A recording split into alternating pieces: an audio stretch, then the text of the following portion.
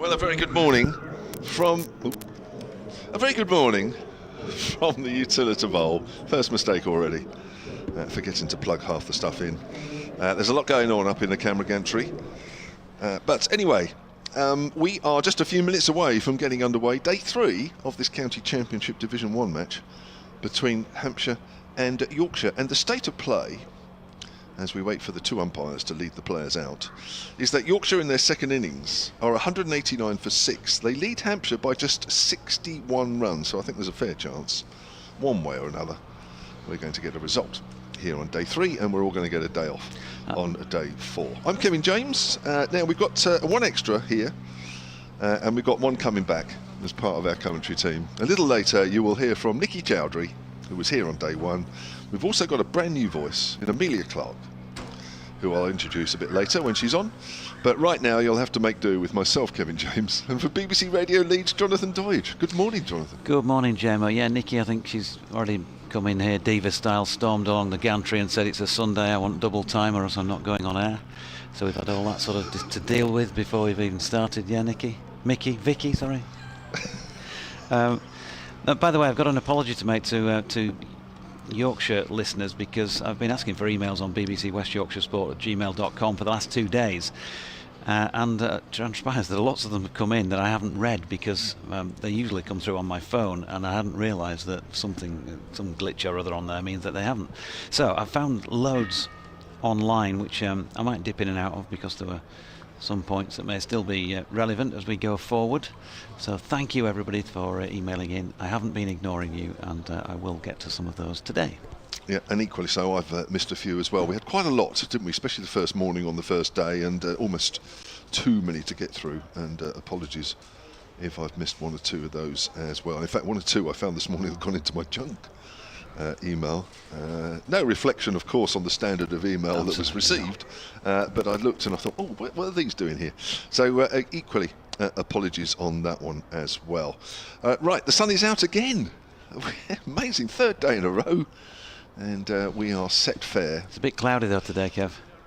There is a trace of some white vapour, which is the only blemish on this blue sky in front of us. It's been warm, it's been gorgeous, and a bit of a shame that we might not get a day 4 to enjoy not only the cricket but also this glorious weather. I'm hoping that Hampshire can bat long enough today to take it into a final day before they're finished off.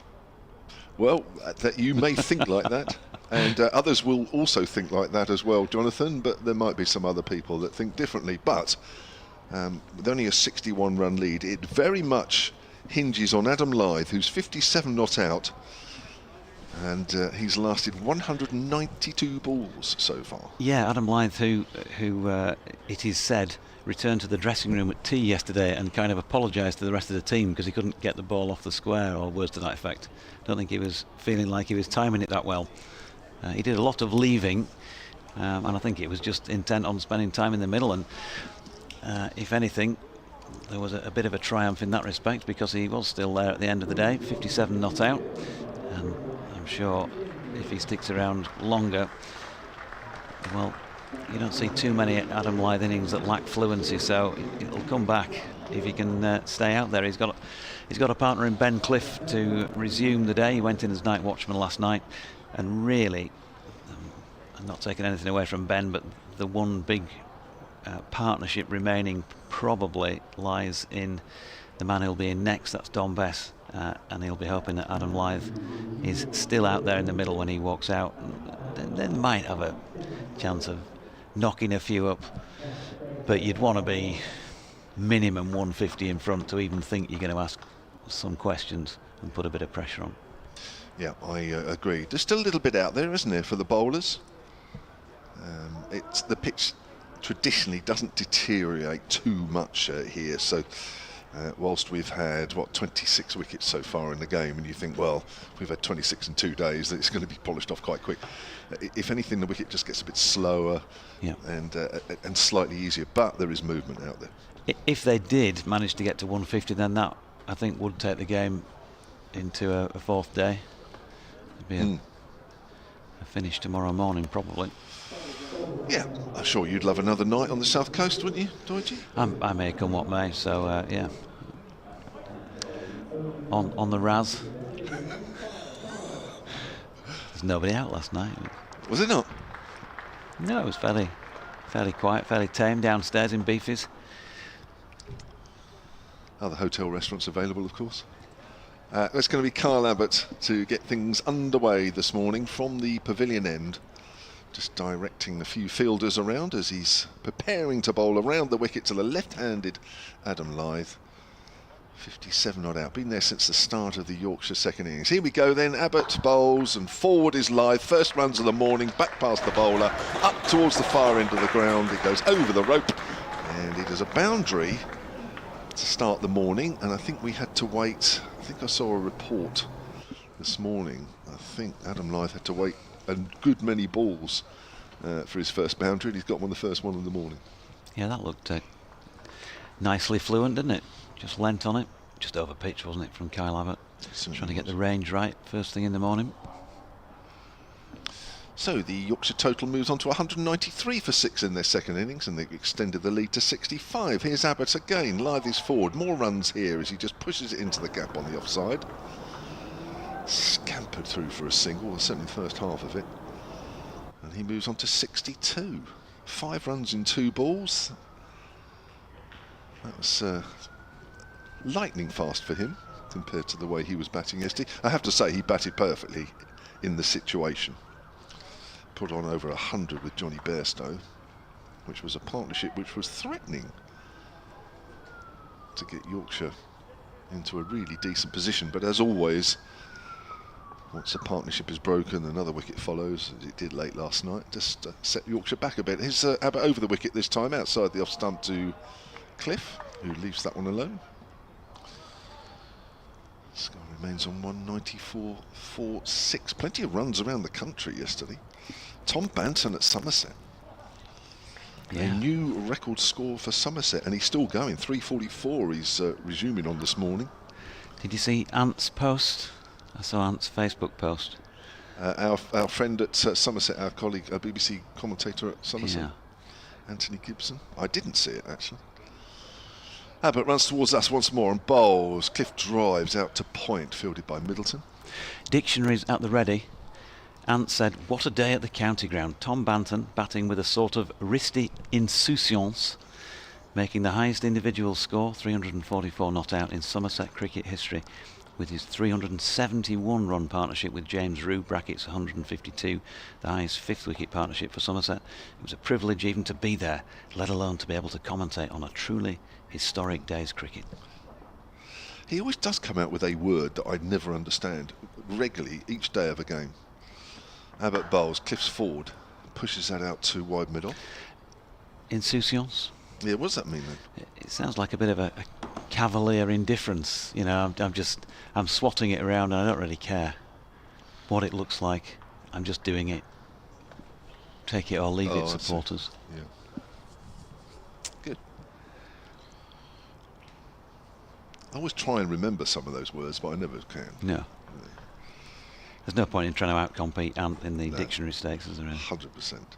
Abbott again, just the 2 slips.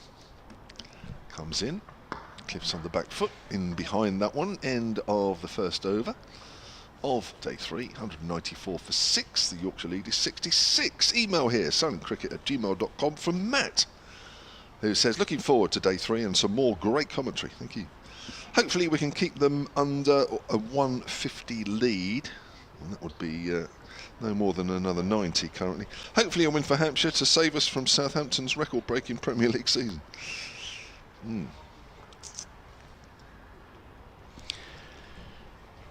So we are going to see Sonny Baker by the looks of things, which is apt because a tweet I didn't get to yesterday from TG said he went and watched and thinks that Sonny Baker's 86 to 88 miles an hour, but skiddy, as you can see by the 2 dismissals of yesterday. I think George Hill, by the sound of things, felt that the one he got kept a little bit low, and he obviously got an inside edge onto his. We were reading that as pace, and it might have been a bit of both. Bit on the quick side, and trajectory not as the batter thought. and he just clipped it onto his stumps.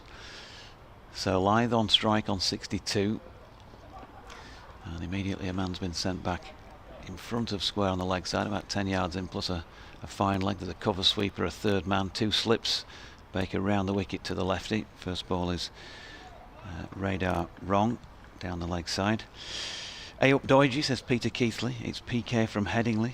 Well, 2 tough days at the Utilita as it is now, Peter. No longer under its former guise. And it looks like a lunchtime drive home for me. Well,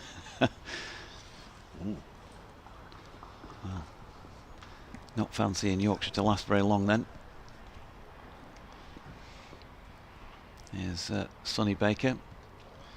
Once again goes through his dance routine and comes in round the wicket. Again drags it down the leg side. Bent Nielsen says good morning. Last morning of the game. There will be a result today, barring any major unforeseen sprinkler incidents. So there could be a splash of dust here and there if Sean's back in the comm box. At least the game got into day 3. Otherwise you may have missed out on batch 2 of Nicky's cookies. Stranger things have happened. So go Yorkshire, he says.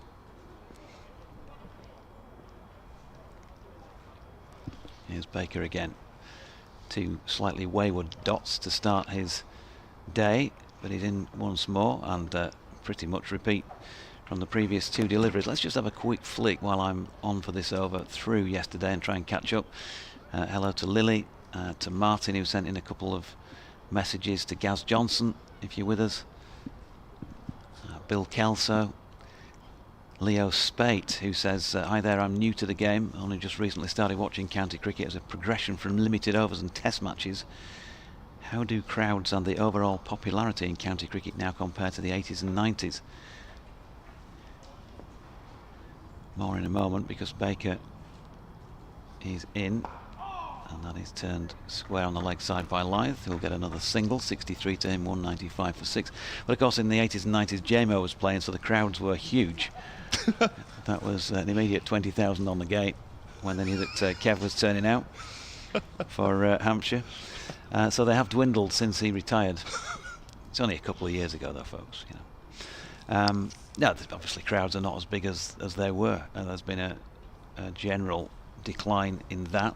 But we do know from when the cameras were put on the sport in COVID year that there is definitely still, and from the listening figures that we get and the hits on the BBC Sport website, there's still plenty of interest in county cricket. Clearly 4 days, it's not easy when people have got working lives to make that commitment for as long as they'd like. Baker over the wicket to Cliff, short, and Ben, well, with a half wince, gets across and drops that into the turf. But there was a bit of apprehension about how the way he played it. Hello also to Barbara Lashley. Barbara and Ken, I mentioned them the other day. To Mark Byford. More on this in a mo. We've got 1 left in the over. I don't know if I'll manage to get through all of that before Kev's next over, but we'll have a go. Now then, Ben Cliff just stepping away. Short leg is in place, and the man at forward square leg has been sent all the way back to the rope. Could be a rib tickler coming. We'll see. Or could it be the bluff? No, it's a little fuller, and it's 4. Cracked away through third man by Ben Cliff. That'll make him feel a little bit better. He's on 5, 199 for 6, the lead 71. So Mark Byford says, first time I've listened to you during the match, enjoying the comms, but not Yorkshire's performance. I'm directly opposite you, sitting just below the Yorkshire dressing room. Thought I'd share my plight. I've lived in Winchester for 39 years, but my childhood was in the West Riding of Yorkshire, so I'm here as ever to support the Tykes, even though I've lived more than half my life in Hampshire. My dad was president and chairman of Yorkshire County Cricket Club in the 1990s, as I'm sure Yorkshire listeners and maybe Kev might remember. However, my son-in-law Kevin Latoufe played for Hampshire some years ago, so a draw may be the best result. I've been a Southampton season ticket holder for more than 30 years. I was brought up in Yorkshire as a fanatical Leeds United fan. At Wembley last May, I was red and white. My family back in Yorkshire were truly horrified. Over to you, Kev. My apologies for interrupting. That's right. No, I didn't want to interrupt you. I was just showing you something, actually. 199 for 6. Same, yeah, it's the same email. Yeah, I read it out 2 days ago. Oh, did you? Sorry. 2 days ago. I didn't want to interrupt you, though. All right. It only came through on mine at 2 o'clock yesterday afternoon. Oh, right. There we go. So you had a premonition. You were going so well, I didn't want to interrupt. Here's Abbott round the wicket to Adam Lythe, forward, guides that to a point, quickly round to his lefties, to Middleton. Must have been one of those where I was off air and just completely ignoring you, well, as usual. But you did that on air.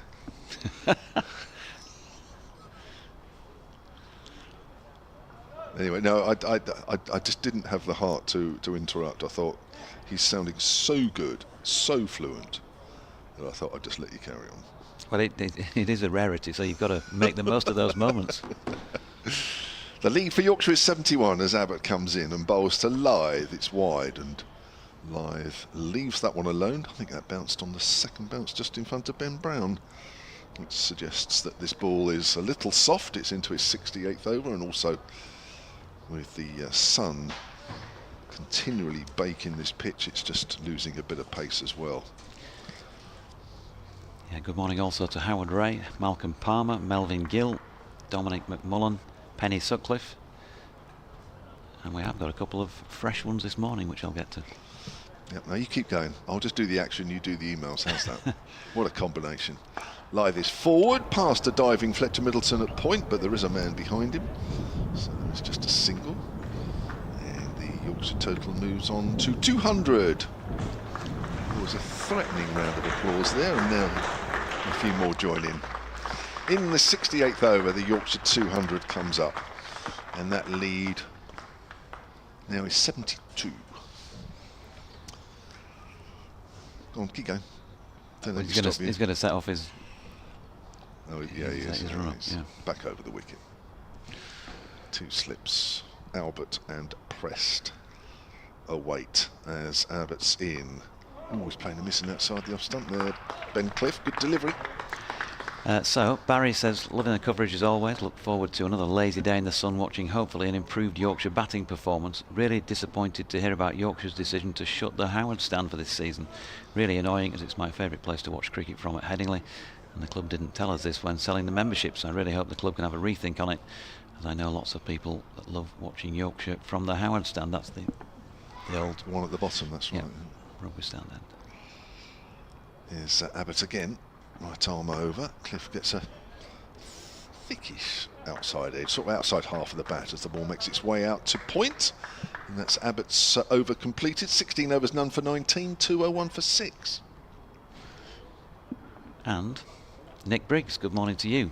Enjoying the comms. Rather disappointing start to the season for the Yorkies. Batting needs to improve. Do we know when Joe and Brookie will be available? No, in a word, Nick.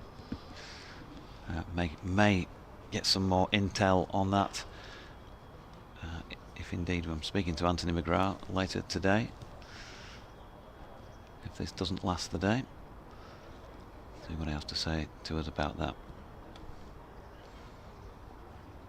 So it's going to be Sonny Baker to Ben Cliff, who's done a stoic job as the night watchman. 26 deliveries he's faced and put 6 runs on the board. He's having a little bit of a push at one that's wide of off stump this time.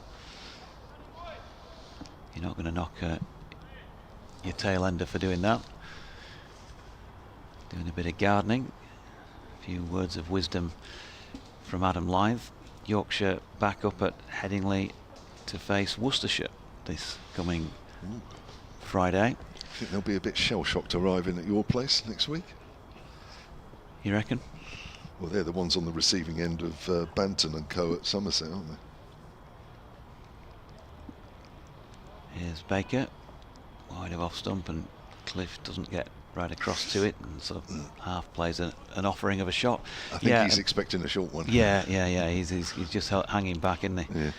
And at 86 plus or whatever he is, I think there's quite a few of us who might do the same.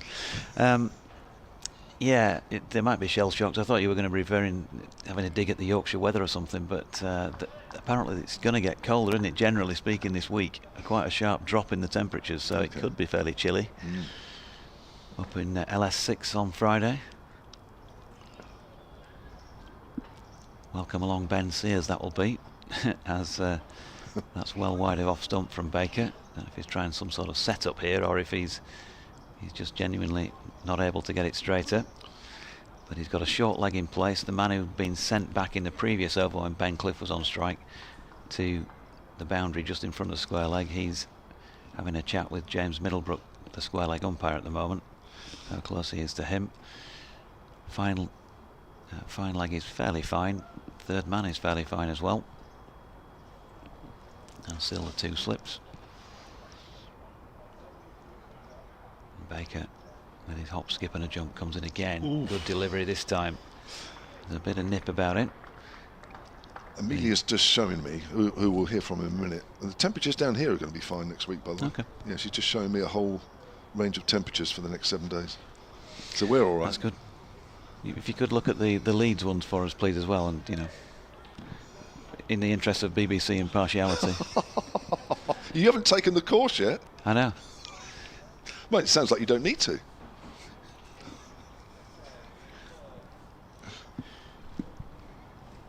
Okay. 21 on Friday. Really? Yeah, this idea of temperature dropping is a fallacy, as that is punched out into the offside, getting Ben Cliff on the front foot this time, and he stepped into that one okay. 1 ball to come in the over, 5 dots so far. 21 degree, record temperatures, Kev. I was going to say, when was the last time you had 21 degrees up there? I think when I put the gas hob on last time to boil an egg.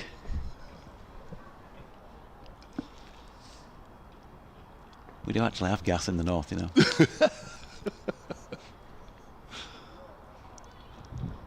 And pans as well. That's a modern invention. Here's Baker. He's gone shorter this time, and Ben Cliff did pretty well. With a little bit of hesitation about how he played it, but he's done the job and blocked it. 11 overs, 2 maidens, 2 for 43. That gets Adam Lyth back on strike on a beautiful Southampton morning. Had a wander this morning for about 3 miles straight down the road past the West End Brewery pub and into West End. Yeah. On the main road there. Some nice buildings down there.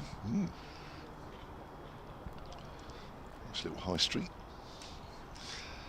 Dave Allen, who used to do some commentary here, but unfortunately said that I'm going to call it a day. He's been doing many years. Wondered why we've not seen him. Yeah, well, we were talking about Hambledon yesterday, weren't we? The place where cricket was born. And I did jokingly say towards the end of the day yesterday that if Dave had been here with us doing commentary, that it would have set him off and he wouldn't have stopped, and we would have all switched off, but he would have still been here commentating until about 8 o'clock at night. Liam Dawson is on. That's what the applause is for. The left arm spinner, wicketless so far in this innings, 22 overs, none for 37. He's going to be over the wicket to the left-hander Adam Lyth, but he has written me an email. Silentcricket@gmail.com is one of the ways you can get in touch. Here's Dawson then from the pavilion end, taking over from Abbott, and Lyth is immediately working it on the leg side for a single, and he moves on to 65, 202 for 6. Dave says, I thought I'd leave you alone at least for this match, and I have been working on our heritage book sale, but I did listen in last evening and heard you chuckling about Hambledon and me. It's a good job I didn't say anything rude. As it happens, I've been involved in a new publication which includes all the major Hambledon games. As Dawson's around the wicket, it's time to Cliff, and playing a miss in there, pushing forward. It's an interesting table, told briefly on the back cover, and he gives me a load of details and what have you. But it's good to see that Dave's listening and catching up. The cricket always forward there. I think there's a slight inside edge onto the pad. Stifled appeal mainly from Ben Brown. Jonathan Doidge is taking a bit of a break, and we got Nikki Chowdhury back, who was here on day one. Nikki, welcome back. Thank you very much. I'm back, but without cookies, I'm afraid. That was the first thing I noticed as you walked in the door. I thought, great, it's Nikki. Oh no, there's no cookies. Oh, she's not coming back next time. But there is some pastries up there, brought to us kindly by the hotel to make up for it. Yeah. I knew that was going to happen. That's why I just thought Yeah, you expected something. Here's Dawson again. He's on the back foot. Is Cliff. Just works that up to mid-off and there's no run. Cliff has added just 5 runs to his overnight total this morning, and whereas Lythe has added 8 runs. Here's Dawson. Cliff is forward. And that's the end of Dawson's first over this morning. There is 70 overs completed, which means there are 10 overs left until the second new ball. So there you go. So good drive in. Yeah, it was a nice drive. Not much traffic, obviously, because it's a Sunday. And I don't mind driving, actually, when the weather's like this. I just put the music on full blast, start singing. If you drive past me, you probably think I've gone crazy. But time flies, and I got here in the end, so... Yeah, good. Yeah, I did get some looks from people driving past me thinking I've probably lost the plot, but I was just enjoying the weather, just vibing. Coming down to see you both. What more could you want? Well. Here's Sonny Baker from the Hilton end. A slip and a leg slip in place as he runs away from us now to Lythe, who's forward and plays this into the leg side. He'll come through for the single as it's down to mid-wicket. Spotted a lot of leg stump balls, doesn't he, to Lythe this morning? A couple even further down the leg side. Hasn't given him much width outside the off stump. No, he hasn't. It's just coming round the wickets him as well. He's going to stay over now, though. There's Cliff. Taps his bat. 2 slips in place and the short leg. There's Baker. Makes his way through. Oh, it's a short ball and that goes straight through to Ben Brown with the gloves. Did a good job of that. Watched it.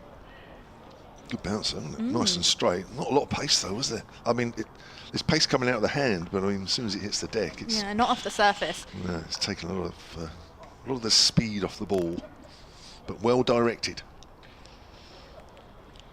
Right in the body line. 203 for 6. Yorkshire have a lead of 75. As Baker scampers at the top of his mark and makes his way through once again. And this one a little bit more width, and Cliff has a fish but doesn't get any wood on it. Goes straight through to Brown with the gloves. Just a little bit of shape there, isn't it? Just straightening a fraction from Sonny Baker. He's got the ball through decent pace in this game. So I think I'm surprised Somerset have let him go. I really have. I think he's a real super addition here. When one door closes, another opens as he makes his way. Once again, steams in. This is straighter ball, and it's driven to mid-on, and it's well fielded. As Governor dives to his right. That ball's not getting past him. Wow. That's a good bit of fielding. It is, isn't it? Mr. Abbott, yeah, loved that. Had a little spell this morning, didn't he? Not too much. Just having a look how many overs. I think it was only about 2 overs off the top of my head. Yeah, it was. Baker goes again. Through to Cliff now, who's forward and gets an outer edge on it as it runs down towards third. Comes through for the single.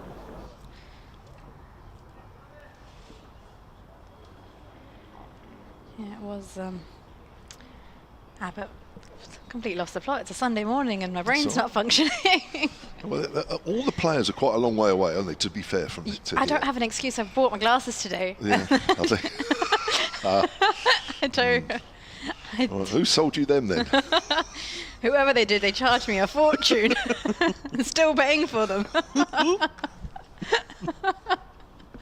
I'm over here, by the way.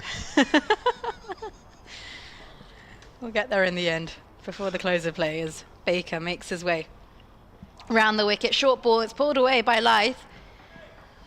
And it goes all the way down towards fine. And we'll get the single as well. End of the 71st over. Yorkshire 205 for 6, lead of 77. Yeah, they've extended by 16 so far in the 26 minutes of play we've had. Now, we've got a couple of emails here. Nikki, you can help out with some of these as well. Matt's back on the emails, having already emailed this morning. soniccricket@gmail.com. You obviously saw one or two of the Hampshire newbies for the first time on the first day. A bit like me, really, one or two of them. Matt says, is it possible we could preview the new players in the Hampshire squad? First of all, says, where is James Fuller? He's just not been selected for this one. I know he missed a little bit of pre-season. Excuse me, had a bit of a niggle, but basically didn't make the final 11. Here's Dawson over the wicket to Lyth, who leaves that one alone. He says apologies if the preview has been done already, but I think we still do it.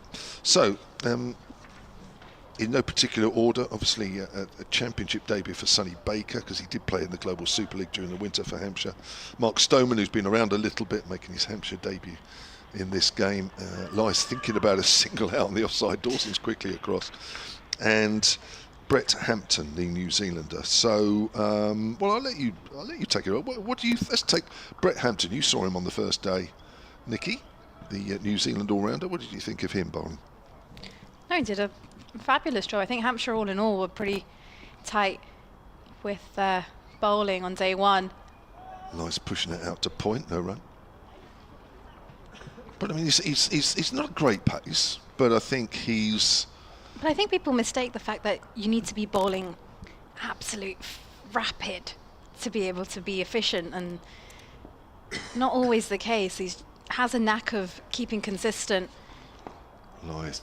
Looking to initially work it on the leg side, got all sorts of square on and just pushed it out on the off in the end.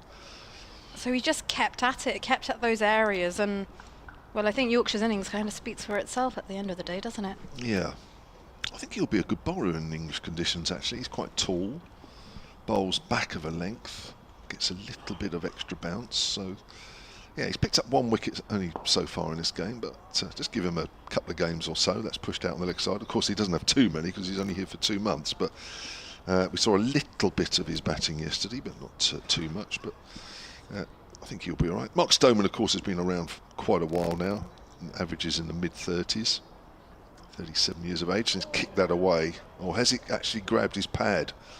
If it's hit the pad, then it's nothing. No, it's actually byes. It's not hit anything. It's missed Lyth pad, it's missed Ben Brown, and that's gone for 4 byes. 209 for 6, and the lead now is 81.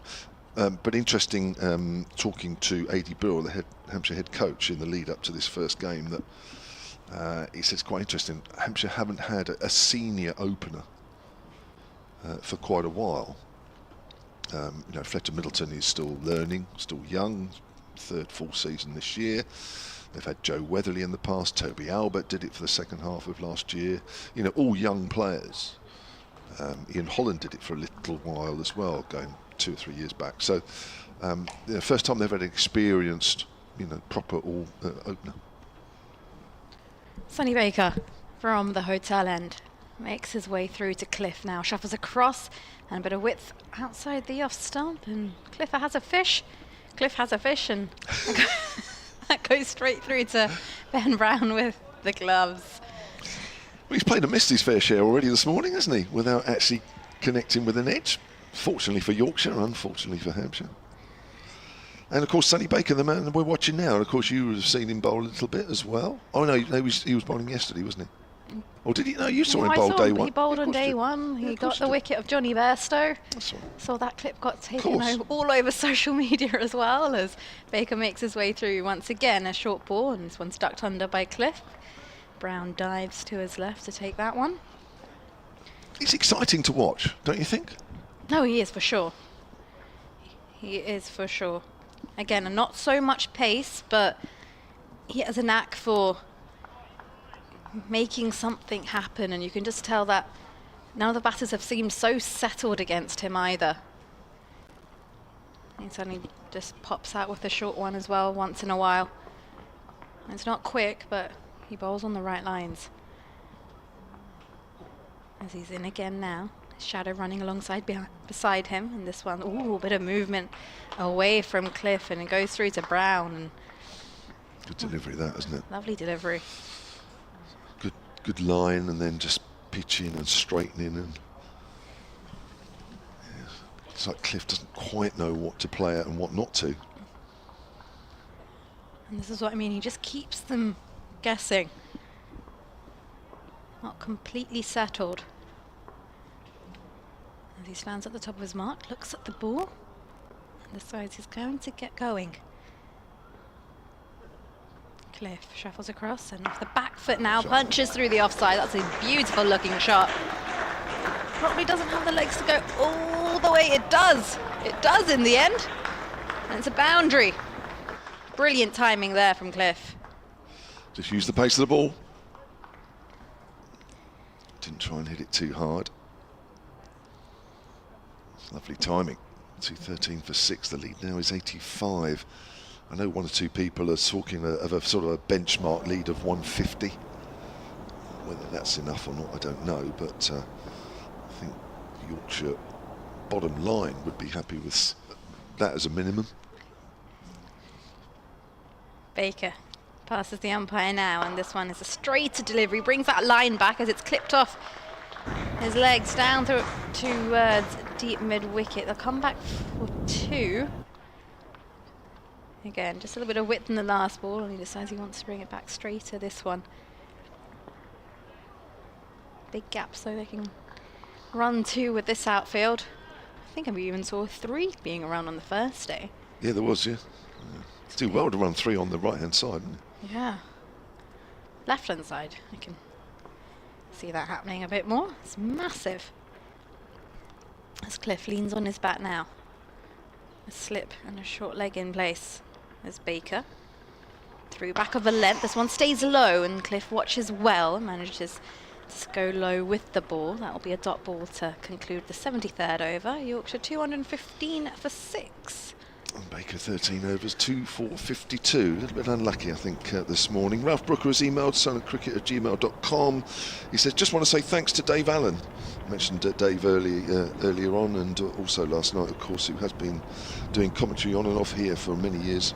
He says, just want to say thanks to him and all he's brought to the club over so many years. He did tell me he did me a very kind service once, which I'll never forget. We're sorry to hear you mention yesterday that Dave was saying goodbye to the commentary box. Cheers, Dave, says Ralph. Very knowledgeable, is Dave. If you loved your cricket history, Nikki, then he was the man for you. Really? Yeah. Melissa used to love talking to him. Is he full of stories?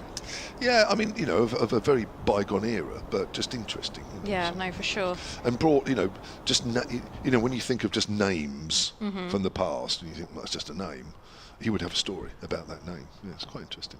All right, here's Dawson from the pavilion end, over the wicket, left arm spin, bowls to Lyth, who's forward, just angles that ball on the 45 on the leg side. Did that hit the pad? I think the umpire's going to signal it by. Yes, he is. 216 for 6. I absolutely love a story. You can listen to them all day, and some are quite interesting and funny as well. I've heard a fair few. Dawson's got a short leg in and a slip for Ben Cliff. Oh, it bounced a fraction, hits high on the bat, but it's still gone to ground as he plays forward. Got an email here from Charlie Flint, sonandcricket@gmail.com. Come to that in a moment. That's Dawson bowls. Cliff's on the back foot, slightly quicker that one. Just gets down on that one a little late, goes out into the covers. Can I just say how much I'm enjoying watching the free live cricket, especially the fixed cameras behind the bowler's arm, which give an infinitely better view of the whole game than the ball chasing high-tech nonsense practiced by the big broadcasters. Well, that's turned away on the leg side past Middleton. to be a single. 217 for 6 now. The lead is 89. I kept wicket for the White Hunter Cricket Club at Hambledon for many years. Oh, sorry, many years ago. And it was the dodgiest wicket I'd ever kept on. I nearly went and fetched my rugby gum shield from the bag, or from his bag. Yeah, I think we've all played on some very dodgy wickets, haven't we? I'm sure you have, Nicky, as well. That's pushed out square on the offside by Lyth. No run. It can be quite scary, especially keeping wicket as well. That's not easy. Oh, it can be, especially because it's so unpredictable. And I think, especially if you're a batter, you want to be able to trust the surface, and you just can't. And every ball's a lottery. Lyth pushes forward, quickly round from behind the stumps is Ben Brown. Dot ball to end the over. Dawson's 25 overs, none for 39, and Yorkshire at 217 for 6 with Lyth on 67. Cliff is 14, no wickets this morning. 89 is the lead. I did play a little spell at a club where the wicket was not great for a while, and it wasn't much fun batting. And then, of course, if you're keeping wicket, which I did when I was younger, then you had the same problem keeping wicket as well. And actually, in the end, it wasn't much fun playing. Yeah, but it's not just a dodgy wicket, it's dodgy outfields as well. They're very dangerous. Definitely. Had a fair few in the chin. Get down to the old long barrier. Oh, but they don't like long barriers these days. Oh, they don't do that anymore? I think I can say, safe to say, probably, 6 years ago, I remember doing a long barrier and I got told off for it.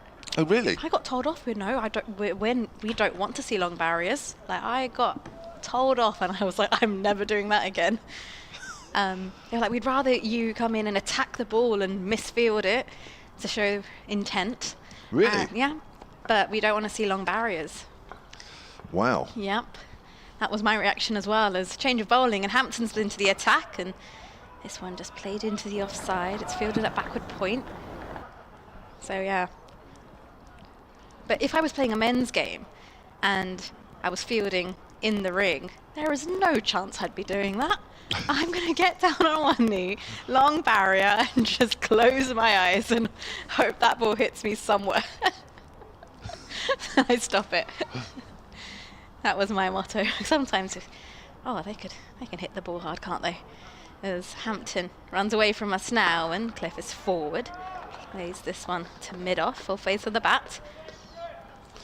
So when you're on a dodgy outfield and you're running in and you're just sort of bending down and picking it up 2 hands, I mean, that's not giving you much of a chance, is it, really? No, it's not. Then you've got to rely on other parts of your body and just hope the ball Yeah. If it's a dodgy outfield, I don't care what anyone says. I'm going to get down long barrier and do things the old-fashioned way.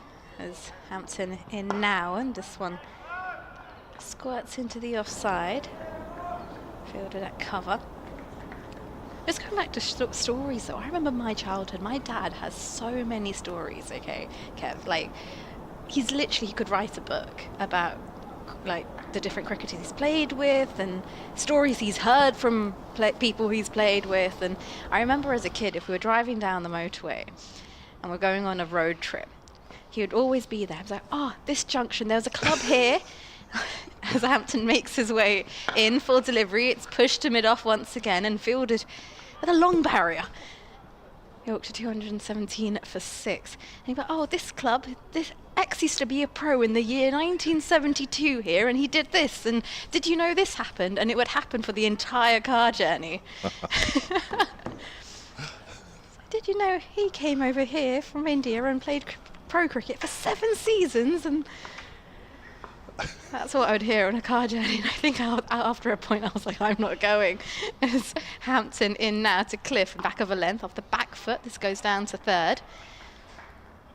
Single is taken. 218 for 6. And now, still, if I'm driving somewhere, I'll notice it. I'm like, and now it's in me. Yeah. It's like been permanently drained into my head. I'm like, I remember this one. This club X used to come and play. I'm like, why do I know this? I don't need this piece of information.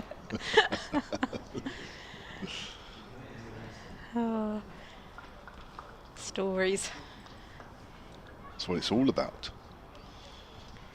Lyth on strike on 67 as Hampton comes Round the wicket. Runs away from us now. Lights forward and drives this, and it's fielded at point. A brilliant stop. He's rather frustrated he didn't get that away. That will conclude the end of the 75th over. 218 for 6. Yorkshire lead of 90.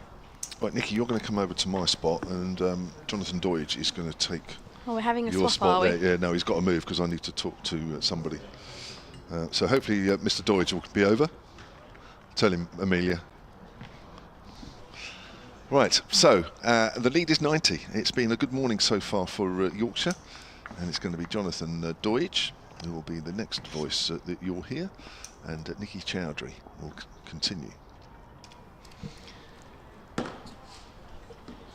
Thanks, Kev. So Liam Dawson bowling to Ben Cliff with that short leg in place, silly mid on really, and he just dropped one at the fielder's feet. No run. Done well here, Ben Cliff. 15 from 56 deliveries. Everything you'd want from your night watchman. Not always been easy for him, but he's still there at the moment. One rap in the pad this time. Good morning, Nikki. Good morning. Vicky. Vicky.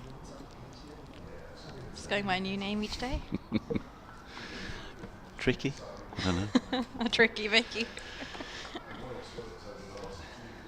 So Dawson, with the field having closed in with the night watchman there, and it'll just be getting to be a bit of a frustration for Hampshire now as that's turned around the corner. Not that 90 is anything like a frightening lead, but just the fact that they've been out there 42 minutes and not taken a wicket yet, and you know, you'd want to see the back of the night watchman fairly quickly. That's a good delivery from Dawson, and Ben Cliff not really committing to it much of a shot. The ball skewed away, squarish on the offside. He's still there again. Wideish stance. Ben, and slightly open. And punched one nicely there through into the covers, which is fielded. So, as I say, 15 to him, 67 to Adam Lythe. Partnership came together when the score was on 187. So 31 between them. Useful at this stage. And final ball of the over, struck firmly to cover, but straight to the man. Liam Dawson, 27 overs, 6 maidens, none for 39. Just 1.5 an over, so he's done a good job in keeping things tight, even though he's not managed to trouble the wickets column just yet. And so we move on, really. I mentioned that 150 earlier as you start to make markers, don't you, Nicky? I'm not sure if it is a minimum or what. Only time will tell on that front. But just from a psychological point of view, you do see some sides bowled out for less than that when they're chasing. It's basically as many as you can get for Yorkshire without putting too many markers on it. Well, they've been going all right so far this morning. Lead of 90 as Hampton's in round the wicket to Lythe, who's forward and drives to mid-off. It's fielded. A long barrier, and I've got an email here at sterlingcricket@gmail.com. Lily Alumi has emailed in again. Says, good morning, Kev, JD and Nikki. Adam Lythe is showing true Yorkshire grit, and I hope he gets a century or more. I hope Ben Cliff stays in for a while as well. I'm listening while practicing on the golf range and enjoying the fantastic commentary as Hampton's in now. Again to Lythe, who's forward, and this time opens the face of the batters. It's defended to backward point. It's a dot ball. It's not bad. Practicing on the golf range, listening to cricket commentary. The sun is shining. You can imagine how that might affect you if you've got the commentary going on, and just as you draw back your swing, if Yorkshire hit a 4 and you're a Yorkshire fan, you might time that next one sweetly, but if Yorkshire lose a wicket, you can imagine the anger in that, and boom, and it goes slicing off to the right somewhere. Slip and play for Hampton, who's in round the wicket, a shorter ball, which is pulled away. And get the single. There's protection out in the deep. Lythe keeps that one along the ground. Good control. 219 for 6. Are you much of an avid golfer yourself, Jonathan? I wouldn't say avid. I do have a set of clubs, but rarely get to have a round. Yeah, it's a frustrating sport, isn't it? I wasn't bad, but going back quite a long time, and you just need to play regularly, don't you? Hampton into Cliff, over the wicket, full delivery. Cliff is forward and blocks it to extra cover. And it's fielded by extra cover's feet. Don't see that often these days. I think I've played golf. Actually, I can't even say I've played golf.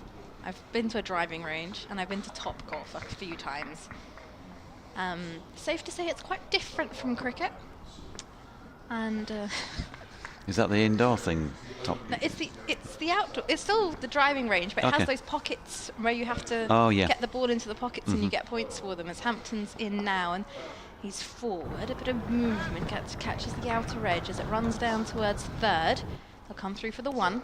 Lead goes to 92 now for Yorkshire. So yeah, I struggled, and safe to say I was once in the driving range. I went to hit it straight. Somehow, I was always hitting the ball to like extra cover. It was always slicing. Apparently it's a very common thing if you go from cricket to golf, so I'm just going with that. And one of the swings ended up going Hampton's in, and this one, a bit of wit. Lyth looks to cut, and it will not miscue this one. It goes straight to backward point, and that will bring up the end of the 77th over. Yorkshire 220 for 6, the lead of 92. Lyth on 68, Cliff with 16.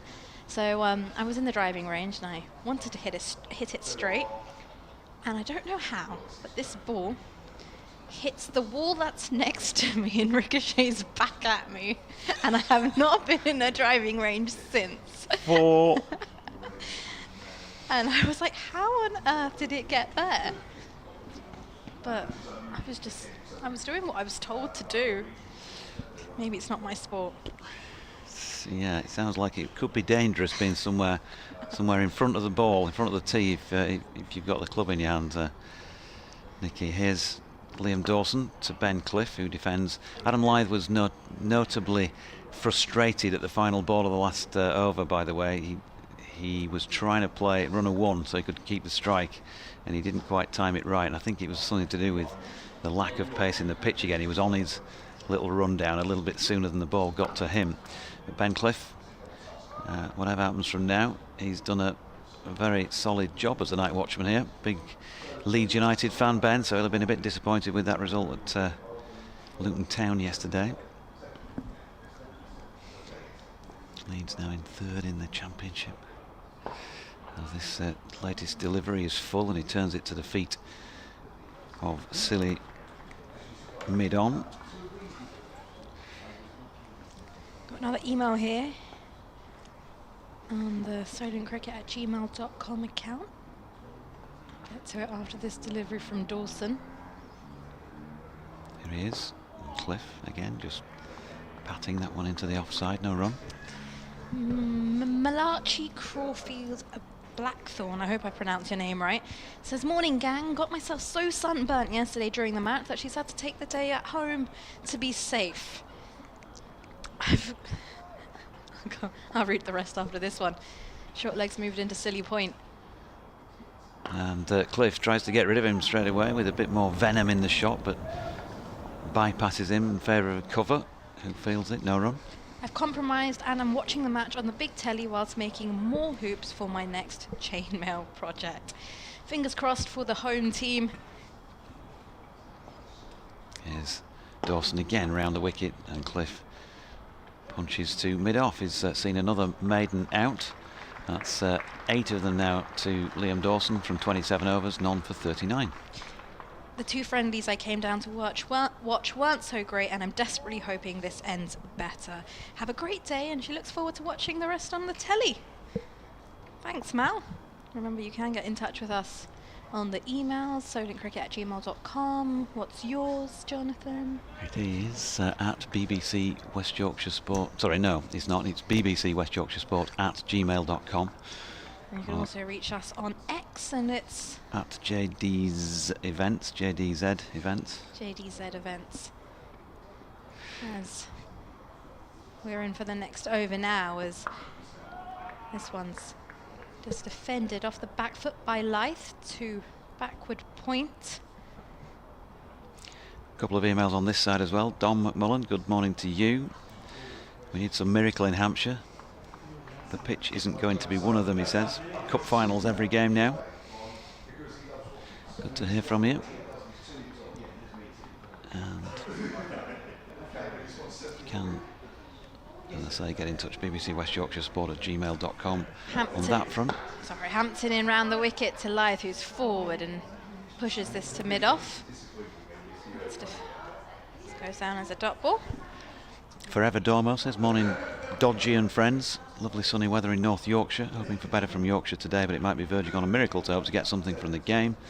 And Bent Nielsen says, big shout out to the ground staff for preparing an excellent wicket. I know the weather has been very good, but it's still very early in the season. Yeah, endorse that. No, for sure, especially in April. It's a great track as this one's ducked under by Lythe. And goes into the gloves of Ben Brown. Partnership of 33 between Lythe and Cliff. And a lead of 92. Maureen Bean says, good morning, Doige. Just watching the picture feed with our Terry. Brilliant coverage as always. Just one quick question to settle a spousal debate.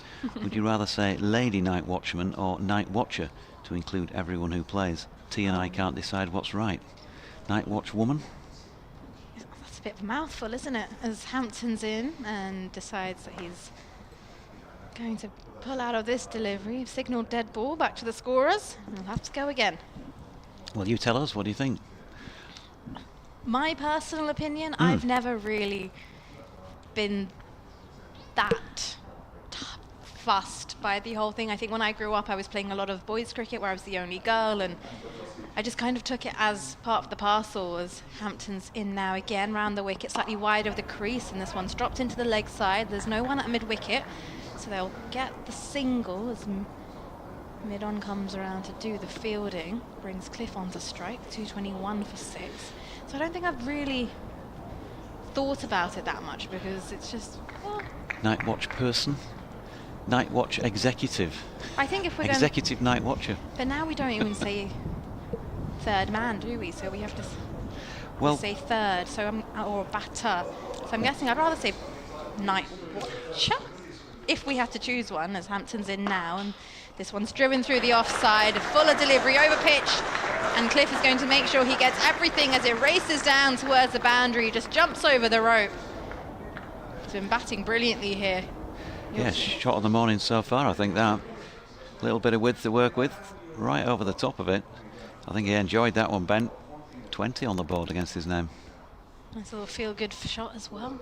Drive through the offside. But if we're going to have to choose one, night watch person, I think you won't be able to say that in time, especially if you're doing commentary. Think it from a commentator's perspective. It's a bit of a mouthful. It's interesting, as Hampton's in now, runs away from us, and Cliff is forward, defends solidly to mid-off, and that should conclude the end of the 79th over with a lead of 97, Yorkshire 225 for 6. Andy Walker, good morning to you. Yeah, still good morning. While there's life, there's hope, he says. Ba-boom. Really enjoying the splendid comms from you all. Let's hope Yorkshire can post some sort of total. Thanks, Andy. Good to hear from you. And Jack Dudman says, morning, Jonathan, Nicky and Kev. Great to hear you back on the mic for another season. Looking forward to hearing Nicky and Melissa's viewpoints on events in the women's team on their next pod. Oh, we have a pod listener on here, do we? That's nice. I think Melissa and I still have to get used to the fact that people listen to the podcast and it's not just us nattering away. And people messaging like, oh, we listen to the pod. And I'm like, oh, really? So it's... still get excited. So, here's Liam Dawson over the wicket, left arm, and Adam Lythe just tickles one down towards third man. There's a little bit of indecision as to whether there's a run there or not, but Ben Cliff takes it, and now we're going back for a second after a bit of a wayward throw. And another fumble at the other end of it as well, so that was all a little bit untidy. But Yorkshire benefit to the tune of 2, and their lead is now 99, so Hampshire are going to have to score 3 figures to win this in their second innings. And still 4 wickets in hand at the moment. Dawson to Lythe, who opens the face slightly and runs it backward of point for Hampton to field. Yeah, Night's watcher. Night's Watcher I'm going with. That's what I made my decision on. Night Watcher. Night's Watcher. Okay, that sounds a bit spooky to me somehow. I'm not sure about. I feel slightly uncomfortable with that. As Lythe drives to cover, there is a sweeper out there. We'll pick up one. Former Yorkshire batsman, as it was in his day, batter, Kevin Sharp, has sent in a photograph. Says, my wife has just bought me this for my birthday. Well, happy birthday, Kev. And it's a sign that says, warning, a grumpy Leeds United fan lives here.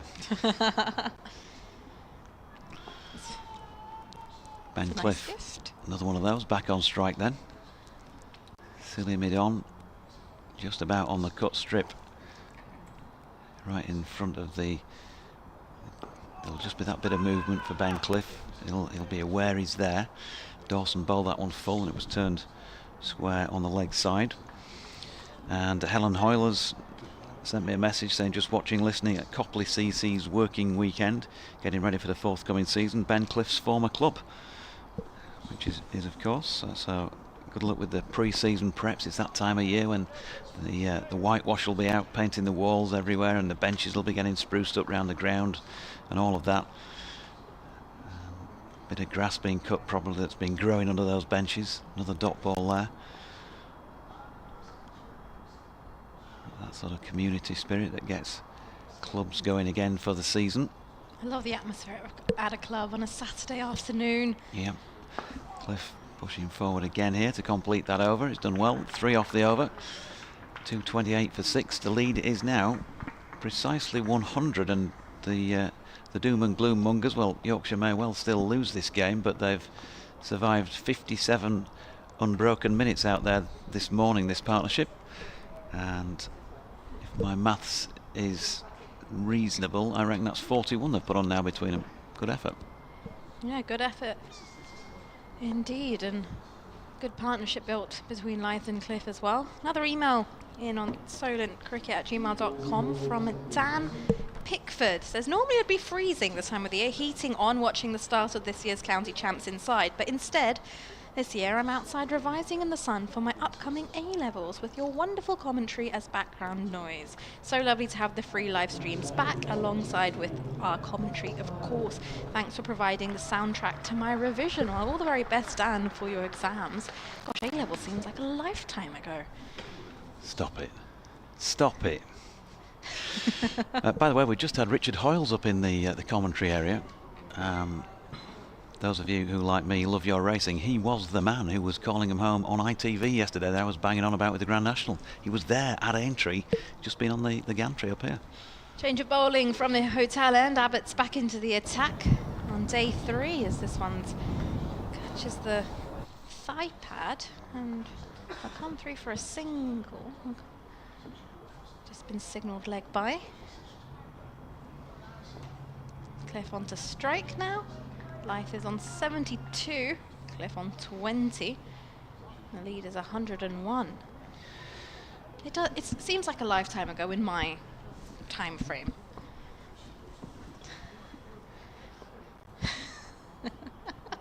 You're just giving me just those looks. Abbott in over the wicket now. Was a beautiful delivery, and Cliff just watches this one through to Ben Brown with the gloves. I can feel all that rapport that we've built up quickly draining away, Nikki. I tried What's so going on? hard. I tried so hard. Just being honest. It's just ageism, isn't it? You've heard it all here first, folks. Ageism in action, live on the BBC. It wasn't intentional. I was just into my perspective. In my perspective, my A-levels were a very long time ago. As Abbott runs away from us now, and Cliff is forward, and this one squirts to point. Lifts his left arm up to Lythe to see no run. You kind of know summer's getting a bit closer when you start to see vapour trails from aircraft, and away to our left there's a couple of them. They're very steep incline to them as well. I love that. And you sort of wonder where they're going. That one looks like it's going to space. Yeah, the both of them do, don't they? That one's launched like a rocket up into the sky. One's bound for Mars and the other one for Neptune. Yeah. As Abbott runs away from us now, and this one a bit of movement as it hits the surface away from Cliff, goes into the gloves of Brown once again. I know you get this every day of your life. There's people in here who we've seen vaguely in the distance. You can't fully identify who they are, but you'll probably never ever be in the same spot again. When you go through airports, don't you think there's so many people rushing around and you pass somebody who, for the one and only time in your life? And sometimes I wonder how many times you've actually passed somebody who, for the 15th time, that you don't realise it. Yeah, no, I absolutely love airports. I think they're such a great place full of different emotions. As Abbott is in again now, and this one, gets an edge on it, taking that second slip. Here's the breakthrough of the morning. Kyle Abbott comes into the attack. And Yorkshire, they lose their first wicket of the morning on day 3. Cliff will have to go. He played a solid role as night watchman, scoring 20. But his duration at the crease comes to an end. He's caught by Prest at second slip. And that is the first breakthrough for Hampshire. Yep, it was a decent delivery. Just had a little push at it, but he's done a very good job there, Ben Cliff. 20 off 78 deliveries, 3 fours included. Shot of the morning as well with his slap through the covers a few overs ago. And they did last an hour and 1 minute. 12:01. The timing of the fall of that wicket. But Abbott has come back and taken his first wicket of this Yorkshire second innings. And of course, second new ball, 5 deliveries old, has immediately managed to do some damage. And so Dom Bess out to the middle. Can play. Oh, He's going to need to here if Yorkshire are going to set anything. No, he set that up nicely as well, just tempting Cliff outside the off stump. Cliff was doing a good job just to watch those through, and this one just deceived with the line and he went fishing. We're going to do a double substitution in the com box, so introducing Amelia. Time for a double substitution.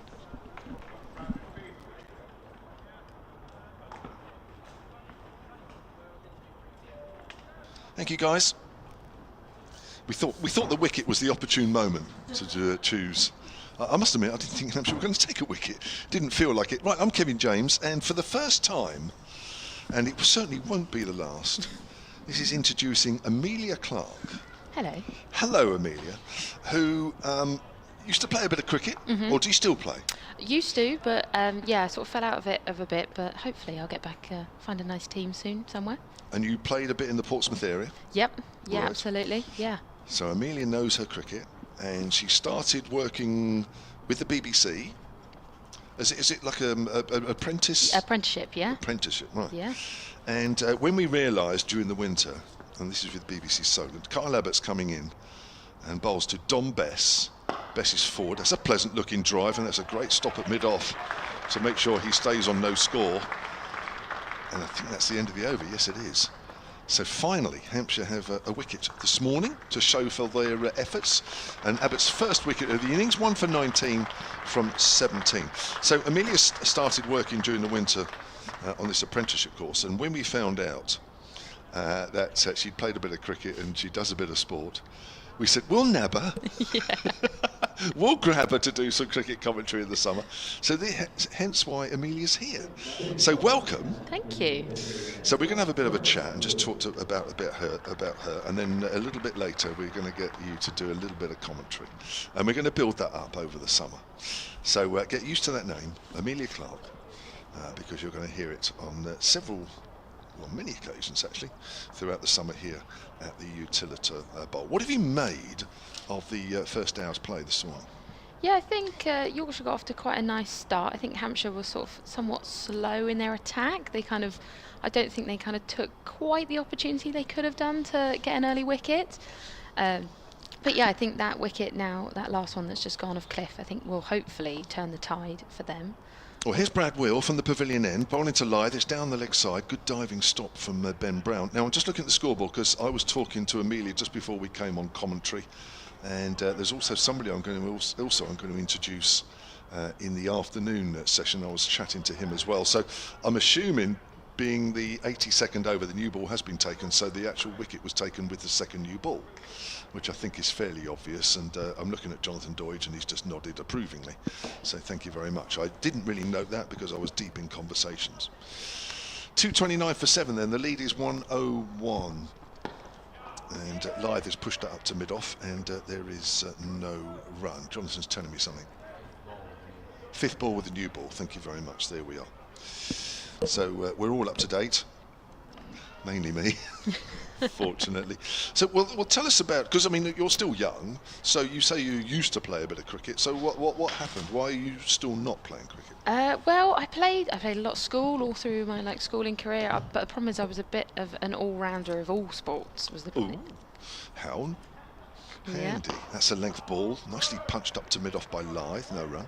Yeah. So I started playing tennis. I started playing hockey. I started playing all sorts.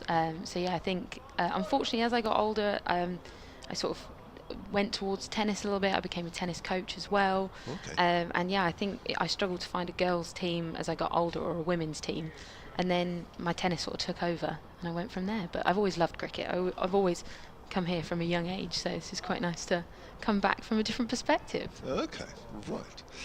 Wheel again, he's got 2 slips, bowling to the left-hander Lyth, just gets turned round there a little bit, slight leading edge, goes out towards extra cover. He was more aiming that up towards mid-on. So you still playing tennis? Yeah. Okay. Yeah, I was playing the other evening, doing a bit of coaching. So yeah, no, I love it. It's good fun, but I love my cricket. Good, right, well that's what we want to hear. Absolutely. And have you sort of followed, so obviously the regional game has changed and it's now Hampshire women, but have you followed the Vipers and maybe the Hampshire men as well? Yeah, absolutely. My granddad and I always used to come here, so I've always watched the Hampshire men. Okay. Lyth gets wrapped on the pad, shout for an LBW. They'll come through for a leg by as the ball squirts out behind square on the offside. And Yorkshire move on to 230 for 7, the lead 102. What have you spotted there, Amelia? I think it may have just clipped the bat before. I don't think he's going to go for that. No, pitched outside leg stump. I think that was a hopeful LBW appeal, that's for sure. So Don Bess is taking his guard, having not faced from this near end, our commentary end. Obviously two of the more famous Vipers down the Portsmouth area, Charlie Dean and Emily Windsor, you will have come across maybe? Yeah. Emily Windsor she used to come into my school and do a bit of coaching, so I've had a lot of sort of interaction with her. She's lovely. I was an admirer of hers. And Charlie Dean I actually went to sixth form with. I was friends with her. So yeah, it was great fun. So it's very nice to sort of come and follow their careers and watch them as they sort of progress. Length ball to Bess, he's punching Wheel up towards mid-on, and that's the end of the over. So Brad Wheel has 4 for 41, that's a maiden over, so he's the same figures that he had overnight. 13 overs he's bowled now, and Yorkshire are 230 for 7. Well, sadly, both players have moved on. Emily Windsor up to Durham, and Charlie Dean to Somerset. Absolutely. So they won't be around in Hampshire colours this season. No, I'll have to. Hopefully, if the women play their teams at some point, I might get to watch them. Well, I think both. I'll have a quick look at the. Well, in fact, Durham go to Arundel on the 7th of June, and I think there's a fair chance we'll be doing that game. Okay, and there we go. Both on the picture feed and on the BBC. So yeah, maybe Emily will be there, which will be nice. So Abbott's round the wicket again to Lyth. Abbott's bowling from our commentary end, so he's running away from us. It's wide and it's left alone by Lyth. Still bright sunshine here at the Utilita Bowl. Slightly less people here today. We had a very good crowd for a championship day on the Friday, the opening day of the season. Probably not far off the same yesterday. Might have been just a few people down here and there, but not many. But I think maybe we might be a couple more down. Definitely filling up since this morning already. So definitely, and it's getting a little warmer than it was earlier. Yes. Especially up here in the gantry. Lies forward, gets slightly inside edge onto that one as the ball goes out on the leg side into the gap, and he moves on to 72. Adam Lyth was 57 not out overnight, so is your maths better than mine? Amelia's 57 to 73. That is 16, is it? Yes. Yeah. I'm so- going to go with. Yeah, we'll say that one. Let's I was say- just testing to see actually how quick your maths was. Yes. It's not very good, I'll be honest. Is it not? No. All right. Well, I won't do that to you again. No. 16 in 70 minutes he's added. But it's Bess who's facing Abbott over the wicket. Bess is forward. Just a hint of in movement there from Abbott as it's worked out on the onside. So you're very sporty. Somebody actually, somebody told me you might be a football referee or something. I was a football referee as well in my time. Was you really? Yeah, I was. Yeah, did men's and women's matches. So Wow. don't mess with me. Do you still do that? I don't as much anymore. No, it got quite a lot in the end, and as you sort of progress up the ages, I was facing sort of at 16. I was facing men, and I was like, okay, I'm a bit much now. Here's Abbott. Slightly fuller. Best works that to mid on. Did the men used to give you stick? as It a wasn't so referee? much the players. The players you can control. It's the spectators. Yeah, the spectators used to get some real grief from. But I Really? did a lot with Portsmouth Academy, and that's quite nice because their spectators sort of are told that they're not allowed to sort of shout or do anything. So yeah, that was nicer. But yeah, Sunday League can be quite scary sometimes. I much preferred the girls. They were much nicer. Abbott turns. He's got the two slips waiting at the far end as we look. Comes in now past the umpire, wide of off stump. Best watches that one go by. Well, it's good that we're going to be able to rekindle your interest in cricket. Absolutely. Doing commentary this year. So that's a nice way to get out of the office as well. Absolutely. Why would you not want to be here on a glorious sunny day, or you could be in the office in a windowless room, I would add. So you mentioned earlier that with your dad you used to watch a bit of cricket. I mean, Yeah, was it, and my was it quite a granddad. bit? And your granddad, sorry, yeah. So they were big cricket people. Huge cricket people. Yeah, my granddad always loved it. I think if he wasn't in the Navy, he would have been a cricketer. He loved it. Oh, okay. Abbott to Bess. Oh, that's nipped back. That's a good delivery. Got a little excited there, Yeah. Abbott, as it went past. Maybe not too far from the off stump, but I think you have to say, from Bess's point of view, that's a good leave. He's still on naught, though, having faced 6. Lythe is 73 from 234 balls now. And Yorkshire have moved their second innings on to 231 for 7. They lead by 103. They've lost just that one wicket this morning after an hour. Ben Cliff, well caught by Preston, the slips off Abbott. And their lead was at 11 o'clock this morning, 61. So they're making slow but steady progress. I know you haven't watched the whole game, Amelia, but yeah, I would say 150 bottom line lead might Yeah. give Hampshire a little bit of something to think about. His wheel, that's flicked away, nice shot through Well mid-wicket, Adam Lythe. Will that go all the way? Don't It's think a so. tease that It has. Yep. Yeah, up towards the Shane Warne stand. It's the shorter boundary side. No more than just a push from Adam Lythe, but the ball kept going. Didn't seem to really slow up. 235 for 7 then. The lead now is 107. So was it mainly one-day games you used to come and watch, or was there a mixture? All sorts. Was Yeah, it? we used to watch the 100 one-day games, the 2020s, the 50 overs. Yeah, all sorts, and a couple of the longer days as well. Right, Yeah. okay. Wheel into Lythe. Oh, my word, he's got inside edge. Just goes to ground. Or did he get an inside edge? May just have kept a little low, but whatever. He's not in a great position. We're watching the replay here.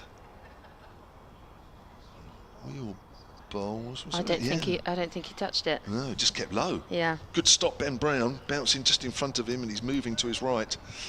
My word, a little bit lucky there, Adam Lythe. Very lucky there. Yeah, he was, yeah. But he's still there, and he's doing a really good job. Been there since the start. Watched 7 of his colleagues already come and go. As Wheel comes in and bowls, and a little wider, and Lythe leaves that one alone. I'm going to get you to do the next over. Happy with that? Mhm. So it's just a bit of fun. Okay. Just a bit of fun. Can just to ease you. apologise to anyone listening now. No, you'll be fine. You'll be fine. I gave Amelia a couple of little pointers at the start, and whatever happens, it's just an over, and it's just a bit of fun. And then, of course, that will build up. Well, you'll be a main commentator within no time. We're in the 84th over then, the 4th with the new ball. As Wheel comes in again and bowls. That's flicked away again. It's gone through mid-wicket. We could be having the same result, or maybe not. No, I think that's going a little bit slower. Yeah, the fielder's just picked it up on the outfield. There is a fielder out deep away to our right, and initially when he hit it, I thought he'd hit it well. Perhaps didn't quite come out the same part or the same. I don't think he quite pushed it as much as he pushed the other one. He sort of was a little bit more tentative with that one. Yeah, I agree. Yeah, wasn't quite as much force, was there? 79 though, Adam Lyth. And he's pushed that lead up to 109. As Wheel comes in. Right arm over and bowls. And Lyth has just eased that behind square on the offside. And that will be a single as Fletcher Middleton comes in off the boundary down at third, away to our left. And Lyth moves on to 80. 238 for 7. Remember, at the end of the first innings yesterday, Hampshire had a lead of 128. Yorkshire have successfully knocked those off and got themselves in front. Oh, that's a great delivery. That's bounced and nipped away there from Brad Wheel. To be fair to Bess, he didn't follow it, but he was certainly looking to play it initially. End of the over.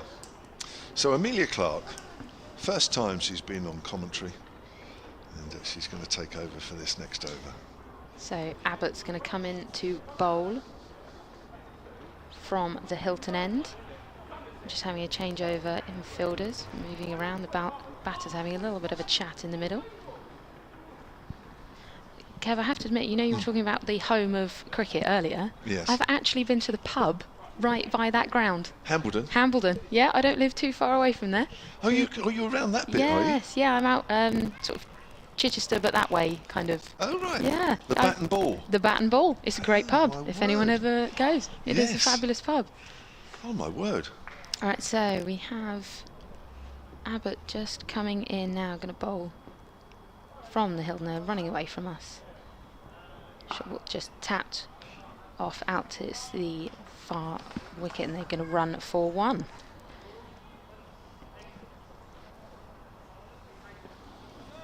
Just got an email about you, Amelia. Oh, David good. Trott, solentcricket@gmail.com. He says, many thanks for the great commentary. Perhaps you should introduce Amelia to Phil Green of the Hursley Park Women's and Girls Club. Oh, absolutely. Well, Phil will be doing some commentary, as he always has done, with us for some of the women's games. So you'll be here when he is. Great. Well, thank you for Oh, that. there you Who are, was we'll that do that sent that email in? David says. David, thank you. He's made that suggestion. The Hursley Park women's team apparently are heading to La Manga on Thursday for a pre-season tournament. Oh, well, get me in there. Well, you've got, yeah, there you are. There's an incentive. Abbott comes in again. He's going for... Oh, it's just been popped up into the air, and it's going to be a dot ball. Got a fielder running in to pick that up now. I think he'd be a little bit frustrated that Bess didn't get anything on that. Yeah, he's sort of rehearsing that shot again of what could have been. But unfortunately, just a dot ball for him there. And Abbott resets. Long walk back to his run-up. Yeah, well, Hursley Park's near Winchester. It's a bit of a trek for you, though, isn't it? Yeah, it's the other way, unfortunately. Yeah, Yeah, it's I'd have a to bit go too past far. Southampton. Yeah. And Abbott comes in again, running away from us from the Hilton end. And another dot ball going up to the gloves of the wicketkeeper. And Bess leaves it alone. I think Bess is being a little bit tentative. I know he wants to go on the sports scoreboard, but maybe he's got lunch in mind. Yes. Mind you, it's 40 minutes away, Yeah, Amelia. he needs to do something before then. it's a fair way. Noah's on the emails. Noah Gillings, solentcricket@gmail.com. He says, loving the commentary, also using it for revision background noise in the sunshine, this time for GCSEs. Oh, good luck. I remember them. And Abbott comes in again. And the same again. He gives a tentative appeal, but nothing really comes of it. And it goes back to the wicketkeeper again. Just the odd nip backer and the odd one that goes straight on with the arm. It's a little bit difficult to know, isn't it, what line Yeah.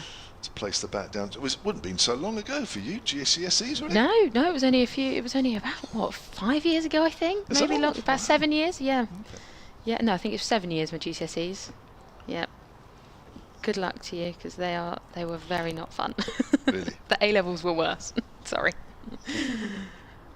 And Abbott comes in again. He's going to look to really push Best this time.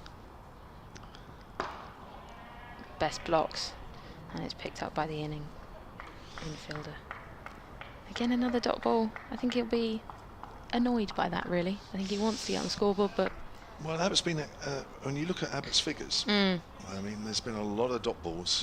He's got 1 ball left of his 19th over, and he's only conceded 21. He's been very accurate. Yeah. Very accurate. Did you go to uni? I didn't, no. No? No, I left after sixth form, and I went and became a tennis coach and ski guide for a holiday company. As you do. I've lived a life. Abbott in again. And I think that was just left alone. Very nice line again by Abbott. Back to the hands of the wicketkeeper. And that is the end of the over. There we go. That's the end of your first stint. All right, happy? Yeah, that was good. Yeah. Well done you. First time you've ever done commentary. Amelia Clark, remember that name because she's going to be doing loads down here. So you're going to have a little break because I can imagine that's quite traumatic. Well done, Amelia. Right, she can go and enjoy lunch at some point. We've got Jonathan Doidge back with us. Amelia will be back with us. I'm getting a frog on my throat. A little bit later this afternoon. Welcome back, Doidge. Thank you. I understand the trauma that Amelia might be feeling broadcasting with you for 20 minutes. Have I not made it that easy? Thanks, Doidge. Traumatised now. Right, yes. Yeah, so where are we? Well done, Amelia, says Neil Prowse. Great first over. Enjoy your retirement, Kev. Oh, that's nice, isn't it? That's Amelia's laugh in the background, by the way. Thank you, Neil. Is this me? Yes. Brad Wheel. I'm wide of Adam Lythe's off stump, and he takes the easy leave option. Well, there's showing a bit of ticker here. I think for those who've travelled and paid their money to get in from Yorkshire, after obviously a pretty disastrous first few hours on day one, it's been good to see the way that they've approached it with the ball, and certainly not been perfect with the bat second time around, but they have at least dug in. As Wheel is in again, and this man, none more so than this man, Adam Lythe. 241 deliveries I think he's now faced for his 81. Or have they got it on straight away? 240 in fact. Oh no, 241, there you go. 242 now. Oh. The scorers will be listening. Give us a wave over there. I was informed last night that they do. They just did. And a fine job they're doing. That's just so that John Potter will send me some statistics a little bit later in the season when I ask for them. That's wide of off stump again from Wheel. Ben Brown on his knees in taking that one. Adam Lythe has continued that approach he had last night, which is if it's wide, he's not going to play at it. He's going to wait for them to bowl at him. He's not going to get bored, or he certainly hasn't shown any signs of that in any of those 243 deliveries now. And he's still there. 1-1-1 the lead. It's not enough, but it's a bit of something from where they were, which was nowhere in the match. He's just played one to mid-off. Now I've got an interesting fact for you about scorers. Who was your man you just mentioned? John Potter, JT Potter. But can he match Hampshire's scorer? In what respect? Fiona Newnham. Well, there's two interesting things about Fiona. I know she's going to hate me, and I know she listens. She's going to hate me now. I'm going to get a message shortly. But during the winter, she actually was in the King's Birthday Honours. Was she really? Ooh, good delivery from Wheel, which has the measure of Lythe on this occasion, but he deals with it. Awarded the British Empire Medal for services to sport. Fantastic. Now, can your man match that? Maybe from services to scoring or services to Hull FC Rugby League Club. He's a big fan. Is he? Yeah. He certainly is. Just wondering what cricket team Nicky plays for, says native Englishman Paul. As Lyth turns this latest delivery out onto the leg side, it will be another dot, and therefore a maiden over by Brad Wheel, his 5th. 15 overs, 5 maidens, 4 for 48. Nikki's just left the building for the moment, but we'll ask her about that when she comes back. Dean Southall, aka the Don of Doncaster, the Don of Deancaster. Good to hear your dulcet tones and impressions after the long winter. Spring is here. I hope the remaining batters can dig us out of this, says Dean. And then Michael Caine. The Michael Caine? Not a lot of people know that and all that. Fascinating match so far, hoping our resistance gives us a shout. We've looked a bit careless in moments, but the modern game is all assertiveness. Maybe boycott is to blame, he says. Here's Abbott to Bess. Just nips back a little, wraps him on the pad. The other thing I was going to mention about Fiona, I've mentioned it many times, she either used to or still does, has the world offshore powerboat speed record. That is amazing. I can tell the look on your face that you're impressed. Well, yeah. You don't. Well, you certainly. I mean, I don't think you walk into a commentary box on a morning expecting to hear anybody like that, but certainly not the scorer, really. No, there you go. Well, no. Best driving up to mid-off, fielded by Stoneman. Well, this is going to stereotype, and I put myself in this one, so I can legitimately say this, because I used to love scoring, absolutely loved it when I was growing up. I did it a lot and took great pride in doing it, and it's not the sort of thing you kind of expect from your fellow scorers, is it? Somebody who's a bit racy, I guess, you know, the speed aspect, because it's a very steady, concentrational thing to do, scoring. But maybe it's a very concentrational, if that's the right expression, thing to do. You've got to be full on concentration doing something at speed. It's worked up to mid-on, slightly fuller deliver. You're right. I mean, you're giving me the impression that you think all scorers sort of sit in their garden cutting a few flowers and repotting a few shrubs, and then think, oh, I better go off to the cricket. They're your words. Nothing to do with me, Fiona, or JT, not at all.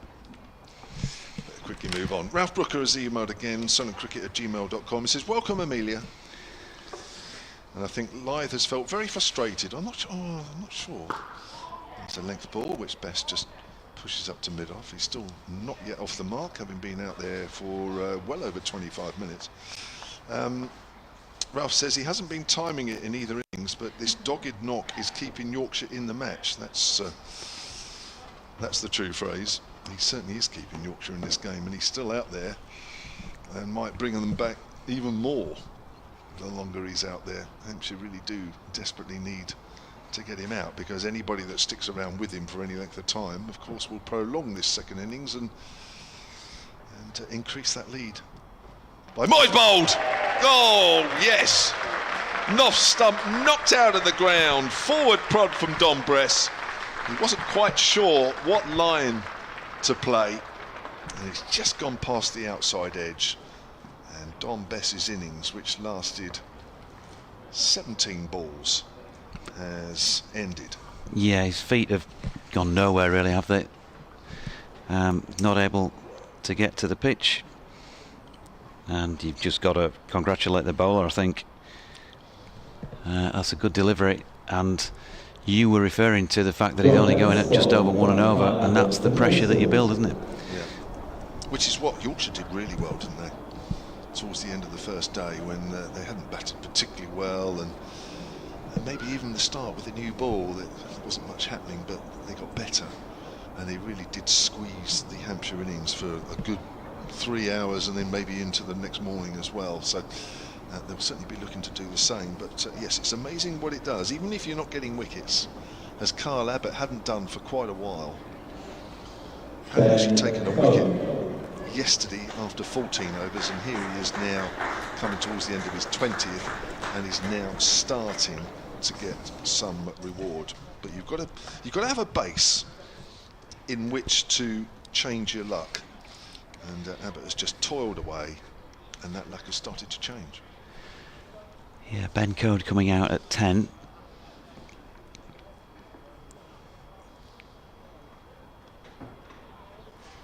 and we'll have a chat with his teammate who's just dropped the gloves and the helmet and the bat on the strip at the side of the playing surface. Ben Code, well, he's certainly worth a few runs, and they're usually scored fairly quickly if he does. But what's interesting now is Lyth now will find it a little tougher now because an end has opened up. Yeah. And of course now the Hampshire can manoeuvre the field and just try and either keep him off strike or make Lyth just play a little differently, which he may have to start thinking about. So here's Abbott to Code. Bowls, and Code's forward. May just have straightened a fraction off the pitch. I think Code's done well there. He keeps, either he's got a sore elbow or he's telling everybody around the ground that that ball just nipped away a little bit as he played it, but he still got it on the bat, so well batted. And a wicket maiden for Kyle Abbott. Chris Bruce has emailed sunandcricket@gmail.com. He says, well done, Amelia, on your first stint in commentary. See below for a website you can browse at your leisure that advertises for players. I'm going to pass all these on to you. See, you're going to get all these offers, Amelia. Another one here, Jack Dudman. Well, welcome to Amelia and well done. Great first stint. Always good to hear new voices in the commentary box. Is that a dig at us, Georgie? Looking forward to hearing more from Amelia in the future. Yes, we take the hint. Thank you, Jack. I can't afford to retire just yet. Meanwhile, here is Brad Wheel bowling to Adam Lyth. And yeah, it's going to be interesting to see what approach he takes from here on in. Michael Caine has messaged in again saying nothing short of heroic this innings by Lythy. I can't praise him enough. Match would be a shambles without him. As I typed my ad hominem, he inside edged and almost got caught behind, almost jinxed him. That's BBC West Yorkshire Sport at gmail.com. Yeah, not over yet, but getting closer. 1-1-1 still the lead, so they've just crept along this morning, which is fine. Still loads of game time left, so there's no rush about trying to muster up a total to defend, as Lyth turns one square on the leg side to move on to 82. As I say, Ben Code, he has been known to thrash the ball around. He certainly likes it in his half. If it's a little bit shorter, it might be a little bit more tricky for him. So we'll see how that one goes. And he faces up to Brad Wheel now with two slips in place. And again, just a little half forward as he pushes. He needs 13 runs to make it to 1,000 first-class runs. Oh, he needed 13 runs when we started this match. What did he get first time? Let me just recheck.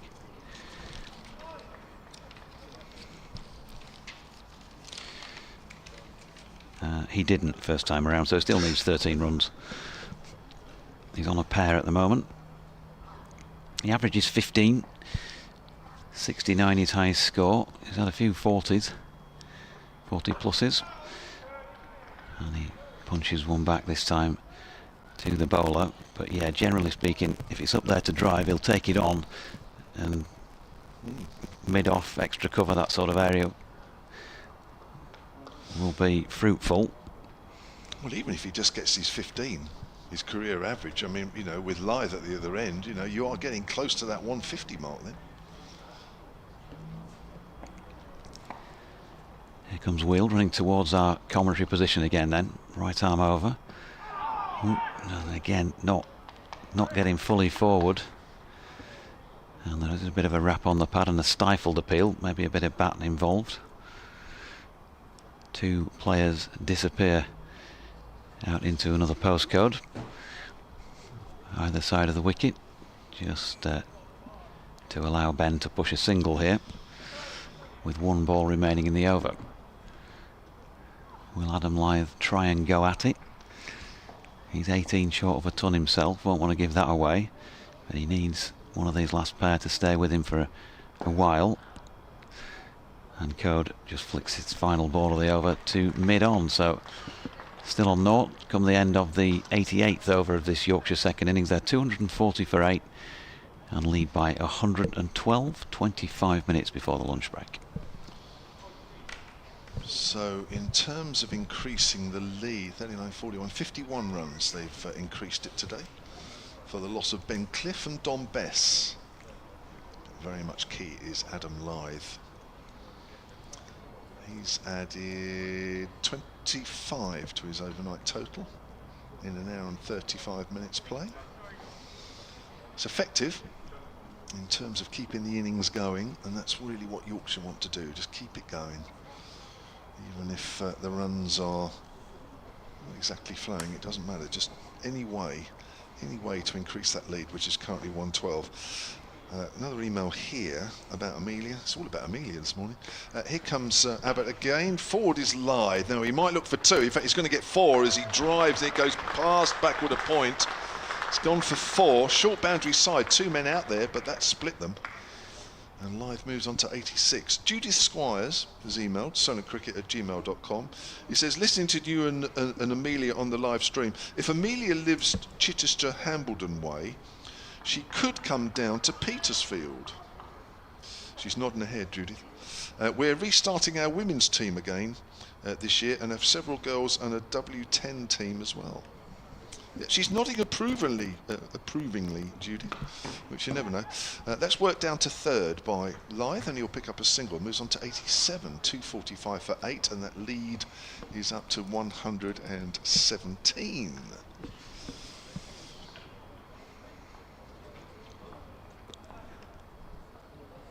Code really just needs to bat. Doesn't need to worry about doing too much fancy. The field, it's a bit of a ring field really, but 2 slips are there as Abbott's in and bowls to Code forward, and that goes up towards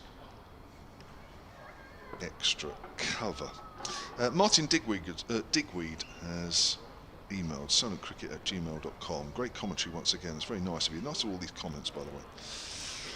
It's like a new school year. You start off thinking it's going to be a good year, then after a couple of days you realise it's all a repeat. Hampshire are letting Yorkshire off here after a great few days. Also reminiscing over the old grounds, and I used to visit as a young child. My dad took me to May's Bounty in Basingstoke. Code works that to point, and there's no run. Sunday afternoon watching the greats play cricket. Yeah, sadly, Hampshire don't play there anymore. Quite a small ground, very small changing rooms. They were, it's like changing a box, which was the one sort of annoying thing about that ground. The rest of it was great, actually. It used to be a great fun ground, crowd very close to the action, very good atmosphere. Used to enjoy playing there, but the changing rooms, I'm afraid, were always. We used to have to use the balcony, but of course, if it was ever raining, you couldn't. You had to get it all inside. Code again, he's forward to a good length ball. Goes out into the covers. I remember the physio used to have to put the table out on the balcony, and again it was fine when the sun was out, but the last thing you wanted was treatment in the rain. 1 or 2 of the players used to have to change out on the balcony as well to give us all a bit of room. You can imagine it wasn't the senior pros that were out there. 245 for 8. Here's Abbott to Code. Code is forward. He's looking for a single, and he's called through by Lyth as it goes out to point. And that's the end of Abbott's over. 21 overs, 2 for 27. Both wickets have come with that second new ball, both taken by Abbott. And Yorkshire, 246 for 8, have a lead of 118. Yeah, well, still here. A few people I spoke to down in the restaurant earlier who were maybe not as confident, and in the foyer by the lift, not as confident that Yorkshire would still be out there at this time, 20 minutes before lunch. They ain't got to lunch yet, and things obviously can change very quickly, but they're showing a bit of ticker, as I mentioned earlier, and sticking in there. In comes Wheel, and that's Ben Code flicking off his legs for a very pleasant 4 through fine leg. First boundary to him takes Yorkshire to 250 in the 90th over. And takes Code on to 5. And they just want to keep chipping away. Nikki's back. I'm back. She's back. Somebody emailed in when you'd left the building saying, which club do you play at? Oh.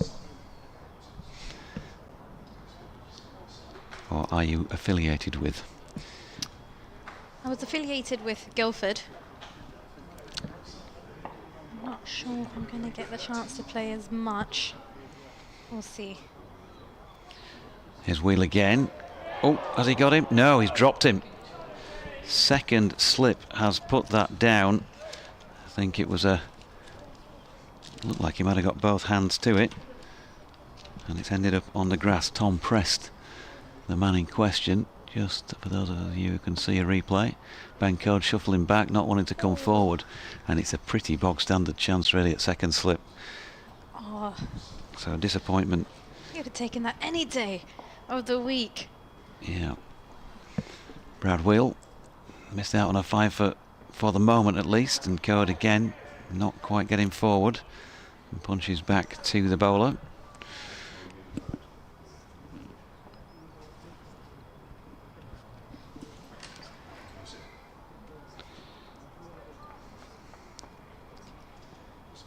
Loads of emails flying in this morning. Wait, actually, it's afternoon now, isn't it? Yeah, Wheel turns at the Rod Bransgrove Pavilion end and comes in and bowls now. Ooh, another good delivery, too good for Ben on this occasion, who's squared up. And it's just that he's just inhibited, isn't he? And this is the way that we've seen Ben play so many times. He just doesn't quite want to get that front foot right down there. And so only half forward, and that just allows that a little bit of movement to be exaggerated by the time it gets to his end. And Wheel coming in for ball number 5 of the over. This time it's shorter of length, and Ben Code over the top of it, dropping it out into the offside. And there is no run. You can just see that extra pace that Will has up against Code. You can just, the way he's playing and going about his game just looks a little uncomfortable. Yorkshire have added 61 today, so they've doubled their lead this morning from 61 to 122. It's been a grind, but really that's partly due to the situation, partly due to the credit to the Hampshire bowlers. Well, the radar was off for once with the final ball of the over, which was down the leg side, but he got away with it. So end of the over for him. 4 for 53 from 17 overs and 5 maidens. It's been really good stuff from Brad Wheel. And we've got 16 minutes to go before the lunch break. 90 overs now complete. Yorkshire, as I say, they're just having to grind away and try and eke out as many as they can to try and give themselves just something to bowl at. At the moment, you still feel it's not enough, Nikki. Yeah, doesn't seem like enough, and I don't think it will be enough, as Kyle Abbott gives the ball a shine at the top of his mark. 2 slips in place for Lyth, who's still in on 87. Taps his bat, shuffles across, comes down the track, and this one clips around the corner down towards fine leg. Will come through for the single. Score moves to 251. A lead of 123. Mike's emailed in at stolencricket@gmail.com. Thanks for the excellent commentary as usual, providing a great soundtrack to my morning workout whilst watering the petunias. Great to see Hampshire finally getting a breakthrough, and hopefully a couple more to come this afternoon. Keep up the great work. Thanks, Mike. I hope your petunias have had a nice little water. Everyone's into gardening mode as well. My mum dragged me to the garden centre yesterday, and it was ever so busy, as Abbott's in now to Code, who's forward and defends to mid-on. No run.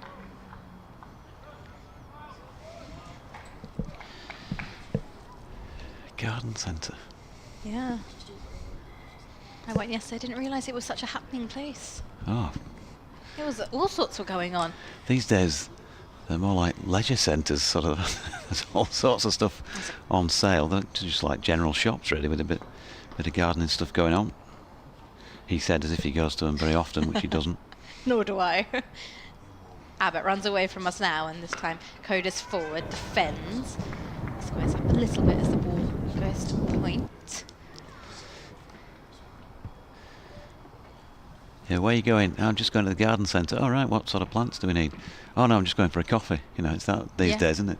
Not in the old days. It was just you went and got your whatever it was, garden-wise. It's a whole social hangout spot now. All ages. You've got the elderly to babies and prams, kids running around. It wasn't that lively when I was younger. As Abbott's in now again, and this time this ball stays slightly lower. Code follows with it as he's forward and defends into the offside. It's picked up at extra cover. We talked about night watch person. Last time we were on, Andy Walker said I'd go for the Rembrandt option, night watch. Yeah, but it's incomplete. It sounds incomplete to me. The night watch is in. Bent Nielsen says he'd go for night watch in memory of Terry Pratchett. Terry Bean says, can't believe there's even a discussion on night watchman. It's the way it always has been and should be. Utter woke nonsense, he says. Night watcher sounds ridiculous, and I hope this doesn't become the norm. Abbott in now, and it's a straight to delivery, which is played to mid-on by Code. No run. Yeah. Jim Green, good afternoon to you, says you were correct. Lyth has grinded it out in the second innings. Think you were right that some can block it. However, I think most prefer to go for their shots. Probably a mistake to bat first. Up against it will require an amazing performance to get something from this. And Tony Tudor's happy that some Yorkshire grit has been applied. Abbott into his 22nd over as he's running away from us now, and this one's left alone by Code outside the off stump. That will conclude the end of the over as well. 91 overs gone. Yorkshire 251 for 8 with a lead of 123. Lyth on 88. Code with 5 to his name. But yeah, I think there have been a fair few discussions regarding this topic, haven't there? When I've tuned into various streams this year, last year, what is the right way? What should we say so that people don't get offended? Or do we just stick to how things are? Obviously it's a personal preference as well, but it does depend. One slip in place for Adam Lyth as he comes up to face against Wheel. Got a slip third, deep cover. I'd actually say more deep pointish, who's probably 15 yards off the ring. Extra cover mid-off on the offside. And he goes at this one wide of off stump, bit of width, square drive, looks at the bottom of his bat as he's got down towards the other end, picks up one. Again, I just don't think he's ever felt comfortable or looked what those of us who see him play regularly would call lithe-like in this innings. And so I guess all the more credit to him in some respects, because it's all well and good when it's easy and it's coming onto the bat and everything feels fluent and your feet are in the right place all the time, but it's when it's more tricky that you really find out, don't you, about players. And 252 balls for 89 is not what we've come to expect from the man, but he is still there, and that was a good delivery, by the way, from Wheel. And again, Code's lack of foot movement just making things awkward for him. 5 not out for Ben, he's still there. Afternoon from cold, sunny but cricketless Berlin, says Freddie. I missed Yorkshire's first innings. Was it best ball or just off-season rust? Probably the latter. Looking forward to many more matches and much more commentary. As Code this time gets a fuller length delivery and he's dealing with that more comfortably. P.S. he says Dom Bess and Liam Dawson for England? Question mark again. You're asking the wrong person, I think, there. You need to ask the England management, but I'm certainly not saying the ship has completely sailed for both of them, but it's been a while. Wheel to Code down the leg side. He just keeps straying with the odd one down there. Ben just managed to pick him off with a little nibble through fine leg a few overs ago. He's not managed to get a bat on either of the other 2 or 3 that have gone down there. Morning JD, says Andy T. Exceedingly happy for the start of the 2025 County Championship. Yourself and your co-commentators bring some virtual sunshine into the otherwise gloomy Montreal morning. Hoping Yorkshire can stretch their lead to a point that then gives them a chance with the ball. Looking forward to many hours listening to Yorkshire's adventures back in Division 1, despite play starting at 6 a.m. my time. Again, Wheel with a delivery that has the measure of Ben Code.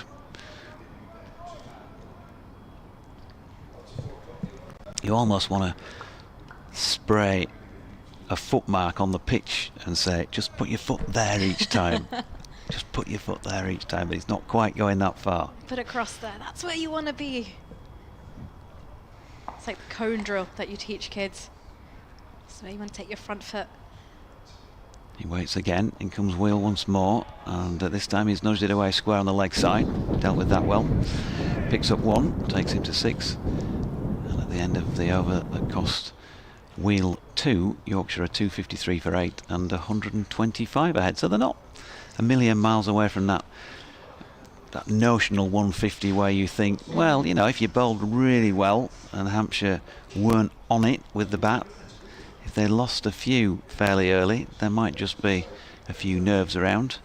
Still 25 short of something like that. Yeah, just thought I'd have a quick look at what's happening up and down the country as well in Div 1. Essex versus Surrey. Well, that was a nice scorecard to look at if you're an Essex fan. Jordan Cox, Matt Critchley and Michael Pepper scoring centuries over there, with Essex declaring on 582 for 6. Surrey trail by 402 runs with 4 wickets remaining at the moment. They're 180 for 6. And the looks of it here, though, down in Southampton, change in bowling. Liam Dawson has decided he's going to come in from the hotel end. Now, be bowling up against the right-handed Code with a slip and a short leg in place, and Dawson's in now, and this one's defended, and it's picked up by short leg.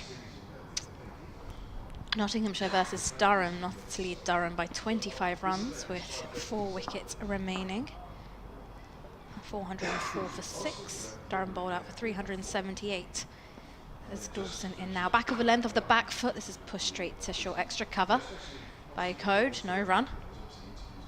Somerset versus Worcester.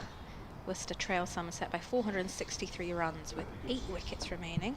Somerset 670 on the board. Declared. A fabulous knock from Tom Banton there, as this one's defended off the front foot by Code. This is better footwork from him as well as he lunges into the defence. It's a fabulous knock from Tom Banton. Did you manage to follow a bit of that innings? Not apart from the score, no.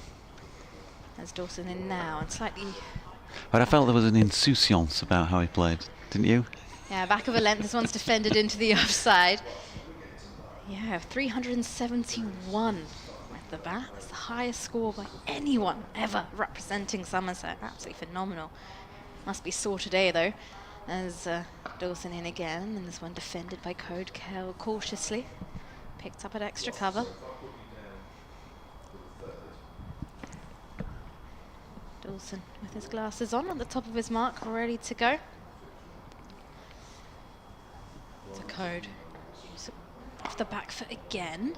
Slightly fuller ball. Did well to watch that one as it concludes a maiden over from Liam Dawson. 73 overs gone. Yorkshire 253 for 8 with a lead of 125. And last Div 1 score, Warwickshire versus Sussex. Warwickshire trailing Sussex by 212 with 5 wickets remaining. Sussex posted 528 with the bat as well. And I believe Tom Clark, Sussex left-hander, put on a score of 140, and Simpson as well, 180 with the bat. Seeing lots of centuries early on in the season, which is always nice if you're a batter.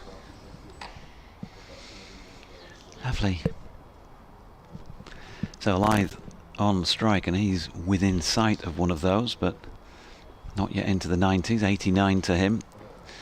And first ball of Wheel's latest over is wide of his off stump, and he leaves. Kev Sharp has been back on with regard to Adam Lythe, saying the best players make ugly runs.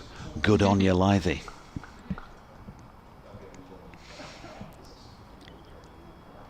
Yeah, it's been a challenge, but he's so far proved up to it. And we know what a class player he's been for a long, long time on the county circuit. That's a good delivery from Wheel, and even after a man's been out there for 254 balls, he just had to check in his application to that shot. So, little victory, I guess, for Wheel. But Lythe rode it well. 253 for 8. Just 4 minutes remaining before the lunch break. We'll get another over in from this hotel end, no doubt, from Liam Dawson. And he comes again, and Lythe just opens the face, runs it down to third man. We'll pick up one. 90. Ooh, the 90s. He's played a brilliant knock so far. 2 wickets to have fallen this morning. Ben Cliff did really well as a night watchman in partnership with Lythe. 42 they put on in about 20 minutes or so last night, and just over an hour this morning, as Will bounces Ben Code, but he gets well underneath that one. Ben eventually was caught by Prest off the bowling of Abbott for 20, 5th ball of the second new ball, but he's stuck out there for 78 balls, not always looking the most comfortable. 3 boundaries, and probably still has the shot of the morning with that 4 through the covers. And then Don Bess, well, he stuck around for 17 balls, but he couldn't get off the mark, and to be fair, he got a pretty good delivery, I think, from Kyle Abbott. And that happens. Wheel again strays down the leg side of Code, who can't get anything on this. Tumbling half stop from Ben Brown, who's able to clean up without conceding a bye. Well done to him. A fabulous reach from him to get a hand on it. Oh, I've got a funny email here. This one's made me chuckle. John, from Neil Abbott. He says, following on from our discussion on the terms of night watchman, his suggestion would be... Wait for it, I've got to build it up here. Wheel to Code, edges it towards Tom Prest, who's already dropped him at second slip. This time it bounced short of him. End of the over, 254 for 8. Neil's suggestion would be from the great Del Boy Trotter, who got Rodney a job as a nocturnal security manager. I remember it. Nocturnal security officer, an NSO is what he said in the episode. You can't offend anyone. Everyone's going to be happy. And say, oh, he's coming into bat, the NSO. Yeah, an NSO though, that don't half sound like a night watchman. No, it's a nocturnal security officer, Rodney. Steve Carmichael, good afternoon to you. Says Adam Lythe is a backbone of the Yorkshire side, dependable and loyal. He's adapting to the conditions, ready for a challenge of a new season. And he says other more highly regarded cricketers have other priorities and often need a large crowd and support of other superstars to get motivated. County cricket teams need more players of his ilk. Steve's opinion? Lythe on 90, faces up to Dawson, who's in. And Lythe is forward, defends into the offside. There's no one in that area. As Liam Dawson takes a stroll to pick up the ball. Pretty much goes to short extra cover. A slip and a short leg in place as Lythe taps his bat in his shadow. Dawson in again, flatter, quicker, and this one just helped round the corner. I'll come through for the single. Score moves to 255 for 8. Lythe moves on to 91, the lead 127, and this should be the last over before lunch, as it's already 1 o'clock. Code on strike now as a field is in. Dawson skips through and off the back foot. Code defends down the line of the wicket. Yeah, there was a yelp from the Hampshire establishment out there in the field, and I'm not surprised. It was nearly a gazunder. Nearly. Dawson through again now, and Code forward, lunges into his defence with a full face of the bat, and the ball trickles back down the wicket. And Liam Dawson picks it up and gives it a shine. As he makes his way back to the top of his mark. Just one off the over. Slip and a short leg in place for the right-handed Code as well.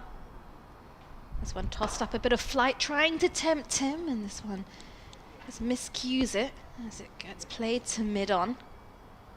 And now a quick change in the field as some of the fielders have dispersed back towards the boundary. Cover's gone out, we've got mid-off, not too far from the boundary line. Mid-wicket on the boundary, and this one defended by Code cautiously into the offside.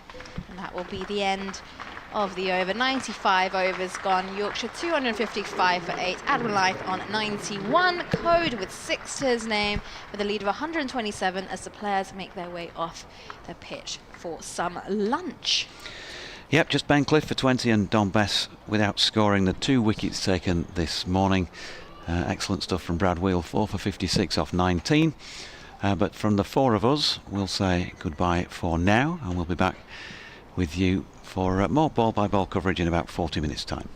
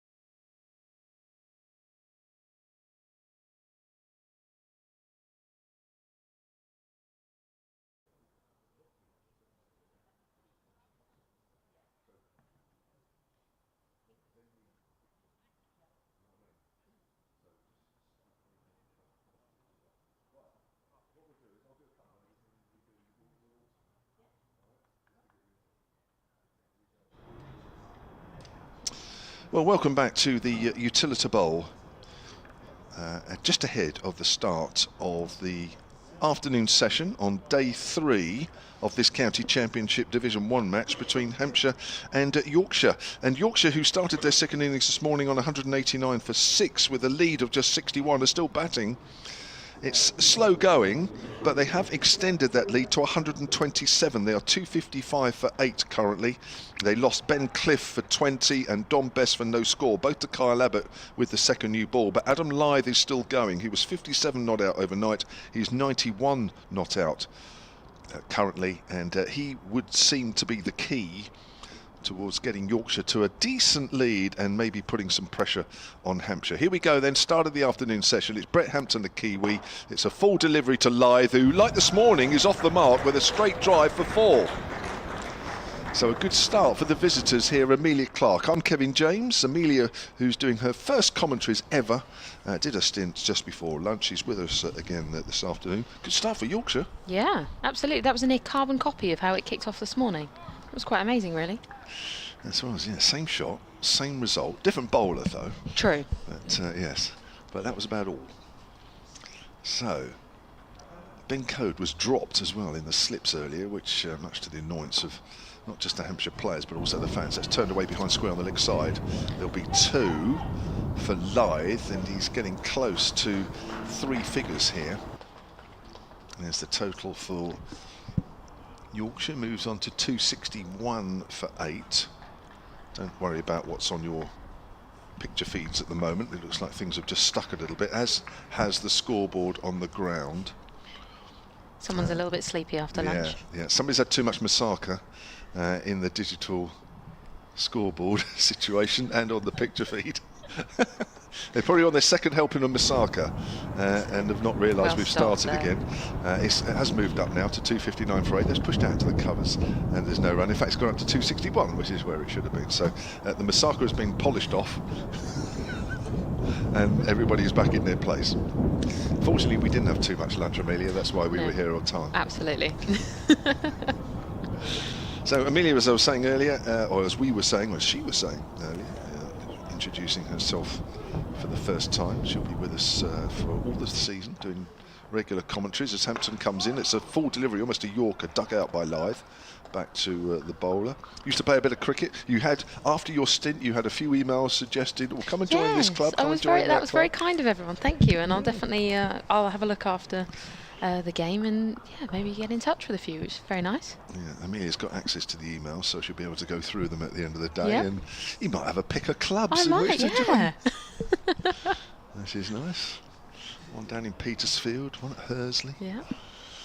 Hampton, who's got just the one slip here, he's bowling from the pavilion end. He comes in round the wicket. Lythe drives on the up. Now, I'm not sure this will be his 100. He needs 3. He's only going to get 2. And he moves on to 99. I know you've only seen him this morning, and it hasn't been the quickest. To be honest, even if you'd watched him yesterday, Amelia, it wasn't the quickest either. But what an effective innings this has been. I mean, he really has kept Yorkshire in the game. Yeah, I mean, you can tell just by the score that he's, you know, sort of the one they're banking on at the moment. And yeah, just when they were moving between those wickets, then I think he's obviously just sort of trying to conserve his energy as much as possible. He knows he is the man to keep them in it at the moment. I think that's why they didn't go for 3. Yeah, he's on 99 then, facing Hampton. Could this be the ball? And it is. He hits yeah, that through the covers. And a big, big fist pump there from Lythe towards the Yorkshire dressing room, who have all come out on the first floor there to congratulate him. He is delighted with that, and so are a few of the Yorkshire supporters in the crowd. What an innings that has been. 263 balls with 11 fours, Lythe 103, and that is his 38th career first-class 100 for the 37-year-old. Do you know, I think even some of the Hampshire supporters in the crowd know quite what a big moment that is for Yorkshire and for him, and they're giving him, even a few giving him a standing ovation, which is very nice. Yeah, I like to see it in the game. Yeah, they're good crowds down here, and very appreciative, which is nice. You're right, I think it wouldn't have been just Yorkshire supporters, there would have been a few Hampshire. And if you're coming just to enjoy cricket... Absolutely. Even if you're neutral, you know what a big moment that was. There was a Yorkshire supporter in the lift when I was coming back from lunch. He says, "Are you worried?" And I said, well, I'm not quite worried yet about the lead. Yeah. But of course, each time there's more runs scored. It's 139 at the moment. It's definitely doable, isn't it? Absolutely. I think, as you said before, 150 is where Hampshire will start thinking, oh, OK, we've got some work to do here. Yeah, that's right. That seems to be a benchmark figure. Right, we've got Sonny Baker back into the attack. He had a spell this morning. A little bit unlucky, actually, with the old ball. Got the ball past the outside edge, especially of Ben Cliff's bat a few times. But here he is bowling to Code. Code drives. More runs here. Only a single down to third. And the total moves on to 268 for 8. Yeah, I think once we get to 150, they're all, for me, bonus runs for Yorkshire. I think they, this morning when they had just a lead of 61, four second innings wickets remaining, you're never quite sure where it's going to go, do you? Absolutely, and I think Hampshire will be kicking themselves if they go above 150, really, because they've been in control of this the whole time. Yeah. And if they get above that, you'd start thinking, oh, well, what have we done here? Yeah, that's right. I know Hampshire will be kicking themselves at various stages in the game where they probably feel they should have done a bit better, but maybe Yorkshire will feel the same as well. Here's Baker around the wicket, flicked away down to fine by Lythe, who moves on to 104. 264 deliveries. Quite an incredible knock. He's been there since the start of the Yorkshire innings, which was around about 1:45 yesterday afternoon. Yeah. This is where you need experience in your sides. Players that know how to play situations, and Lythe has certainly done that. Little hop, skip and a jump from Sonny Baker at the top of his mark as he runs in now, runs away from us and bowls to Code. Code drives, that's again gone down to third. Code moves on to 8. Remember, he was dropped off by Preston Slip when he was on 5. That was an easier catch than the one he got to get rid of Cliff. That was a big kicking yourself moment. It was, wasn't it? Yeah. There was a few groans when that went down, and that could yet prove costly. Quite a pivotal moment, really, I think that was. I think you're right. Yeah. You'd want to be wrapping the innings up, wouldn't you? Catch that, and then you think, right, we're in there before lunch, or maybe just after lunch. But yeah, still 2 wickets to get. As Baker comes in, and more runs here as it's just guided away through square leg by Lythe. the umpire had to do a little jump out of the way then. Oh yeah, they've got to still be nimble. Some of them are a little older than others, and but they still have to be agile. Absolutely. I think sometimes standing in front of the batter, where the umpire is now, with Sonny Baker running past him, the way some of these balls are hit straight back at. I did some umpiring, and you never realise how difficult that position is until you're standing there. It's so you're thinking about 1,000,000 to 1 things, and then you've got a cricket ball flying at you sometimes. And they always seem to come faster than you think. Absolutely. Code works that length ball up to mid-on. So you haven't passed any umpiring exams as well, have you? I haven't. No, I did it a little bit for my GCSEs actually, for part of my my PE GCSE, and I much preferred playing than umpiring. There was 1,000,001 things to think about, but yeah, it definitely gave me a different perspective of the game. It was quite amazing, really, and how much you do have to think about. Well, when you're on commentary, this is next over, I'll be interested to see whether you shout out, how's that, or that's out, or even before the umpires have given a decision one way or another. Here's Baker again, 2 slips to Code. Code works that square on the offside. There is a fielder deep, and Code is going to keep the strike, and he moves on to 9, and it's 272 for 8 now. Yorkshire, they lead Hampshire in the game by 144, and I'm sure the anticipation amongst the Yorkshire supporters, not just in the crowd, although yes, of course they're in the crowd if they're sitting in the hotel, but there's a few of them either side of us in the hotel rooms with the balconies overlooking the ground. They've enjoyed the cricket, and I'm sure they're just starting to think, do you know what, we might just get something out of this. Absolutely. So we've changed ends. We're now bowling from the pavilion end. We've got Hampton in now. He's yet to get a wicket in this inning, so be very much looking for one. Comes in, and it's just not too fine leg there. No runs. Nice dot ball. Good start from Hampton. Absolutely. Only 1 wicket in the first innings. Nothing so far. We've talked a lot about him actually yesterday, because we haven't seen him. A lot of and the Hampshire players hadn't seen him. You know, talking to them at pre-season media day last week, and they said, you know what, we've only seen him for the first time. Wow. Practicing, so that was last week. Yeah, it was a late call up. And he comes again, coming in from the pavilion and towards us here. Code, big strike, but it's stopped just on the offside there. Yeah, 272 for 8. What was it? 255 for 8. So there's been a bit of a spurt. Code's on 9 for 44. He's faced a lot for not a lot. Yeah, but it's it. He just needs to occupy the crease, doesn't he? He does, really? yeah. You know, time's not an issue yet. Absolutely. I mean, I have to say now, we're getting to a point, if these two last a little while longer, we could be here tomorrow. We could. And almost an identical ball there. A bit of a call for Hazard, but not a lot there on that. I think it was quite a presumptive one from the wicketkeeper, and the two slips in place. And the fielders stay as they are. They've brought a few fielders in a lot tighter, sort of surrounding the batters just for those sort of shorter balls, looking for those knocks. As Hampton goes back, the lead is still 144 for Yorkshire. 272 for 8 as Hampton comes back in. Code stands waiting. Swing and a miss. Oh, and he was caught. I think it went at Bowl. Do you know what? I didn't even hear the clip from the bat. Yeah, there was deviation. Yep. Caught behind. Fantastic by the wicketkeeper there. Just watching the replay now. Gosh, yeah, the tiniest little edge just goes behind, and that is Code out. And Lythe stays. He is the only remaining batter now. Coming in is his final partner is White, so it'll be Lythe and White going to try and stay as long as they can. Lythe on 105 off 265 deliveries. Yorkshire 272 for 9. Hampshire very much still in a little cluster in the middle, having a bit of a drinks break and a bit of a celebration there. They're finally seeing the end in sight. Yeah, you know, you just get to a point, don't you? And you played before, Amelia, and you know, you just start looking at the scoreboard and think, oh, God, we could do with a wicket here. Yeah. We don't want to be chasing too many. I mean, I still think 144 will be a bit of a challenge. Yeah. You feel the energy shift. You feel it get low, and you think we just need little wickets, pick everyone up, get everyone refocused, get everyone just that energy back, and then finish this innings off. 100%.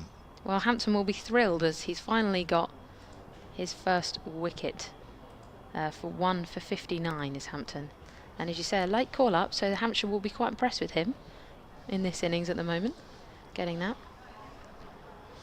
I'm just looking up Yorkshire batters who have carried their bat through a completed innings. Now, of course, we're not quite completed yet. We've still got 1 wicket to go. And at the moment, the last man to carry his bat for Yorkshire through a completed innings is... What? Who? Adam Lythe. No. Yeah, he was the last man to do it against Leicestershire back in 2012. Goodness me. So, wow. That must be one of a kind if he can do it again. Yeah, I agree, yeah. Hold the record twice. He's only done it once. Does it say his score there? He got... I'll have to look it up. So he got 248 not out. Oh, I don't think he's going to quite get that this No, time. he's not. No. On 105 currently. But of course, White would have to be out because, of course, if he's out, yes, he hasn't carried his bat. Yeah. So we'll keep an eye on that one. As Hampton comes in again from the pavilion and running towards the Hilton stand where we are, and it's just pushed off behind the cover, and it will go. Oh, I'm not sure if that went. It was just out of our eye line. I think that was saved for 4. A dive from a fielder out on the boundary there has just saved Hampshire a few sparing runs. It's only gone for 2. Yeah, Fletcher Middleton gives a bit of fielding right below us, although we can't quite see because of the mesh netting. We had to look through a screen. Yes. Good bit of fielding. That could have quite easily gone all That the was. way. He ran for quite a way as well, so he'll need a little breather now. Again, Hampton in. White waiting. Just lets that one pass out to the wicketkeeper. He's going to not touch that and let Lyth get on strike. So Yorkshire are 274 for 9. They lead by 146, so we are creeping up to that 150 mark. Yeah, it seems very much a line, doesn't it, that one? So, 63 overs left in the day, so still plenty of time to get this game done, that's for sure. But, I don't know, an extended last wicket partnership, you never know. And the way Yorkshire bowled in the first innings, they really did dry Hampshire's runs up for a long period, especially after tea on day 1. It could yet go into day 4. Got an email here from Alfie Grigg.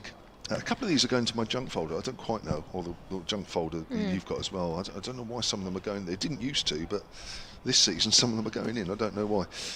We were talking about, or somebody emailed in earlier saying that they were listening to the commentary whilst doing some revision. In fact, you were on commentary at the time, I think, Amelia. Here's Sonny Baker. Spread field now for Lyth, and this is where it gets interesting because Lyth won't be able to just push the ball into gaps. He's pushed the ball there, but there's a deep mid-wicket. So unless he hits a rasping shot of some sort, he's going to struggle to pierce the boundary fielders. And of course now it comes to a point where does he just pick up 1 and over if the opportunities aren't there, and off the 4th ball or so? Yeah. It might be. He's going to want to stay on strike as much as he can, but then on strike he is the target, so he's going to need some respite at times. That's right. Here's Sonny Baker round the wicket, and that's just pushed up to mid-on where he could get a single, and there is no run. Kev, you do also have an email here from Greg Thorntner. He says, apologies for missing your commentary yesterday, but he was at the Alderstot historic late win against Woking at the FA Trophy semi-finals. It's the first time in the club's history that they've played at Wembley on the 11th of May. Lovely. Needless to say, there was wild celebrations last night, and he's enjoying the commentary whilst recovering. Your voice is soothing him in his recovery. Oh, what? And the sunshine, I'm sure. Absolutely. Baker from our commentary, and then round the wicket, getting that little hop and a skip at the start, comes in past the umpire, bowls, lies forward. He doesn't look as though he's going to change his game at the moment. Quite happy just to play every ball on its merit. Yes, this email from Alfie, sullencricket@gmail.com is the place to message us. Hi team, he says, many thanks for the great commentary, and isn't it great to have county cricket back? On the subject of all those emailing in regarding revision, I'm tuning in whilst revising for the final exams of my postgraduate law degree. Goodness me, good luck. Whew. I'm currently in Birmingham for university, but I'm an avid Hampshire fan after growing up in Winchester, where I played for St Cross Cricket Club. Good club, they're one of the better ones around at the moment, where a fair few of the Hampshire lads have come through, that's right. Here's Sonny Baker again, bowls and Lyth drives up to mid-on again. He's not tempted to take a run.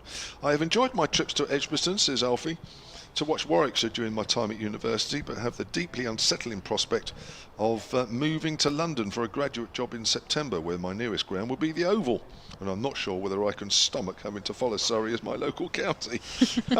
Here's hoping that Hampshire can finally pit them to the title this season, which will make it somewhat more palatable. Nice email, that one. As I say, some of them are going into the junk, so apologies if I missed that. Though that came in during the lunch break.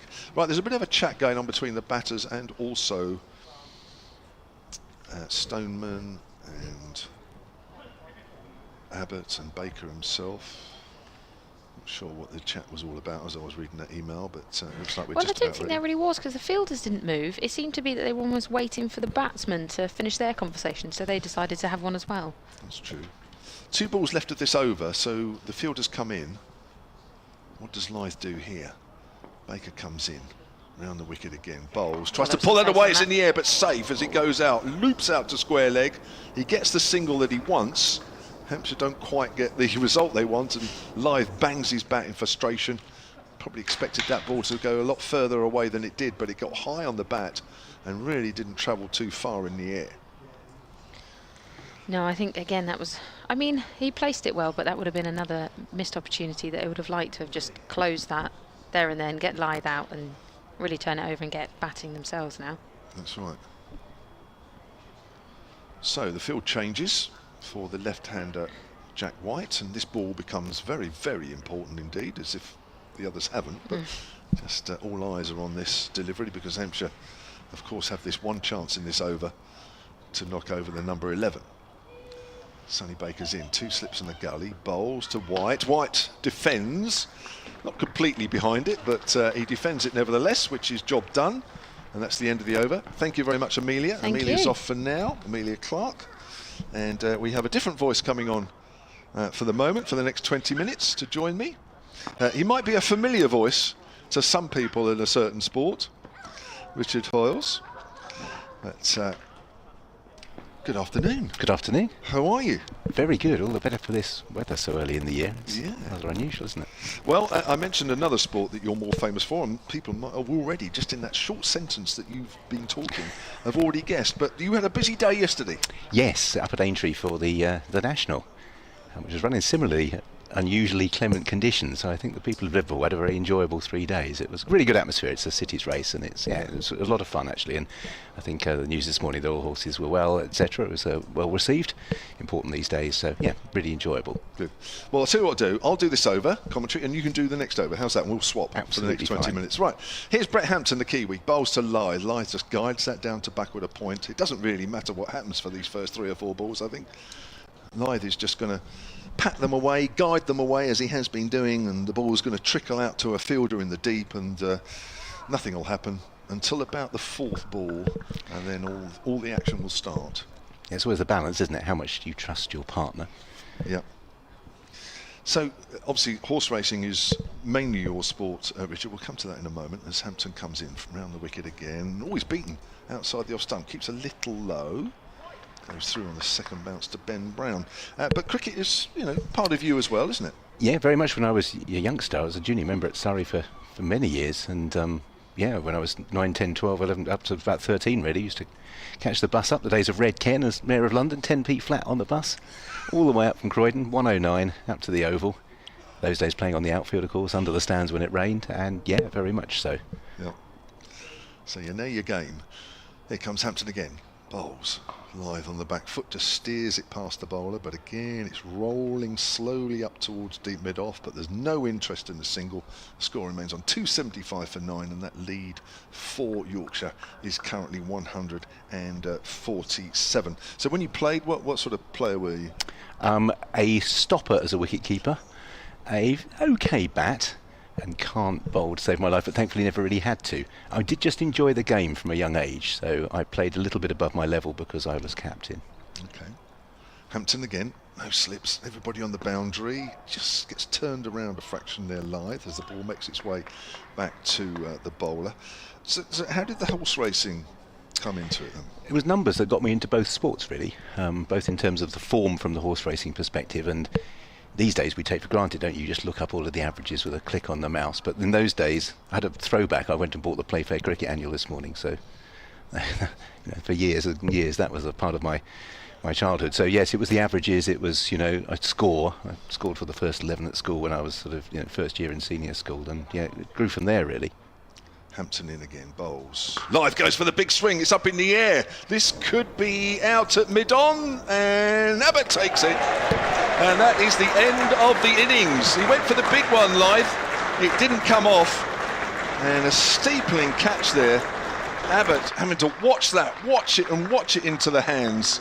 Almost too much time, but he held on. Lythe goes, doesn't quite carry his bat through the innings, but he is the last man out at 106, and Yorkshire have been bowled out for 275 with a lead of 147, and you're a man with numbers. Hampshire will need, Richard? I think it's about 147, is that right? It'd be 148, wouldn't it? 148, so the lead Yeah. 147, is it? Yes, Yeah. so which, the way you've seen the pitch play is very, very gettable, but you felt you've had this one probably from tee on the first day, but great reception, Radham Lythe, as there should be. Yeah. Played himself into form during the innings, really. Fantastic, and gets a big round of applause from this crowd here at the Utilita Bowl. Hampshire and Yorkshire fans alike. It's been a wonderful innings, absolutely wonderful knock, and has given Yorkshire a chance in this game. I think there's not too many people that think, I don't know about you, Richard, that think 148 is quite enough. No, I think if you get a competent start, there's plenty of, clearly time is not an issue of any description. It's just the psychology, isn't it, of when you've bowled a side out for first innings total of 120 odd, and you've been in control for a whole game, and then just enough to make you sweat slightly if you got off to a poor start. But it doesn't look a pitch. I wasn't here obviously the first couple of days. You see the score and you wonder if it's a relatively green early wicket early season, but it's not really, is it? So nice and steady away at the top of the order. Plenty of experience at the top of the order as well.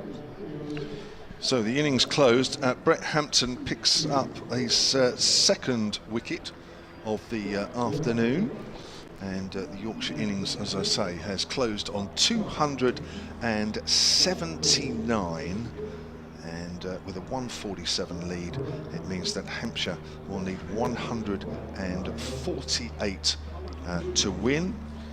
Abbott finishes with 2 wickets, 2 for 28 from 22. Brad Wheel 4 for 56 from 19, didn't add to his overnight tally. Brett Hampton then with, I think I've written 1 or 2 things down wrong, but anyway, Brett Hampton, I'm sure that's his second wicket of the innings. Liam Dawson wicketless, and Sonny Baker with 2 wickets as well. And Adam Lyth, the century maker for Yorkshire, and Johnny Bairstow yesterday, of course, sharing a 100 partnership with him, who made 56. Right, we're going to take a quick break. Richard, we'll come back. Yes, sure. But we're going to take a quick break for a few minutes, and then we'll be back with you for live commentary of the Hampshire reply.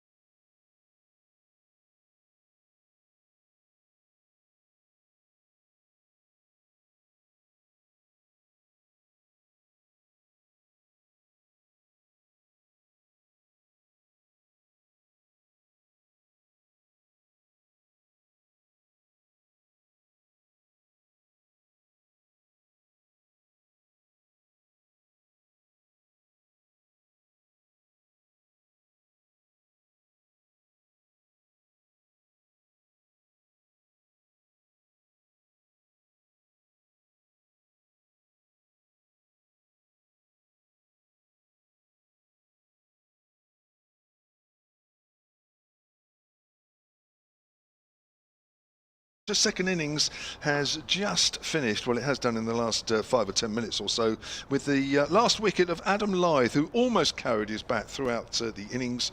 He was the last man out for 106. It means Yorkshire were bowled out for 275, and Hampshire will need 148 to win this game. Still very much on to complete this game on day 3, rather than us all coming back on day 4.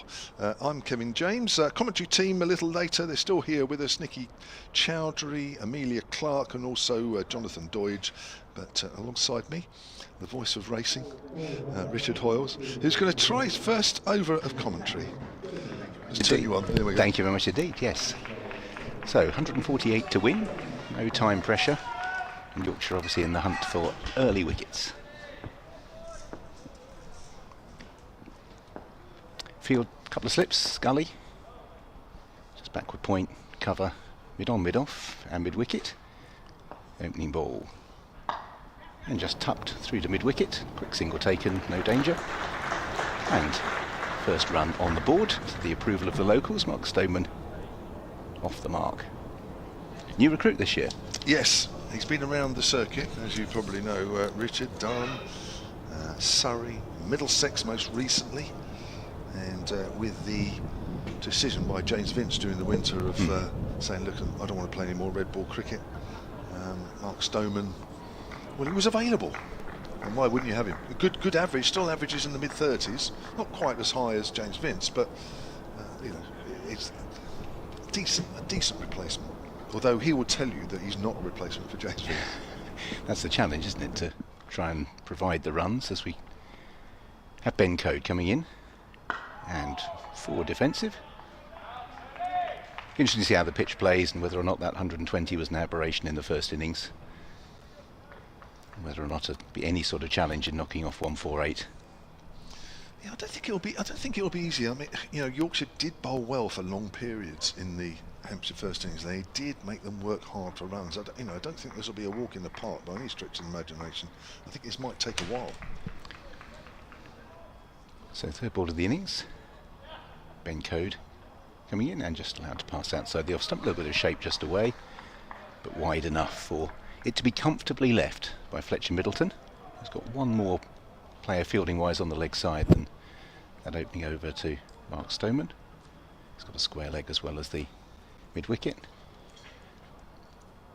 Deep backward square rather than fine leg, and no third man either, so runs behind the wicket. Fletcher Middleton, not a player I know a great deal about, I have to admit. It's his third full season, 23 years of age. And he's behind that, tucks it out, and it's collected by mid wicket, moving in front of mid on. Again, no run, one for no wicket. Quiet start after 4 balls.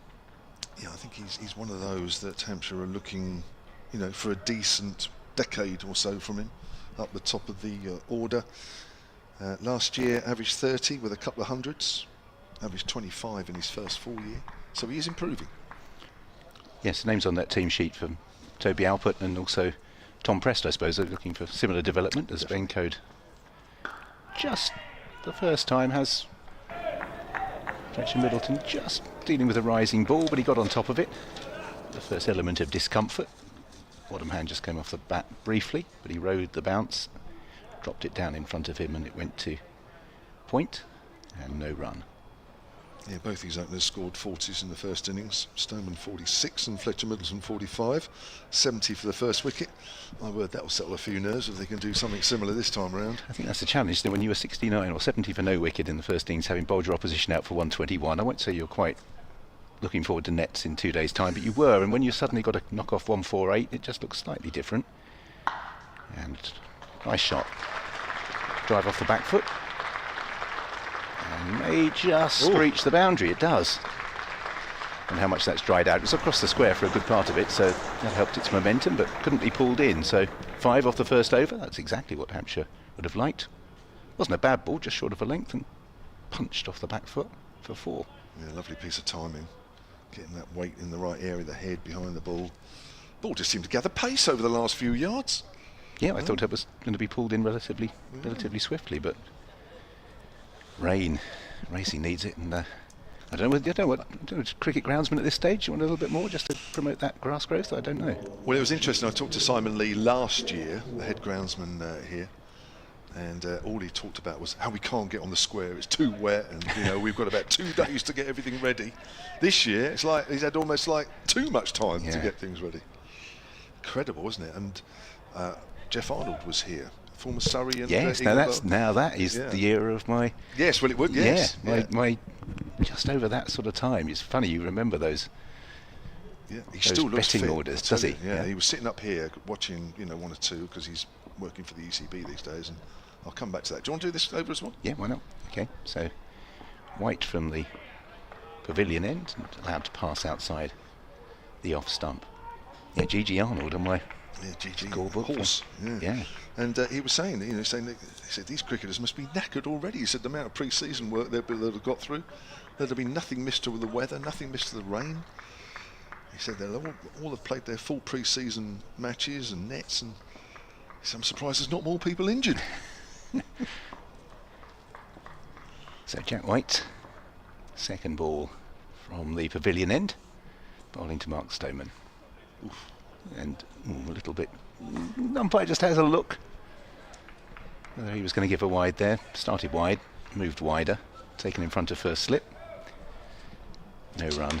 So who else was at Surrey when you were watching? So, what about Robin Jackman? Yeah, definitely R.D. Jackman, yeah. So you think, your brain goes back, doesn't it, to the scorecard you used to write out. A.R. Butcher, Monty Lynch, yes. R.D.V. Knight, Monty Lynch. Graham Root would have come in 4, David Smith probably 5. Yeah, smudge at left hand. Yes. Jeff Howarth every now and again. Yeah. And Pat Pocock would have been the first spinner in those days. Yeah, fun times. So good side. 1 or 2 of those I played against. 1 or 2 of them were just before me. Monty Lynch played a lot against him. So 6 for no. We get a single off that ball. Just nudged round, rotates the strike. Mark Stoneman moves on to 2. Fletcher Middleton just taking guard. First ball he'll receive from Jack White, who again will be a new name even to Yorkshire fans, I believe. So. Yes, his debut season, joined from Northamptonshire. Good bowler, this guy. When he's bowled against Hampshire in the past, he's been the pick of the Northants bowlers. Nice easy action. Which he just employs from that end and goes past the outside edge. A little bit of away movement. This time started in the right direction rather than the previous one, which went wider still. But he's a good bowler, this guy. He's got that natural. He has that natural ball that goes away from the bat, and that's the ball you want as a bowler. Everybody talks about the ball that's sort of angled in, and yeah, it's fine. You need that, but the one that moves away from the bat is the killer ball. Well, Yorkshire will feel they need wickets. They've got 2 slips and a gully. As White approaches again, and this time solidly behind. Yeah, he marked his Yorkshire debut with 3 wickets in the first innings. Jack White. 3 wickets also for George Hill. He bowled well. Almost like an old style medium pacer, George Hill. Just a little nibble away. Yeah, a little bit of nibblers. Not a brilliant pace, but just makes you play every ball, and the odd one just hits the seam and does a little bit. Bowl really well, bowl really tight. So White again, last ball of the second over, 6 for no wicket, bowling to Mark Stoneman. And more expansive drive. And that one races across the outfield to the applause, just wide of mid-off. And that's a consecutive 4s off the last ball of the first 2 overs, and all of a sudden you're 5 and over, 10 for no wicket, chasing 148, and the sun's out. A lot better than a slow start, so fair play. Fletcher Middleton. Coaches will say to you that having bowled 5 decent balls, you've got to make the 6th ball count. It's Fletcher Middleton who drove that 2 for 4, so he's taken 4s off both of the last balls of the first 2 overs, and 1 through the offside, 1 through the on. Shall I do this one? Yeah, please. And then you carry on for 2 more after that. How's that? Yeah. I think you should do the predominant commentary, because you're used to commentary, live commentary. Rather different. It's totally enjoyable. Reliving my youth. Here's Ben Cody's round the wicket to Stoneman, who's leaving that one alone. outside of the off stump. Ben Code had to wait quite a while in the first innings before he picked up his first wicket, but he had a spell where the ball was moving away from the bat for him. Big wicket taker for Yorkshire last year, top wicket taker for them with 56 wickets at 15 apiece. Again, not a lot of pace, but when you move the ball like he does, it doesn't matter. That's just straightening, but it's wide of off stump, and again Stoneman doesn't need to play at that one. So Mark Stoneman, 37 years of age, been around the circuit for quite a while, made his Durham debut back in 2007. It's got a long time ago, as you say. He's accumulated runs wherever he's been. He certainly has. That's why he's been brought in to... Brief flurry with the England team? Yes, he did. He Yes. played 11 tests. Yeah, very solid. I'll probably give him the kiss of death there as he's forward. That's a solid enough forward defensive. I always hate talking about players too much while they're playing, because you think the next ball they're going to do something that's completely different to what you've just described. He'd be a good accumulator. Yeah. Him, Nick Gubbins and Ben Brown as the three that fit that sort of category, and then just hoping some of the youngsters. Yeah, they're the mature Well, Liam men Dawson with as the well, I suppose. experience. Should Well, include him, Dawson of as course, well. yeah. You mustn't forget. Oh gosh, how can you forget Liam Dawson? With the last couple of seasons that he's had. 2 slips and a gully wait as Code runs away from us, round the wicket, past the umpire, and bowls down the leg side. I think it's wrapped Stoneman on the pad. It's racing away down to the fine leg boundary. This will be 4 somethings. It's 4 leg byes. And do you know what, Richard? With every boundary, I just feel myself a little bit more relaxed. Those shoulders don't feel quite so heavy. I can just feel them drop a little bit more, and I can just enjoy the commentary a little bit more. Because I still, even now, I still get uptight. Yeah, I think. Do you find that with horse racing? I don't know. Do you? You don't quite have the strong necessary affinity that you would to like a football side or a county side, I suppose. So I suppose in that way, no. But yeah, you do for favourite horses and jockeys. Code again, outside of stump. Just overcompensated there. Stoneman's not going to go after those at the moment. He's on 2, Middleton is 8, 14 without loss. Hampshire have got that deficit down to 134. That's what they need from here on in to win the opening match of the season. Sunshine out. Was the weather good at Liverpool yesterday? Yeah, it was. Yeah, Was you it? know, thankfully there was a little bit of a breeze on the Saturday, because even sun for the national can be a slight issue as well. But no, it was just about perfect, particularly those that were there. That's a good delivery, angled in and just straightens, but Stoneham held the bat down inside the line, wasn't tempted to follow it. End of the over, Coder's bowled 2 overs, none for 5. That was a maiden. And Hampshire then 14 without loss. Kevin James and Richard Hoyles with you. Richard, of course, more famous calling horse racing as he did yesterday. You did the Cheltenham Festival as well, didn't you? Yes, we roll on a bit now. It's quick to the flat, and there'll be the Guineas before we know it, and away you head. And then just up the road at Goodwood before the end of July. Right. Yeah, so comes thick and fast. As does the county cricket season when it gets underway, isn't it? We all They wait, do, and yeah. it's this tranche of championship matches. And when you say you're going to begin in April, we all whistle through your teeth, thinking, April, cold, wet. Ball seaming around. So here we go. Jack White, first ball of the 4th over, solidly in behind it. Fletcher Middleton just knocks it back up the pitch, and there is no run. When you do your commentaries, I've been doing it for a long time, and I'm not saying I'm really good or what have you, but I think sometimes you have phrases that you use and which sometimes gets you out of little holes, don't they? Do you find that with horse racing as well? Because I find you guys are talking so fast and you identify horses so quickly. Yeah, I'll just deal with this delivery as Jack White comes in again. And not sure that carried. Its second slip looks disappointed. It was an edge. It's a question whether it carried. The reaction of the fielding side suggests it might have done. Yeah. It's Adam Lyth. It was Adam Lyth, yes. Yeah, there's no Just replay yet. No, it just straightened him up. I don't think he followed it, just caught the outside edge. Yeah. I must admit, I wouldn't like to call that either way. I'm not sure. So it's more the reaction of the fielding side that made it suggest that we haven't seen a replay. So White's at the back of the top of his mark, comes in again from the pavilion end, bowls. And this time just rides the bounce, drops it down in front. Yeah, Adam Lyde looks very disappointed at second slip. Rueful. Wringing the hands or crossed arms. And if that is a chance that went down, they do just have to be taken when you're defending 148. 100%. Can't afford any mistakes. Can't afford a bad over. Can't afford chances like that to go down. So Fletcher Middleton, 5th ball of White's second over. Solidly in behind it. Lots of oohs and ahs from Yorkshire. But no real alarms. Just maybe trying to ramp up the tension slightly in the middle. I'm wondering if our TV editor man, because it's a Hampshire player, made the mistake and said, no, we're not showing that. Not having any of that. If it was a Yorkshire player, we'd show it 10 times. Yes, there was one put down at second slip There early was. this morning, wasn't Yes, it? Tom there was. Prest. Yeah, Ben Code, yeah. Tom Prest put down Ben Code. Got a good catch though earlier. So, once again, Fletcher Middleton facing Jack White, flicks it off his legs. Nicely done as well, through square leg. And that'll go for 4. Middleton dealing exclusively in boundaries at the moment.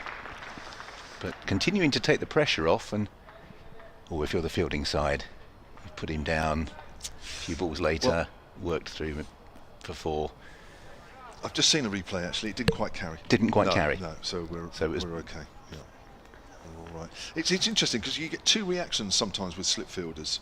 That there's one that goes down, but there's another one where it bounces in front of you and sort of jumps up at you a little bit. So you sort of react and go, oh, blimey, like that, and you stand there. It looks like you may have just dropped it. Yeah, maybe he's just bringing his hands because it carried on the half volley, but again, well in behind, knocks it through to mid-wicket, and no run to end the over. Jack White 9 off his 2 overs so far, 18 for no wicket. Fletcher Middleton on 12, Mark Stoneman on 2. And the balance of those were 4 leg byes in the previous over. And plenty of ways you can pick up this game, and all the games throughout the season, but specifically Hampshire matches. We are on the BBC Sport website and app. Most smart speakers. Yeah, I just need to say, ask BBC Sounds to play, for instance, to play Hampshire versus Yorkshire Day 3, and also on the Hampshire Cricket website, live picture feed with our commentary, and that's going back to the Yorkshire Cricket website as well. Often in my car, thankfully, accompanying me on the Good. long journeys. It was very pleasant to drive back from Aintree yesterday and hear commentary from up and down the country from various places. So Ben Code starting his 3rd over, coming in from the Hilton end. Bowls to Mark Stoneman, who is solidly in behind. That shot exactly typifies what you said. Stonewall Stoneman. Yes. Right behind the ball, head over the ball and just knocked back up the pitch. Yeah, you like to see that, don't you? Nice tight defence. So you're just going back. So I always marvel at racing commentators like yourself that just pick out the horses so quickly and go through the field, and I think, how on earth have you identified that so quickly? I suppose you do get used to it, don't you? So as Ben Code comes in again, for me it's sort of cram and forget, really. That's probably the difference from the tempo of cricket, if you like, in terms of, we stand around for long periods of time without very much to do, and then all of a sudden at Ascot, for example, there's a mad 5 furlong sprint for a minute. But you sort of just cram them into your head and then just forget them. But a lot of the horses, a bit like the idiosyncrasies of identifying players, for example. These days now we've got numbers, which of course wasn't the case when I was following cricket. So when you were scoring as a kid, you used to, there weren't so many helmets. That did help actually, the caps. As once again Ben Code comes in and completely in control of that. Reaction from the fielder suggested that maybe slightly fortunate that didn't go towards the fielder in the air, but it didn't. So yes, it's there's, you're lucky the higher level you get, the better you know a lot of the horses anyway. Just very lucky the same way I'm sure you feel the same for commentating on your sport. It's you're just saying what you're probably thinking if you're sitting in the crowd, really. And the great benefit for us is we get the undeniable privilege of providing the soundtrack as Ben Code comes in again. Bowls and just angling in. Again, in control of the shot, but I think Yorkshire just trying to ramp up the pressure slightly as much as they possibly can when you're 18 for no wicket after 4.4 overs chasing 140, but there's a lot more energy out in the middle. New role, of course, for Johnny Bairstow, who likes his racing. He does like his racing. So I heard, yes. Yeah, and new captaincy role for him, emulating his dad. Not a role I think he's had that often prior to being made county captain. As Ben Coate comes in again, 5th ball of the over. Ooh, and just jags away. A little bit of movement. Played down the wrong line slightly, but made it to move away as well. Yeah, there's just enough there, isn't there? A little bit of a nibble. Indebted to Jonathan for pointing out they were using the light roller between innings, so trying to maintain, rather than flatten anything out, just if there are any movement that developed during the course of the innings, that they might be able to exploit it. And that's the first indication that there might have been some help, really. So Ben Coate, last ball of his 3rd over, 18 for no wicket, and again solidly in behind that. So maiden over for Ben Coate, who's now bowled 3 overs, 1 maiden, none for 5, and after 5 overs, chasing 148, Hampshire 18 without loss. Yeah, make sure you keep it tight as well as trying to take those wickets. You don't want a little spell of 2 or 3 overs where there's a bit of momentum in the run chase and then it goes a little bit quiet out there in the middle. Still time for Yorkshire to take enough wickets, but they'll need a little bit of luck at the same time, maybe a little bit of help with 1 or 2 iffy shots, and we've seen that throughout the game. Mind you, there's too many games where you don't see that, but I think both sides can point to probably 3 or 4 dismissals in each innings, certainly a couple of dismissals early on in the game. They could tighten up a little bit more. We've had a couple of run-outs. That's not always good, is it? So we've taken out the gully and we've put in 2 short mid-wickets.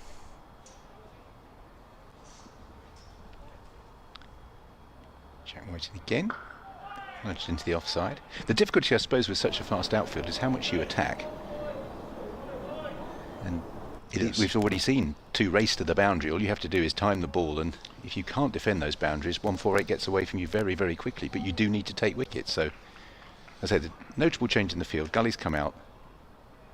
And what would you describe those 2 as? Short mid-wicket and silly mid-on? Not really quite silly, is he? Almost 2 short mid-wickets. Yeah, it is really, isn't it? So clearly, analyst has done his work, do you think? Yeah, well, I think what it is, it's more for batter just sort of falls over the shot a little bit, so the head's not over the ball. So as you play it through the leg side, the ball's you're not in complete control. Just outside off stump. So yes, as the bowler, So you just want to straighten your line up because you haven't got the defensive. You're just trying to get. Yeah, I think what you're looking for, you're looking. What you're saying is that you think the player's perhaps getting his head just outside the line of the ball a little bit. So rather than playing through the onside, even with the head over the ball, which you can do as long as you open the front of your body out and you play through, say, mid-on. I think they probably feel that Fletcher Middleton is playing with his head just this side of the ball, so the bat is just coming slightly across a little bit. So actually he's not in complete control. So the ball might only be a foot or 2 off the ground when he plays a forceful shot, but with the 2 men there, they're close enough to take advantage of that.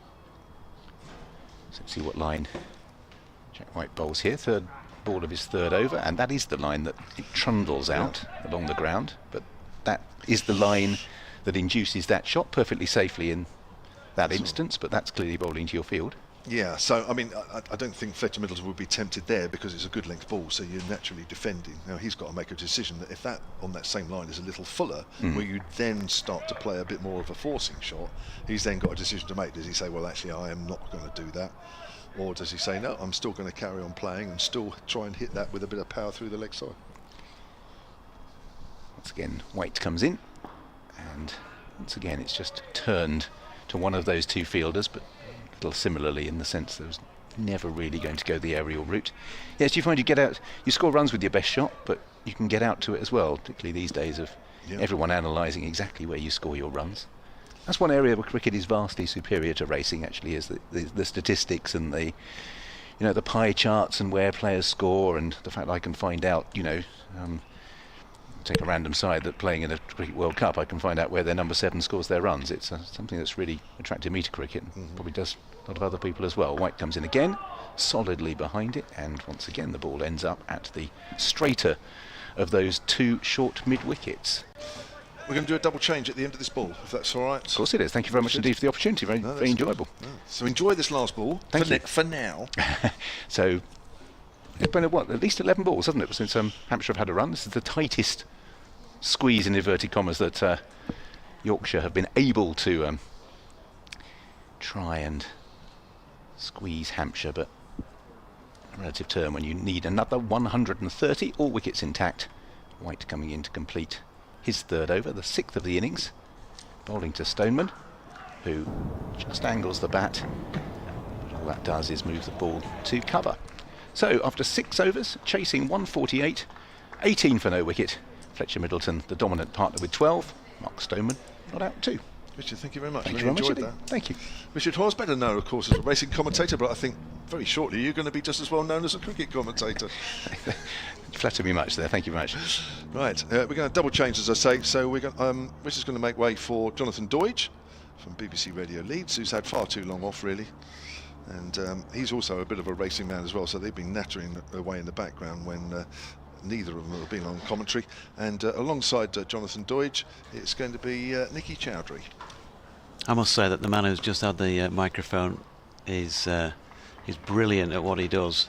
And I have told him this before, but I wouldn't embarrass him by saying it while he was on air, but his call of the 2008 Gold Cup Denman's victory over Courtauld Star will forever be one of my all-time favourite moments in racing, as Ben Code from the hotel end bowls to Stoneman, who turns that one off his pad down to fine leg by. Yeah, quality. And if you haven't ever heard that, then even if you don't know the horses, just go and have a listen to how he went through that race and built up to crescendo, the biggest race of the lot, the Gold Cup. Fantastic. 19 without loss here, and Yorkshire's lead, 147 when Hampshire walked out to bat, has been whittled away at 129. Still does not feel enough, and of course they've not made an early breakthrough. A few of the spectators down on the concourse the early part of the afternoon when Yorkshire was still batting were saying, oh, if they get him 30 for 3, you never know. At the moment that's not looking to be the case, as Middleton plays one out into the offside and Will Luxton in there in the covers does the fielding.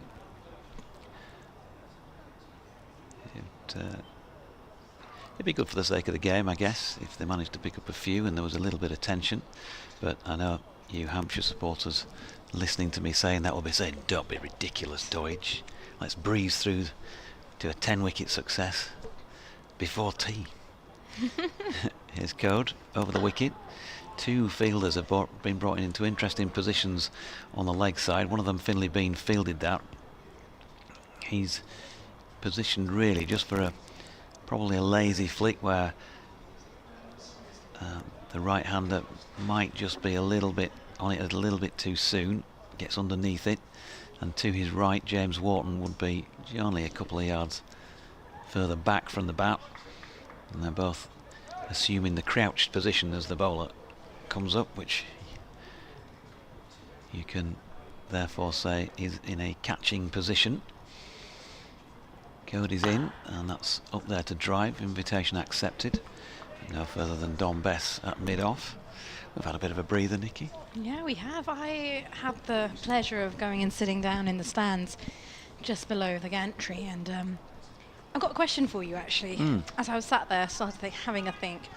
Is 17 degrees, which it is outside, considered pretty warm up in Yorkshire? Is that something that would encourage you to, I don't know, get into your sunbathing spirits? Here comes Code. Ooh, now then, just a little bit of nip maybe, but Fletcher Middleton got across and covered it. Because it's safe to say there's a decent amount of Yorkshire fans and spectators down in the stands who've decided this is a perfect opportunity to undertake some sunbathing and work on their tan. And Yeah. for me, I've got my jacket on and it's 16, 17 degrees outside, but clearly it's like Costa del Southampton down there. Yeah, there certainly are. Well, I think there's a bit of slip, slap, slop on, a bit of sun cream.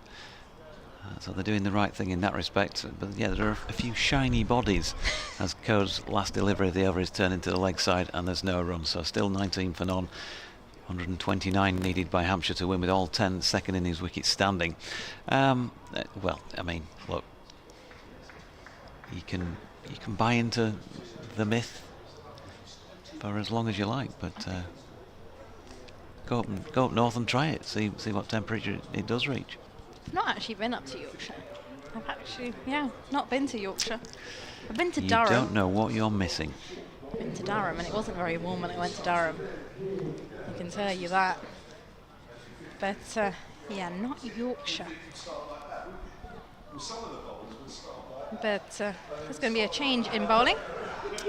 From the pavilion end, George Hill has ball in hand. And he's going to be coming into the attack against Stoneman, who's on 2. Hampshire need 129 runs to win. 2 slips in place for the left-hander. Deep backward point, extra cover mid-off, mid-on, short mid-wicket catching. Square leg who's in front of the umpire as this one is played off the front foot by Stoneman, defended. And it's going to be a dot ball, and we've got a deep backward square leg as well. George, well, I think he showed in the first innings what a quality bowler he is, and he can have really red hot spells. There was one at Leicester the back end of last season, for example, one at Old Trafford a few years ago against Lancs, where he can rip through several wickets, and they'll be hoping they can touch on that bit of gold here. Well, he's in now, right arm round the wicket to Stoneman, who's forward and just pushes this into the offside. Will manage to come back for a couple of runs. Good timing just to find the gap between both fielders in the offside. Score moves on to 21 for no loss. And yeah, you're right, George Hill picked up 3 wickets in Hampshire's first innings. Bowled 18.2 overs with 7 maidens and 3 for 36. I'm pretty sure Yorkshire will hope that he can ruffle some feathers here now as well. Hopefully build up on some of that tension as he's in now again, and Stoneman's forward and defends as he almost looks to set off, but shouts no rather affirmatively. 21 for no loss. Stoneman on 4, Middleton on 12.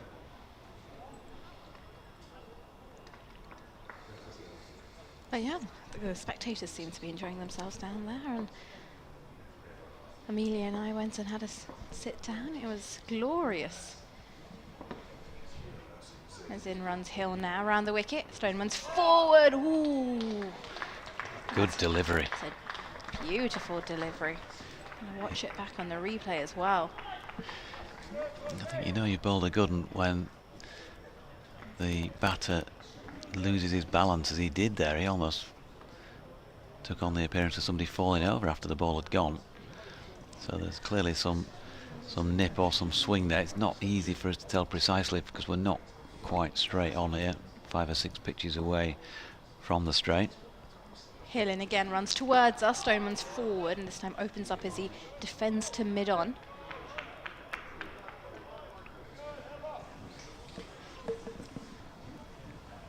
But yeah, it's a good day, and I was discussing with Amelia actually, being like, the job of a cricket spectator, I see the vision, and I really enjoyed it.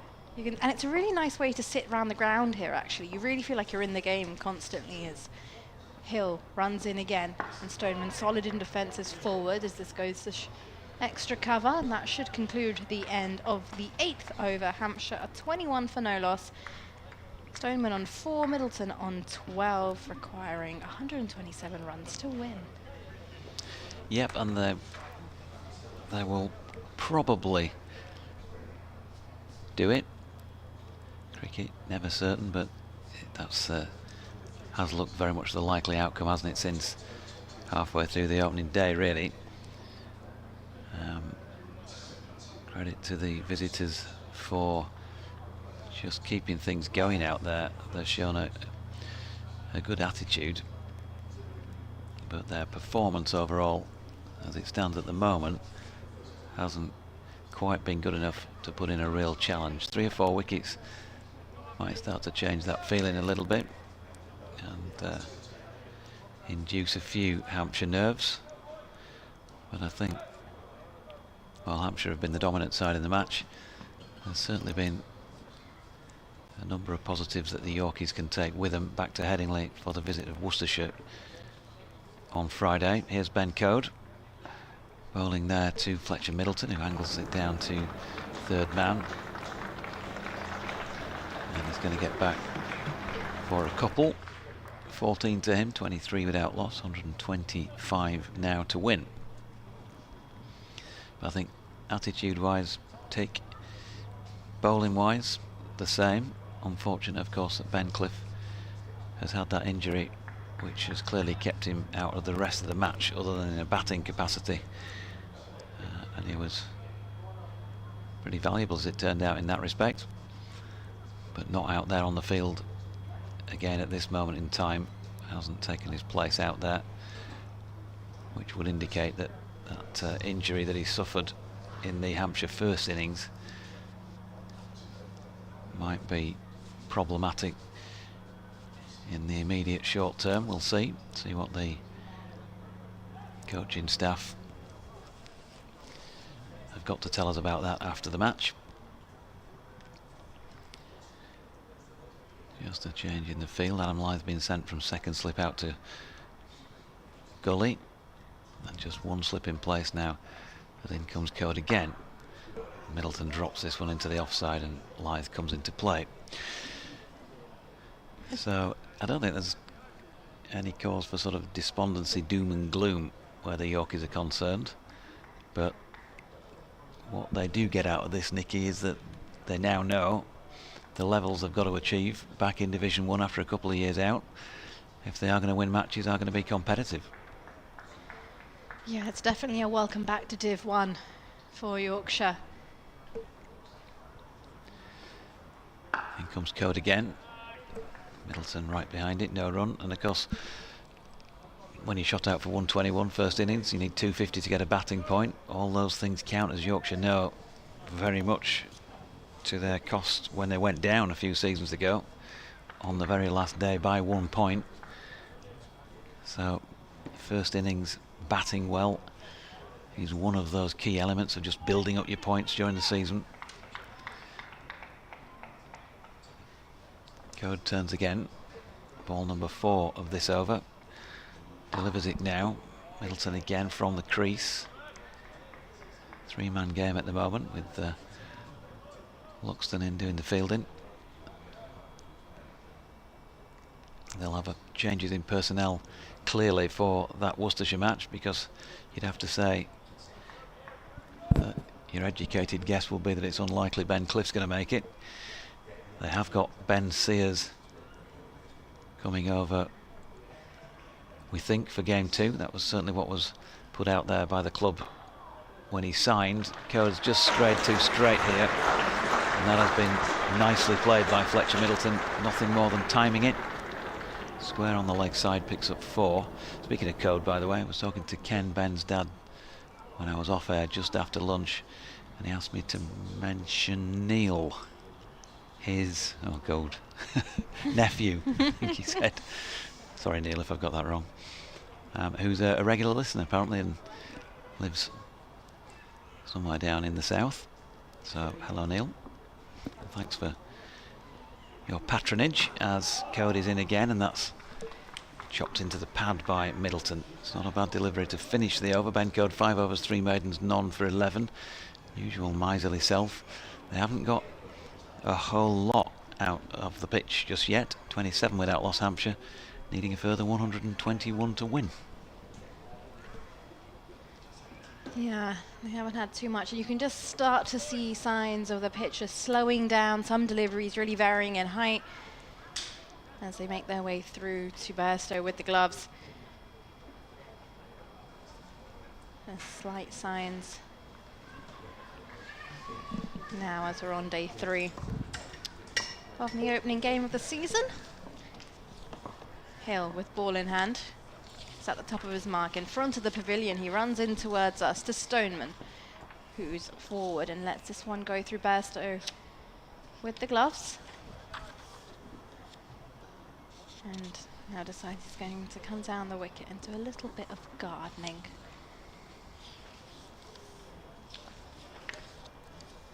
Stoneman makes his way back to the top of his mark, and mid-off has just been pushed out slightly wider now. Slightly wider. As Hill is ready to go again. As he runs in, passes the umpire, and Stoneman is forward, and this time plays it to mid-on.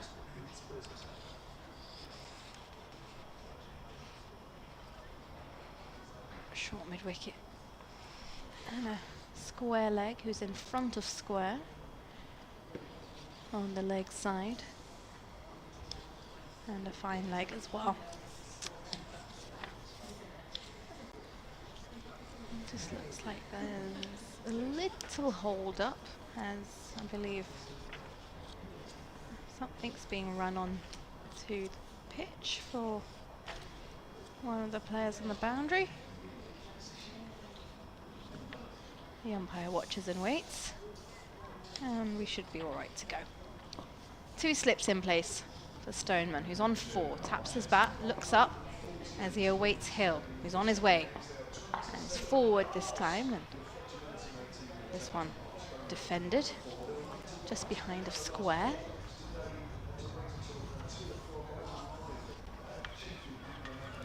Seagulls are back. They're looking for their lunch leftovers. Another brilliant lunch here though today, wasn't it? Had a good lunch. Was. Fish cakes. Oh, you went for the fish cakes, did you? Bit of a sting in the tail, I think they had. Hill in now. Stoneman flicks this off his hips. Oh no, it's been dropped! The field was set up to play. And square leg has put that one down. He's hit that uppishly. And it's in the hands and out. James Wharton.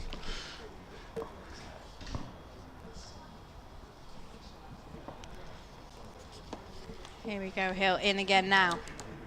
And Stoneman forward. This time keeps the ball along the ground as he defends back to Hill. Oh, the field is really set up for him on the leg side. He's just been put down with that opportunity.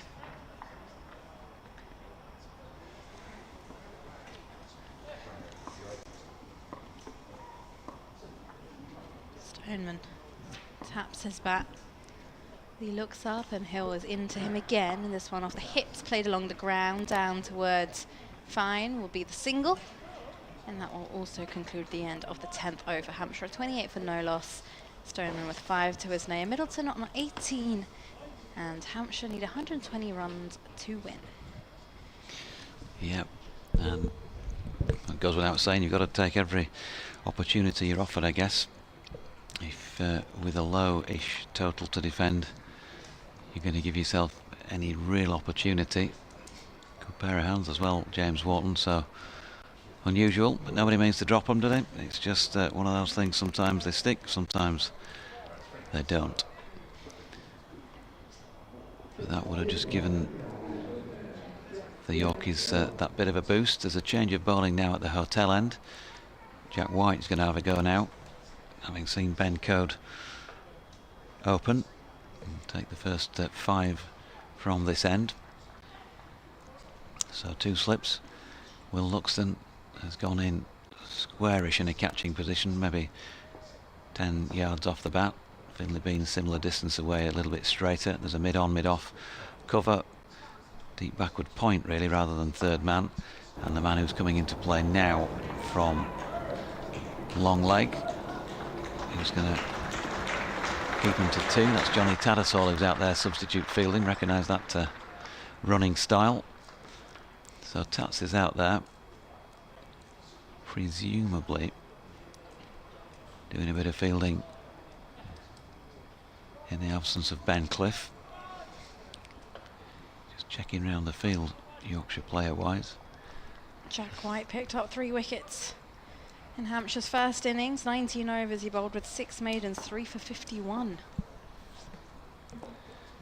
Comes bounding in again, round the wicket. Stoneman right behind it. It looks as though everybody else is out there, the other Yorkshire 10 named on the team sheet, so just the one substitute at the moment. David Milan is definitely out there. He's just taking the ball on its way back to the bowler. He's at mid-off to the left-hander.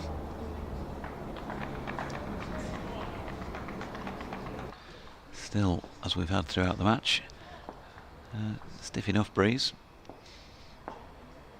Might be a degree or two cooler this afternoon than it has been on the first 2 days, because the top is still on here, and I think that the heat forced me to take it off by this point on the previous 2 days, as White's latest delivery was punched up to Milan at mid-off, no run. Yeah, it's not made its way through just yet, but Kev James has got everything prepared and has started covering up all the technological equipment so it doesn't overheat. Not long till it peeks through. We've still got a fleece on as well. Here comes White in once again. Another solid defensive push from Stoneman, who's now faced 33 deliveries for his 7. 118 more to win for Hampshire, and they've got 48.2 overs as a minimum remaining today in which to knock them off, and you feel that will be comfortably enough time-wise, and we won't be getting a day 4.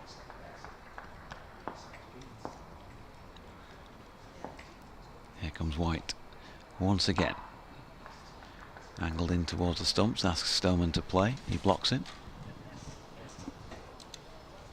I think we'll look like we're having a change in the box, and I think I'm going to be ousted come the end of the over. Still just this one ball remaining. Kev James has handed me the cards. The red one particularly. So White turns at the end of his run. Can he make something happen? Well, a little bit edgy from Mark Stoneman, but he was in enough control of it to run it down to third. They're going to come back for a second, and third man Jordan Thompson's down at third man, so they got back for 2. So there are 2 substitute fielders on there for Yorkshire at this moment in time. Thank you, JD. Kevin James back, and Nikki Chowdhury will be alongside me. We haven't done too much together so far today, Nikki. I think you're avoiding me. Well, I didn't write the rota, did I? I think it might be the other way around, Kev. It's because you didn't bring those cookies in, that's what it was. Oh, I knew it was going to be. I'm still seething. I knew that was going to cause issues. I just ran out of butter. Did you? Is that what it was? Yes, and then by the time I realised there was no butter in the house, it was a bit too late. So far so good for Hampshire. 32 of the 148 have been crossed off. And no wickets have gone just yet. Here's Hill. And this one's off the front foot by Middleton. Gets a little bit of an outer edge and runs down towards third. Has enough on it. Just a bit more pace from Hill. Finds the boundary. Middleton moves on to 22. Hampshire on 36 and 112 required to win now. Those are the sort of shots that the ball goes down towards third, where it's quite annoying, isn't it? As a fielding side, where you know that time's beginning to run out, when you see the ball running down towards third off a thickish outside edge, you think, oh, is this our day? 2 slips in place now, and this one stays low. And Middleton does a good job of watching that one. Defended, no run. That's just what I'm talking about now. Between this ball and the previous delivery, you can just see signs of the pitch just starting to slow down a little bit. Not every ball is carrying through at the same height. Some, as soon as they hit the deck, just decide to stay slightly lower and The batter has to just make that conscious effort to ride with it. As this one's driven through the offside. That's over pitched from Hill. That's going to go all the way down towards the boundary. That is a beautiful drive. Yeah, Middleton's shot of the innings so far there. Glorious shot. Wasn't even quite a half volley. It was well up, but just watching that again, if you're on the picture feed, what a lovely flow at the bat through the line of the ball. They really leant into it and stayed low. 108 needed. 40 on the board. As Middleton taps his bat and awaits Hill, who's in now. And ooh, this is a nice delivery. That's just squared him up a little bit as it goes through to Bairstow. That's a good comeback. That's a very good comeback. Well, Yorkshire need to bowl as tight as they did in the first innings for long periods. But, I don't know, every single run just feels as though it's just a modicum of pressure taken off. Slipping out their hands slowly. 2 boundaries hit in this over already. Hill runs in towards us now, sunbeaming down on the ground. Back of a length, which is defended off the back foot by Middleton. Goes into the leg side, and it's fielded by a short mid-wicket. Required run rate is 0.8. Current run rate is at 3.4. That's 0.8 between now and tomorrow night. That's wow. Scoreboard does make me chuckle. Yeah, I wouldn't really want to be sticking around to see what 0.8 looks like for a day and a quarter. Hill in now to Stoneman, who's forward and covers the line with his back foot, defends, goes to extra cover, and that will be the end of the 12th over. Hampshire a 40 for no loss. They need 108 runs to win. You don't fancy it? Don't fancy watching 0.8 runs? Do you know what, Nikki? I really don't. I don't know about you. I suspect you don't either, really, do you? Even if someone brought cookies. Well, knowing how good your cookies are, that might go some of the way to persuading me. But they'd have to be almighty cookies, and yours were very good. But it's not good enough to. No, you'd have to somehow find something even better. Michael in Hove has emailed sunandcricket@gmail.com. Was listening to Richard on commentary. He said he's as brilliant at cricket commentary as he is calling the horses. How nice is that? His White has just jumped a little bit off a length there, and you just see those little patches, which we've seen, especially bowling at this end, where there's just a little bit there, isn't there? The ball just sort of kicks off the surface a fraction. That one did. Stoneham's just gone down to pat the wicket where the ball pitched. But remember, this wicket has had 3 days of hot sun baking it. There's been periods where we've seen puffs of dust, haven't we, sort of taken out of the pitch when the ball's landed. White around the wicket, bowls to Stoneman. Oh, he's wrapped him on the pad. Shout for an LBW. Not out, says the umpire. May have been a fraction high. Just watching this again on the replay.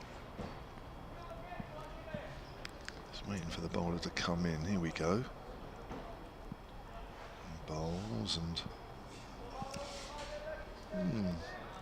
maybe a little high. A little high. Yeah. It's a good delivery. It's just showing how there's a little bit there coming round the wicket for Jack White. Just trying to think, in the first innings, did Jack White get Stoneham out then? No, it was George Hill that bowled him, but that was round the wicket. Here's White, bowls, and oh, that has jumped, and that's wrapped him on the gloves. Oh, that would be painful. Stoneham's just walking away, trying to gather himself. That's hit him on the bottom hand.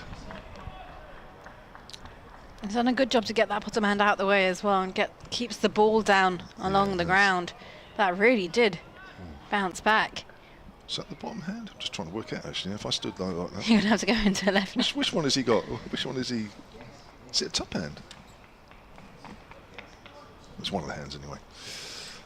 But yeah, that was a nasty little delivery, that one. Here's White again, but you're looking to hit that same spot. Wraps some on the high on the pad. That's just bounced and nipped back a fraction. Definitely feels as though it's a worn part of the wicket, that. Yeah, of it's a course, bit- the right arm over bowlers have been bowling. It's a little bit unpredictable, and yeah, he's had those last 2 deliveries land in those footholds from the right-handers coming through at the other end. Just those slightly darker patches. Yeah, he's just shaking his left hand. That is a bottom hand. Yeah, it's where the bowlers sort of run down. They don't run down the wicket, of course. They come off the wicket. But for a left-hander with a right arm round the wicket bowler, it brings some of those footholds into play. That's exactly where White will want to be pitching those. And someone has got in the way of the bowler's arm. Somebody's moving. Someone's moving. Normally there's a steward up this end directing things. I don't know if it's somebody on the bottom rung of the hotel in the balcony moving around. Maybe it's just Yorkshire supporter in one of those rooms at the bottom trying to put Snowman off. So 44 without loss, 104 needed. We've got 14 overs after this until tea, and then of course a full complement of 32 overs after. So there's a good chance we'll get things done and dusted today, even if they have to claim a little bit of extra time. Gets turned around there, leading edge, left to hurry here. Fletcher Middleton, he's home. Oh, I thought halfway down Fletcher Middleton might struggle, but actually in the end he was slowing down himself, so he realised he was comfortably home. Single to, not quite to the end of the over, off the penultimate ball, 45 without loss. Got another email here from Stephen Clark, which I'll get to at the end of this over. But he says, Cherry and I are back, Kev. Oh yes, they've been on a romantic break. You remember on Saturday, a couple of emails early on, Steve normally sits up around the Shane Warne stand, and him and Cherry went for a romantic break because they've been married for about 180 years or something. Dropped! Oh, he's dropped, first slip. And that was as simple as you like. Straightforward edge, Fletcher Middleton coming forward, and it's gone in about stomach height, and it's come out again. That's the second drop. Middleton was dropped at square leg a few overs ago, and here's another one put down. Yorkshire bowling as tight as they have, these opportunities when they've definitely not been taken. Well, that's regulation. I'm afraid you... There's nothing wrong with it as well. It was a good height if you're at first slip, and it should have been taken. yeah. 45 for no loss. Well, he says Sherry and I are back. If you look carefully, you'll spot us both in our usual place with Neil and Chris. Yeah, up towards... Where do I look? just to the right of Hampshire dressing room, somewhere I think is where they are.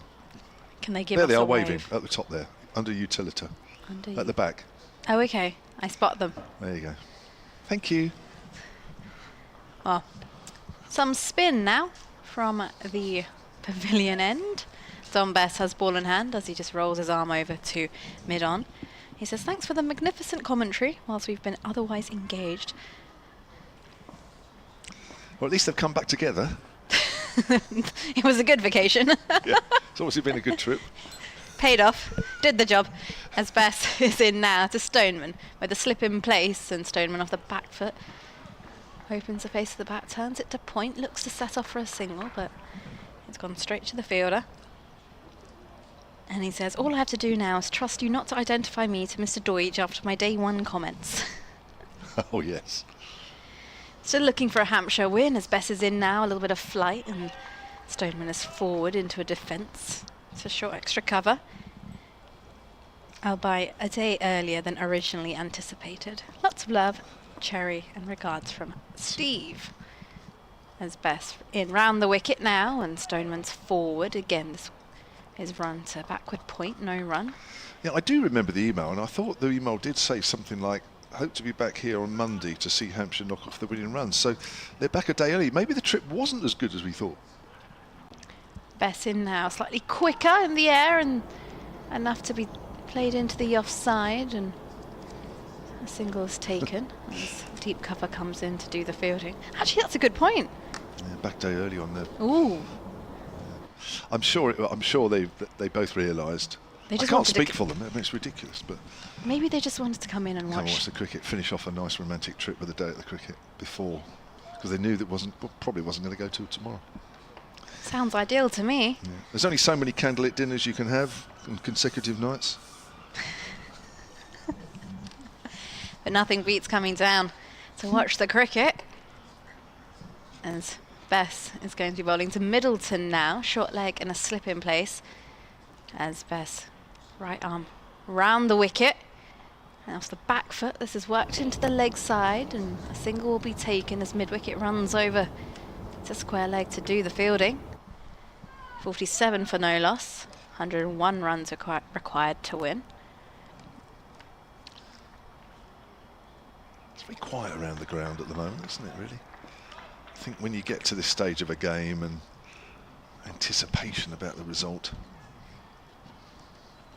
Bess into Stoneman now, and he's been bowled. He looks to hoik it across the line, and he's missed that one completely. And the bails have gone, and Yorkshire get a breakthrough. Just wonder if this has come off the pad, Nikki. Let's have a look again. Here's the replay. Has it just gone straight through? I think it's gone straight through him. His No, I back don't kind of closes as it comes down. Not really sure what the need for that sort of shot was at this point, when these two could have really seen things home, cruising through. But unfortunately, it's not to be. And Hampshire lose their first, 47 for 1. Yes, every wicket seems very important, even though it's a decent start. They put on 70 for the first wickets in the first innings, 47 here, although, of course, might have been a few more if the Yorkshire catching had been a little better. Chris Hyde has emailed as well, sunandcricket@gmail.com. He says, great to have you all back and very much looking forward to your company for the whole season. Can you give me an update on Ali Orr? He was brought in with much fanfare as a bright young talent to strengthen the top three, but Mark Stoneman's arrival isn't much of an endorsement of him. Well, first of all, it was quite interesting because when Stoneman was signed, I was thinking, well, he's an opening batter and has opened all his life. Is he being brought in to open the batting, or has he been brought in to sort of fill the James Vince role in the middle order, or maybe even bat three or what have you, although Gubbins is a nailed on three. And I remember interviewing him a couple of weeks before the start of the season, and he just said, oh, I'm opening. So I thought that's interesting because Fletcher Middleton's the regular opener, so if it's going to be him and Fletcher Middleton, then there'll be no Ali Orr. So it looks like Ali Orr is the one that's made way. I'm not sure. I'd be happy to be proved wrong, but I'm not sure if Ali Orr scored that many pre-season, to be honest. I'm not sure he's had, spent much time at the crease, so it might be that a bit of experience at the top of the order. Although I'm not sure that shot proved that, but I think a bit of experience opening, which Hampshire, we were discussing this a little bit yesterday, but Hampshire haven't had a lot of experience with the opening batters over the last several seasons. So I'm just wondering if that is very much well, it is. It's a plan. I think I actually saw Ali Orr walk around the ground at lunch when we were coming back over after having lunch. I think I saw him taking a stroll around the ground. Yeah, he's around. Right, Jack White to start a new over with Bess having picked up that wicket with the last ball of the previous over. Right arm over and he bowls, and Middleton whips that away down towards backward of square leg. Moves on to 28, 48 for 1. Nick Gubbins is the new batter for Hampshire.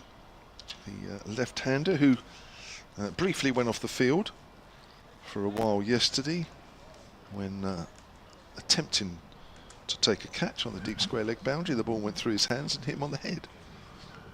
Went off for a I saw that. concussion, yeah. We all thought he'd taken it initially, and then the next thing we knew, he was just standing there and the ball was somewhere behind him, having gone over the rope for 6.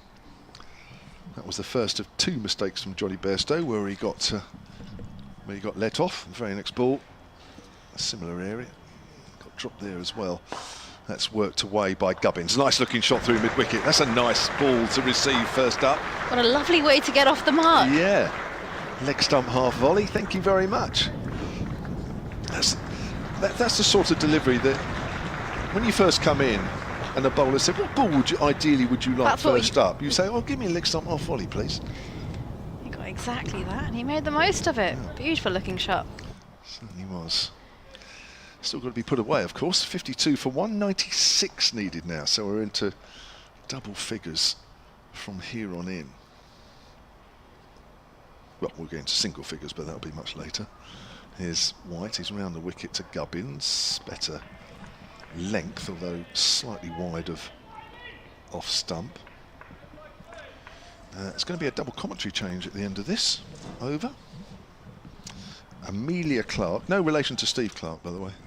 No, she's emphatically nodding her head there. End of the over, Nikki. Can't get off that quick. We still need to hear a bit more of you before the end. All right, you're not going to rota me off now because I didn't bring any cookies. Here comes White, round the wicket again. Bowls to Gubbins, leaves that alone. I just warned the listeners, actually. If you don't hear me back again, you know why. I don't think it'll be down to the cookies or your commentary ability, Nikki, that will decide that, to be honest. No, we had loads of emails, didn't we, on the first day, saying welcome back, nice to hear you again. Yeah, we had quite a few. We've had some nice emails about Amelia and her first commentary stint, and we're going to hear from her again in a moment. Lots to have lots of different little voices. Little voice, that's the wrong word. Lots of different voices. Little voices, what am I saying? I need to get off. As Gubbins gets a thickish outside edge, the ball bounces away behind point. He's thinking about two, wisely decides against it. Throw. I just wonder why I haven't got myself into more trouble over the years, to be honest. Because there's always these little slips of the tongue. 53 for 1. Oh dear. It's been a long 3 days. A slip and a gully in place for the right-handed Middleton. He's on 28. Yep, need him to keep going. Need Gummins to keep going, just to make sure there's not too much pressure put on the home side. As White comes in again, and Middleton's just working that into the offside. Good length ball. End of the over. End of ours for a little while. Nikki Chowdhury and me, Kevin James, and we're going to be taken off. And we're going to hand over to Jonathan Deutsch, BBC Radio Leeds. He's going to be on with BBC Radio Solent and former cricketer, although she's still too young, Amelia Clark. Yeah. How can you be a former cricketer at your age? I don't know. I think he's being quite generous there. What, former cricketer? Yeah, I think the word So, Don Bess. I would think an unlikely man to have made the breakthrough, but he nonetheless did so to Mark Stoneman, and now he's bowling from the pavilion end to Nick Gubbins. First ball just nudged out into the offside, and there is no run. So Yorkshire have taken the one, but obviously put a couple down. And when you've got few to play with, that's going to hurt you, you think? We'll see. Bess in again. And Gubbins pushes one back down the pitch. That wicket falling. Final ball of the 14th over. 47 on the board. And Stoneman with 11 off 45 deliveries as Bess bowls again to Gubbins. Turned into the leg side. And no run. Yes, Mark Stoneman probably a bit of it miffed at himself. Yeah, absolutely. From behind, he felt like he sort of played all over and round it. Didn't see the front on view. Another dot there, punched into the offside by Gubbins. 2 to come in Bess's second over. Yeah, Hampshire on 53 for 1. Gubbins on 5 for 9, which, seeing how many deliveries he's had, is actually quite a nice score there. If he can keep that up. Here's Bess. around the wicket. Gubbins steps back and cuts square on the offside for Luxton to field. So maiden over from Don Bess. 2 overs, 1 maiden, 1 for 2. And Hampshire, well, they still have the 9 wickets in hand, and at the moment apparently cruising towards a win in the first match of the 2025 campaign. Yeah, I mean, they're only trailing by, they need 95 to win. We've only had a fair few, we've only had 16 overs, so they're looking like, as you say, quite a comfortable cruise to a win. They'll be looking to close it out today. We're going to have White now bowling from the Hilton end towards the pavilion. Takes a very long run up. Right arm over, in he comes. Milton just pops that off, and it's a dot ball. Mike Scott says it looks like a bit of a reality check for Yorkshire. Better it happens early. My question, after seeing all the wickets fall, how far are the dressing rooms from the playing surface at the Rose Bowl? It seems to take 4 or 5 minutes for new batters to arrive at the wicket. They are actually quite far away. They've got a lot of steps to climb here, and I think that's why. I think if you're not ready for a wicket to fall, you can be caught out in the dressing room, and it does take a little while for them to sometimes get back. White again starts his run up to Middleton, and it just goes straight to the wicket-keeper's gloves, and everyone just resets. Middleton takes a little bit of a stride out, changes his gloves, does some practice swings, sort of looks a bit melancholy, I think, in his thoughts. He's just planning what he's going to do next. Ben Nielsen, after our talk about night watchman this morning, I've come up with another term for a night watchman: nighttime batting replacement service. I think these titles are getting longer every time. As White comes in again. Pacey run in. Middleton stands and waits. Clips it just to the offside. You can see the problem with that, as they picked up a single, is nighttime batting replacement service. In the days where, you know, offence can be caused, the replacement word there, you see that? It's going to offend the people who go in to bat at night, as if they're just... As if they're not good enough. Yeah. As if they're not there ready. So we could have the night watch person institute making complaints about that.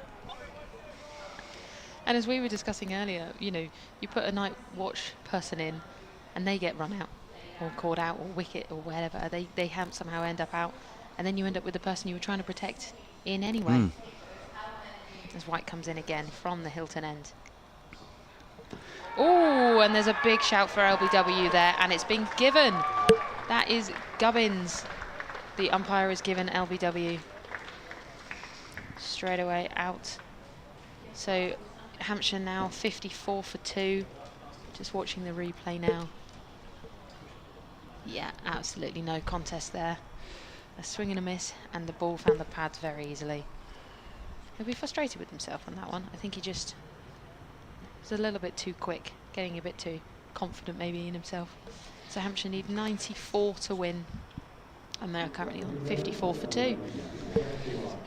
Yeah, a little bit of one back, if you like, for the visitors. It was it was missing leg and knocking middle out, wasn't it? Absolutely.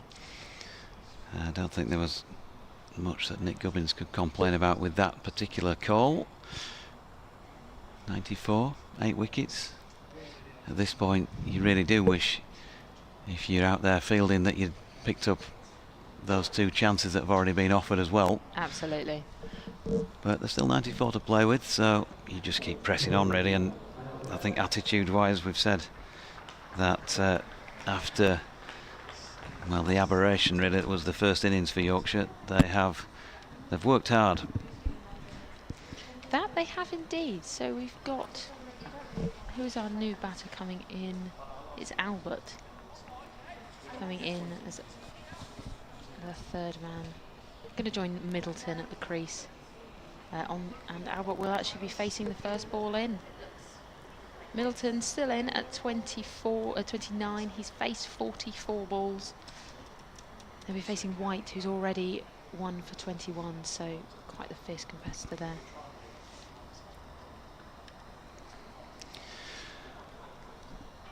Andy has been in touch.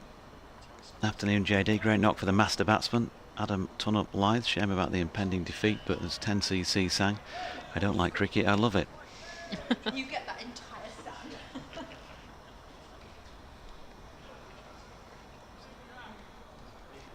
He goes on, Nikki just made me laugh, re her fear of sub-zero temperatures in God's own county.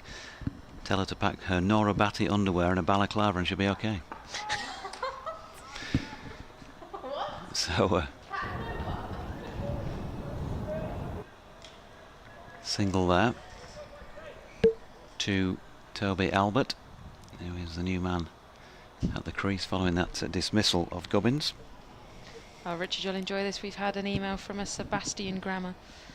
Hello, watching from a sunny Blackpool. Too nervous to follow the Lancashire game, but always happy to witness a Yorkshire loss. Thank you for the wonderful commentary indeed. Well, we'll take that bit.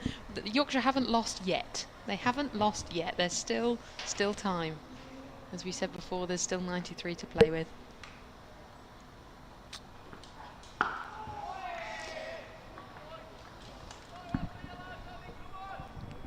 End of the over then from Jack White. Dot. Joshua says night-time batting liaison officer. Yeah, that's getting to feel like modern parlance.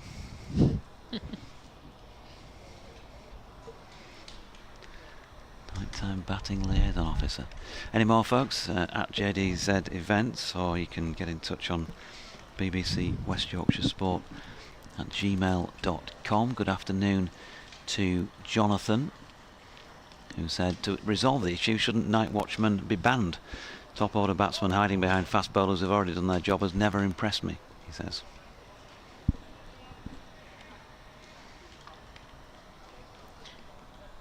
So Toby Albert to face Bess now coming in from the pavilion end.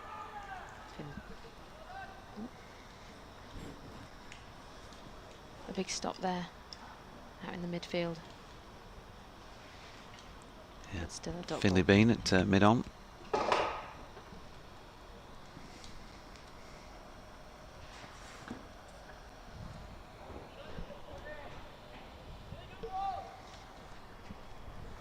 Another dot turning to the leg side.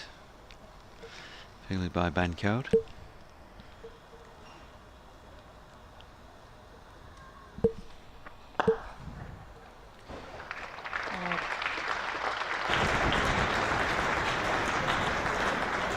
Lovely shot by Toby Albert, just a little bit of width from Don Bess, and he's driven him through long off along the carpet all the way for 4.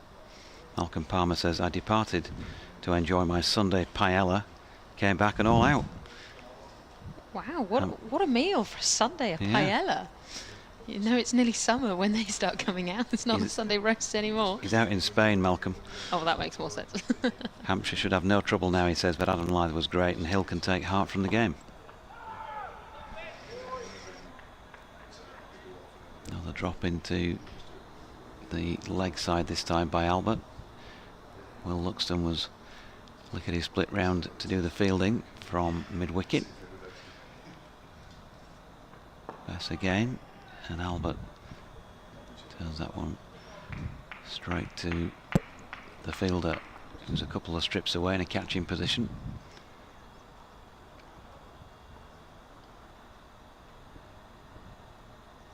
Pass it again. Turn to the same man to complete that over at 59 for 2. 89 needed to win. Yeah, Hampshire on 59 for 2. They require 89. Their current run rate is 3.2 and their required is 0.6, so very much working ahead of the required run rate.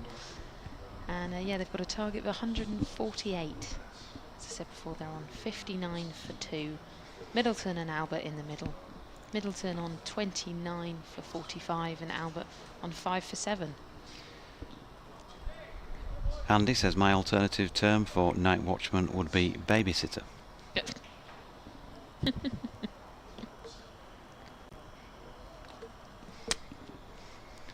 Jack White then at the hotel end. 7 overs, 1 maiden, 1 for 22, and bowling here to the right-handed Fletcher Middleton, who's 29 against his name, drops that into the offside for Don Best to field. No real urgency about things out there, as you might expect, because Hampshire have got vast amounts of time in which to find these 89 runs that they need. 40 overs and 5 balls if needed today,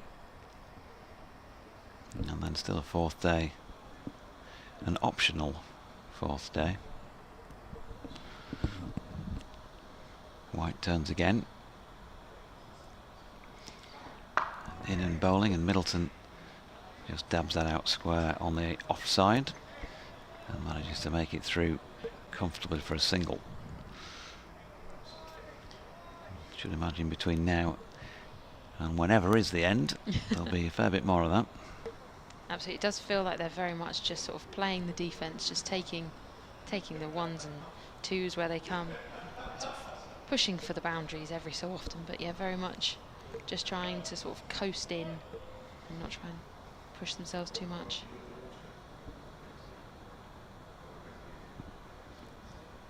Turning again then, Jack White, and leaving our commentary position behind with that sort of rocking style he's got. Good delivery, he's got a nick and he's gone. Johnny Bairstow with the simplest of catches, stepping across to his right.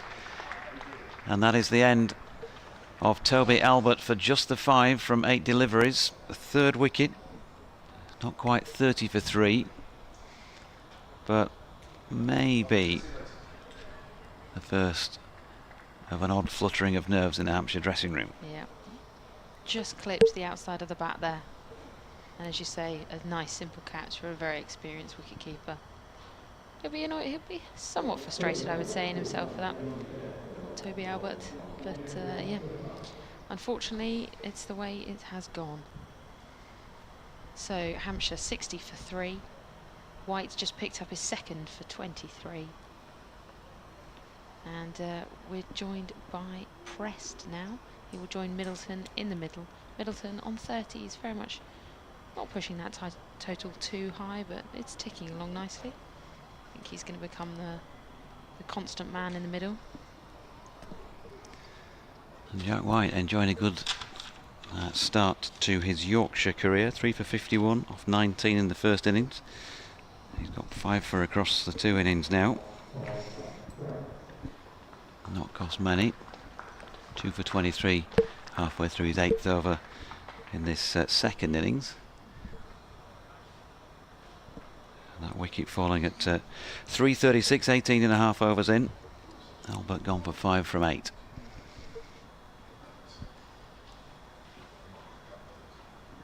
So Tom Prest to join Fletcher Middleton. 88 still required.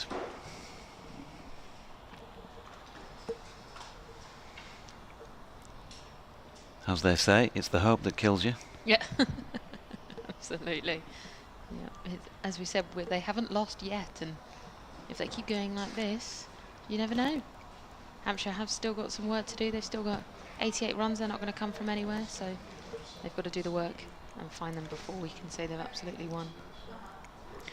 Tom Prest then, right-handed.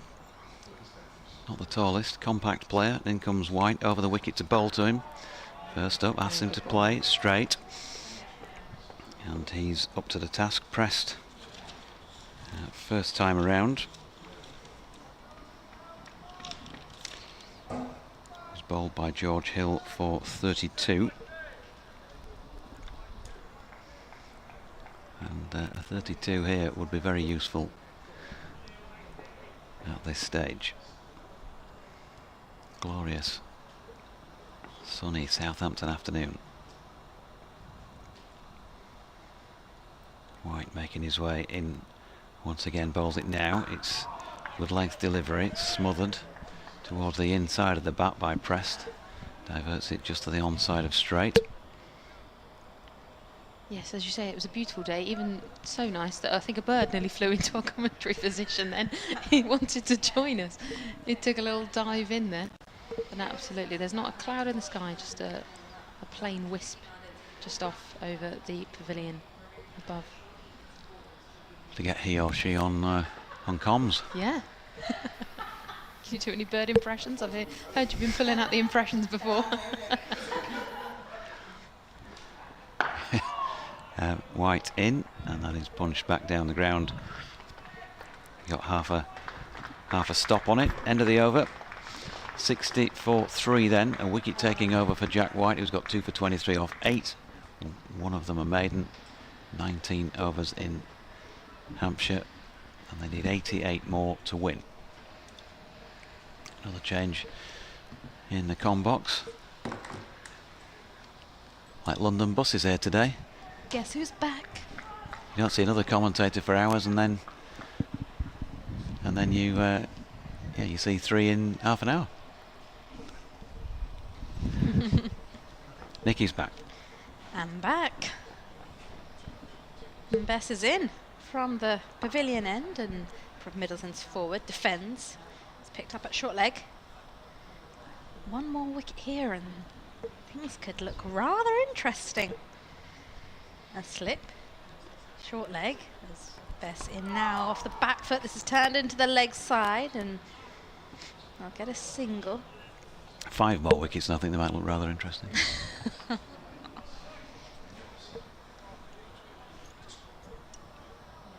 Pressed. Yet to get off the mark on strike.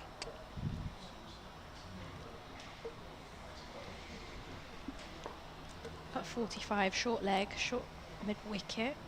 Another short mid wicket as Bess is in now round the wicket, and this one's defended, picked up at short leg again. Deep mid wicket and a mid on. Short mid wicket, one's very straight and the other one slightly wider.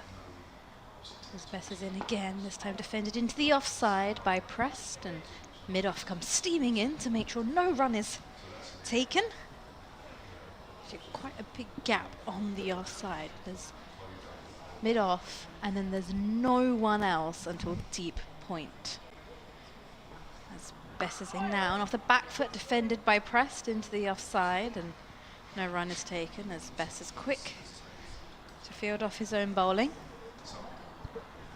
So just given the angle Bess is bowling at, right arm round the wicket to Prest, he's trying to tempt him to go through the offside.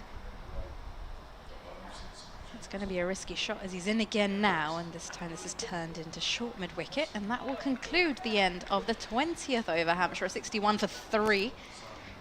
Wickets have tumbled since I was last here, and well, target of 148. Andy M says my alternative term for a night watchman would be babysitter. I think we mentioned that actually. Jack Dubman says night orientated batter. On second thoughts, given the potential abbreviation related commentary hazards, perhaps not. Nick Moxon says night blocker. Peter Keithley, as a wee young naive kid, he says I always thought that a night watchman was somebody who guarded the wicket overnight. I mean, Peter, as a music aficionado yourself from our previous interactions, I thought you might have come up with Duran Duran's Night Runner, maybe. Okay, might be a little bit on the edge of being far-fetched. How far are you willing to go with this? To rain card or not to rain card, says alternative night watchman, bedtime batting consultant. Bedtime, ooh. Here's Jack White. Bowling to Fletcher Middleton. Bit of bat, bit of pad. Turned it square on the leg side and picks up 1. Joshua says, let's not forget there should be 5 down. Some catching practice needed on the free day tomorrow. And Joe says night watchman could be vampire bat. Usually comes in at dusk. Very good.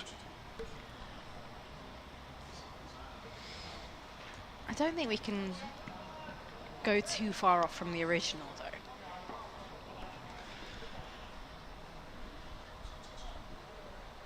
Two slips in the gully. Yeah, Jack White in and bowling now. Ooh. Tom Prest offering the bat at that one.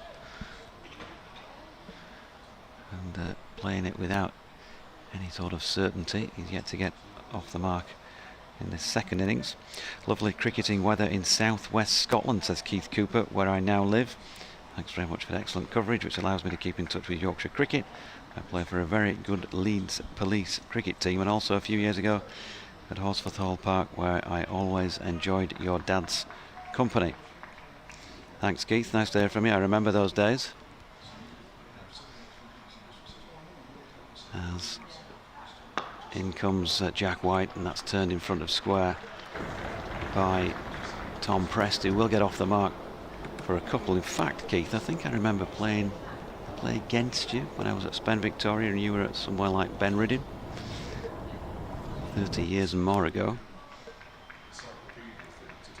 Sadly, we lost Dad last year,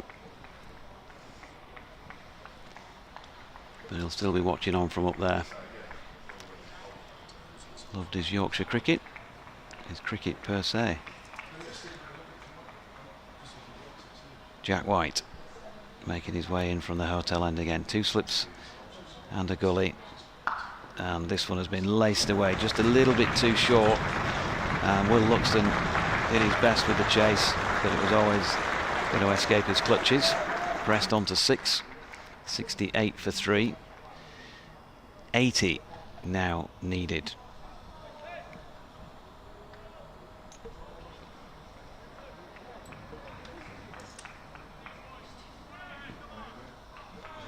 Yeah, a bit too much width there.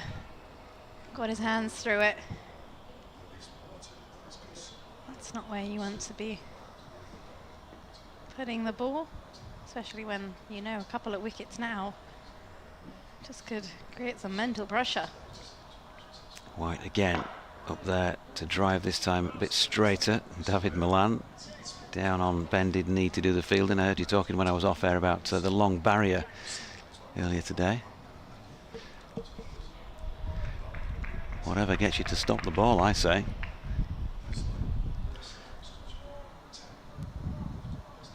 Might not look the most aesthetically pleasing,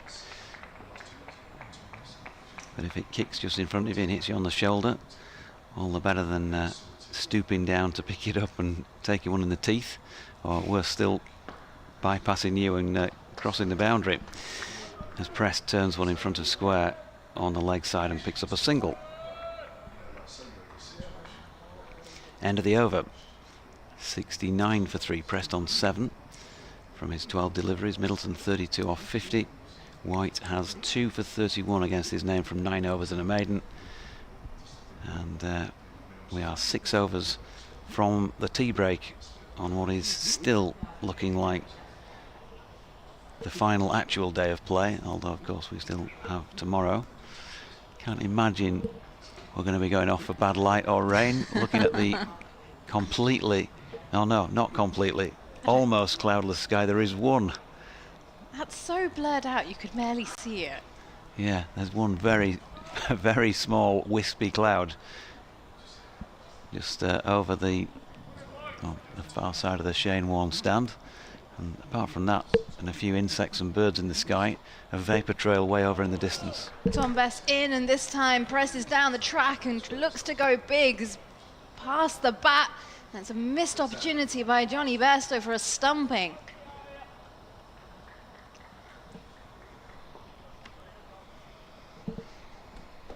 Best in to Prest again. Lofted and forward and pushed to mid-on, no run. Be good to see that again. Doesn't look like we're going to get the opportunity. Slip and short leg still in play.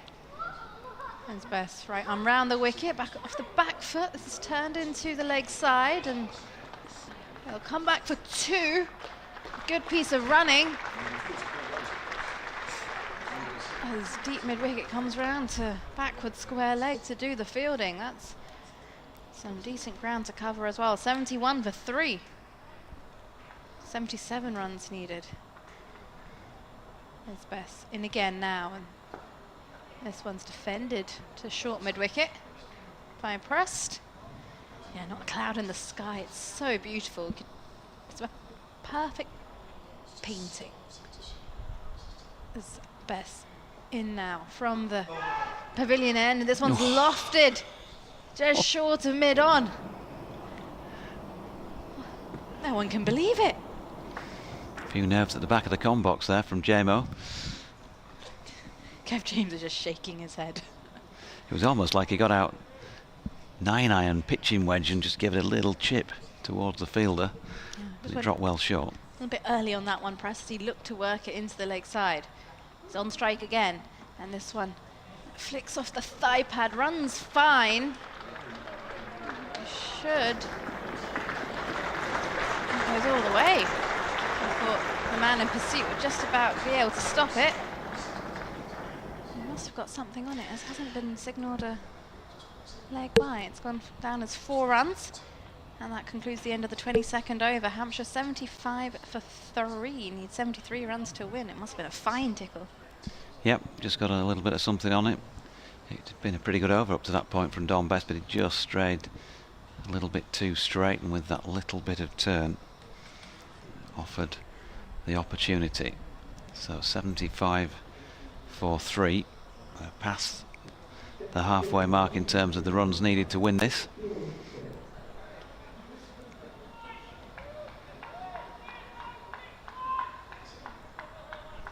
Going to get a change of bowling at this hotel end. George Hill, 3 overs for 11, back into the attack.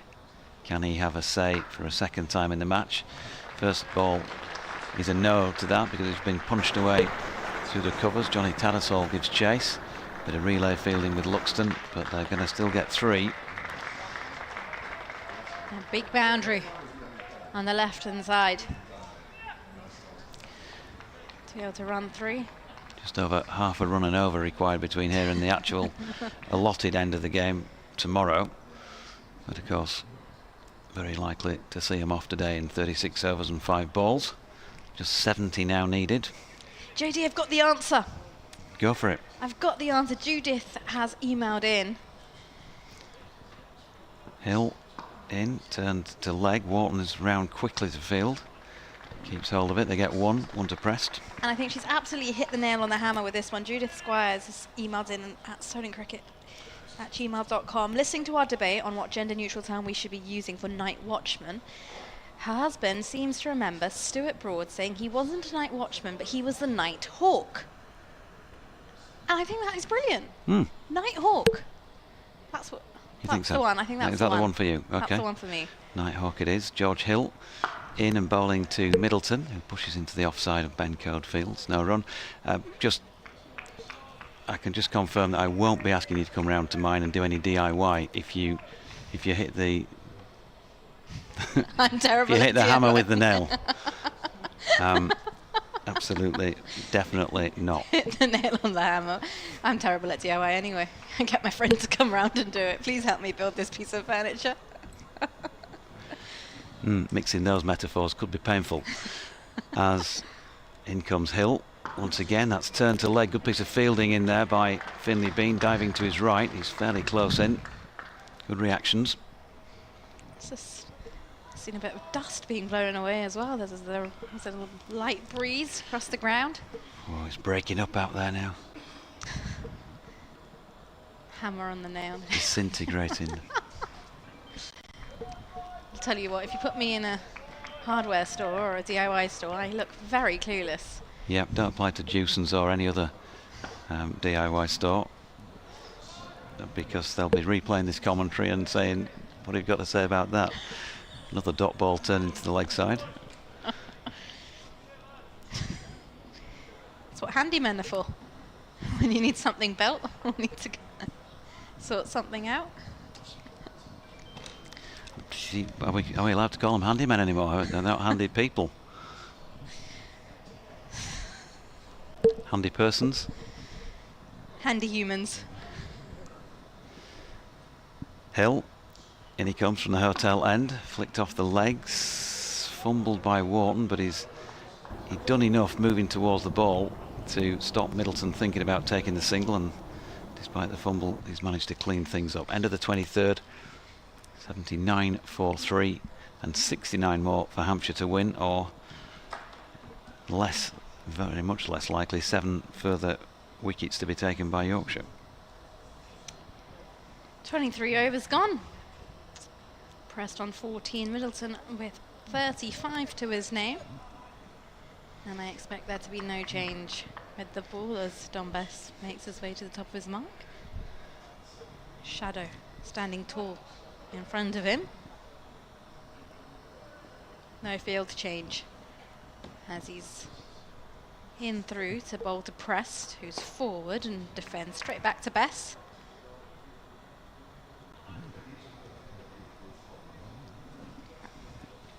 But if you're listening, you can get in touch with us via email or even on X.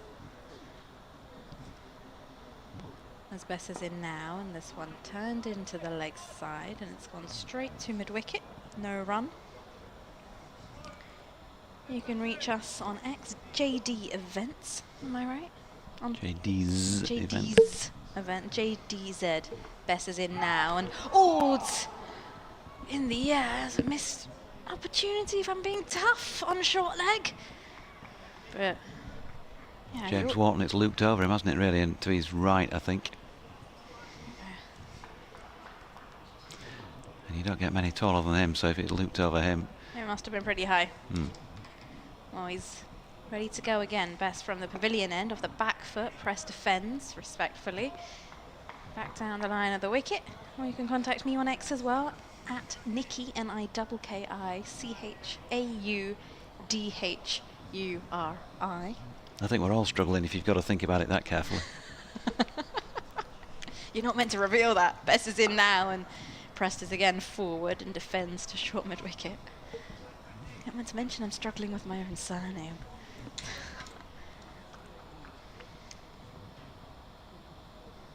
Bess, right arm round the wicket, skips through. Prest is forward, and this one is defended into the leg side. That will conclude the over. It's a maiden over from Dom Bess. He's bowled 6 overs with 2 maidens and 1 for 13 so far.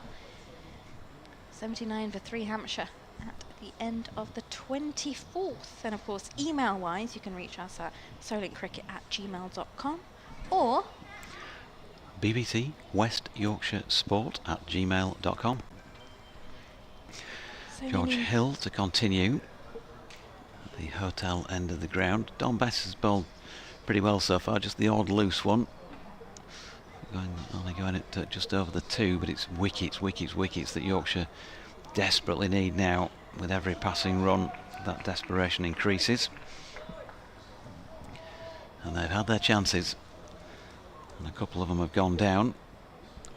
Here's George bowling to Middleton, who punches that one out square on the offside. Luxton Fields. Those who were here this morning remain, I think.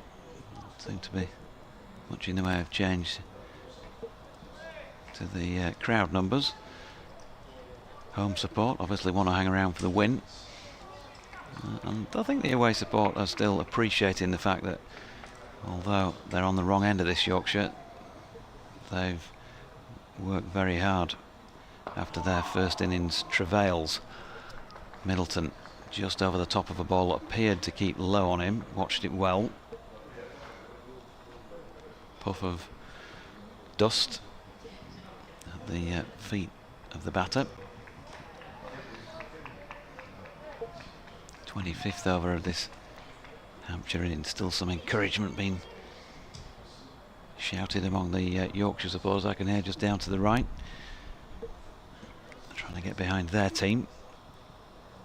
And here comes Hill again. Just a little bit too straight this time, and he's been picked off for a single backward of square. Jordan Thompson is out there as a substitute doing the fielding. Middleton on to 36. Prest 14. 68 now needed. Will it end up being one of those games where he just wanted 25 more? How many times does that happen? Here's Hill again. It's turned to Finlay Bean this time in the leg side. No run. It was great to have Richard Hoyles alongside for a while. Well, not alongside me actually, because I didn't do anything on air with him, but I've had a good chat with him. Might see Richard up at Ripon week after next. On our way up to Durham, got a game that starts on the Friday and Ripon on the Thursday afternoon, so that's a possibility. Like to get a bit of racing in when the opportunity arises. And in the summer, good delivery from Hill. Edged wide of Johnny Bairstow. It was dying as it went past him. And between he and Adam Lythe for 4. So I'm not sure you'd class it as a full opportunity because it was, as I say, dying as it got towards Johnny's gloves. It was pretty far of his reach as Yeah. well. He had fully extended himself and still, it was not too close to him. One of those where if the keeper goes for it, as he did and should, then first slip will tend to stay put. So there's nobody putting anybody off, and of course if you do that, then that's what can happen. The 4 through the gap, as George Hill's final delivery of the over is blocked. So he finishes that 5th over of his. An unusual 4 per over. 20 off him, 84 for 3 now, 64 more needed by Hampshire to win the match. Nervy. Nervy. Especially if you're a Hampshire supporter. Those 3 wickets going down in the space of 20 minutes. Mark Stoneman, Nick Gubbins and Toby Albert. And this game is not quite over yet. But of course, each run that's ticked off Nicky Chowdhury just feels like, well, for me anyway, a bit of a relief. Yeah, it went off air for 20 minutes and 3 wickets, Fowlers. Here's Dom Bess from the pavilion end through and off the back foot. He looks to work it. Does Middleton, but doesn't make contact. It's into Bairstow's gloves. There's just far too much happening for me. Too much going in on. terms of the ball beating the edge or catching the edge and maybe happening. not quite carrying. And It's happening too frequently as well as Bess round the wicket. And this one's defended by Middleton, who decides to stay side on to this ball. just want it to be a little quieter. 84 for 3, 64 runs required to win. As Bess is in, round the wicket, and off the back foot this is turned straight to short mid wicket, who's in a long barrier, quickly to field. It's not the way anymore, is it, Nicky? As we were Apparently discussing. not. No. No more of that, thank you. Bess round the wicket again, and this time into the gap towards deep square leg. They'll come back for 2. Good running. Score moves on to 86 for 3. Middleton moves on to 38. I still really rate the long barrier, just saying.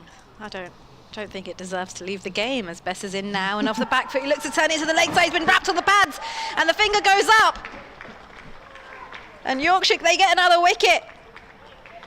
It's a 4th wicket down now, and Middleton will have to go. Yeah, it's leg stumpish, isn't it? It's difficult actually because the screen is sort of a bit of sun around, isn't it? It's difficult to pinpoint the ball. I might as well have another look at that during the tea break. But I don't think Tony Middleton was complaining. Fletcher Middleton was complaining too much. That's his dad. Yeah, he just put his head down and started to head back towards the dressing room. 4 wickets down now for Hampshire, 86 on the board. Liam Dawson makes his way out into the middle. Hampshire requiring just the 62 runs to win.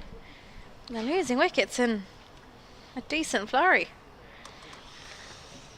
Oh dear. I know Ben Code was dropped on 5 and ended up scoring 9. I mean, that's only 4 runs, but I mean, there would have been a few runs around that.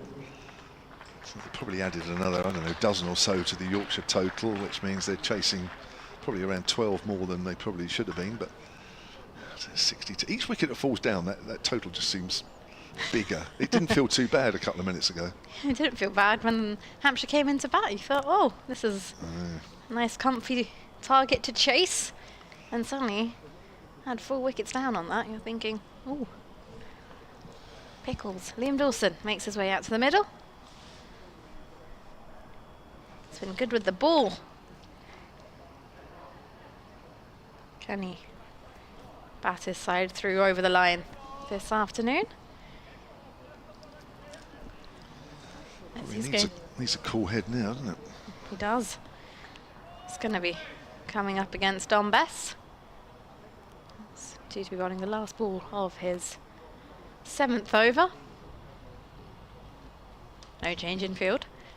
As Bess is in now from the pavilion end. Dawson forward, lunges into a defence as the ball trickles into the offside, and Bairstow is quick to act on that. That will conclude the end of the over. 26 overs gone.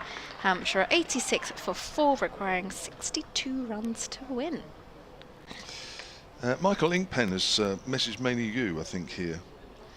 Nikki, silentcricket@gmail.com. Saying you were yet to watch cricket in Yorkshire? Yes, I haven't watched cricket in Yorkshire. He says the choice is between Headingley and Scarborough. It's not much choice, really. I think I'd want a few more grounds thrown in there to give me an option. Both nice grounds, of course. You will be familiar from television viewing with the headquarters ground in Leeds, with a long treasure of history, a fine venue with much to commend it. Do try to enjoy. Come back to that in a moment as Hill bowls and forward is pressed. He's on 18. What does he say? He says, do try to enjoy a special day at North Marine Road, Scarborough. Many consider this to be the best experience in watching cricket in the country. I mean, I've been there a few times. And like many cricket grounds, it really does depend on whether it's a day like this, with the sun out. I think that's for most cricket grounds. Yeah, it is. If the sun's not out, it just doesn't feel right. Yeah, it's almost like two different venues, isn't it? Pressworks that to short extra cover. I have to say, and I do joke a lot of the time, that I do find Scarborough in sunny weather, of which I think there was one day I was up there and it was. The one day you saw sunshine. Yeah, it was very pleasant. There was I think we played a 4-day game up there during, was it 2022, when there was that very long period of hot weather? Do you remember that? Is it 2022 when it seemed to be every single day of cricket was played in these sort of temperatures? And in the middle of that, or towards the end of that, as Pressworks that to mid-wicket, in the middle of that, Hampshire found themselves playing a 4-day game at Scarborough, and it was like a bit of respite from the hot weather. It was like nice for a day, but then you thought, oh no, I'd rather get back to the sun. But, I know I joke about grounds up north.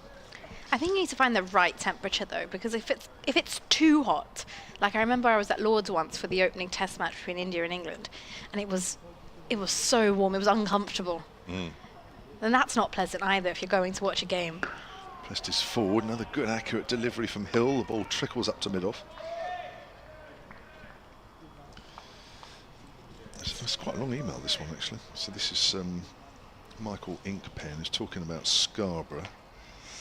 I visited many times as an annual pilgrimage, and although I was the stranger from far off Hampshire, was welcomed by many who became friends. As I'm now 93 and have mobility problems, that makes visiting West End almost impossible. I'm no longer able to go to Yorkshire.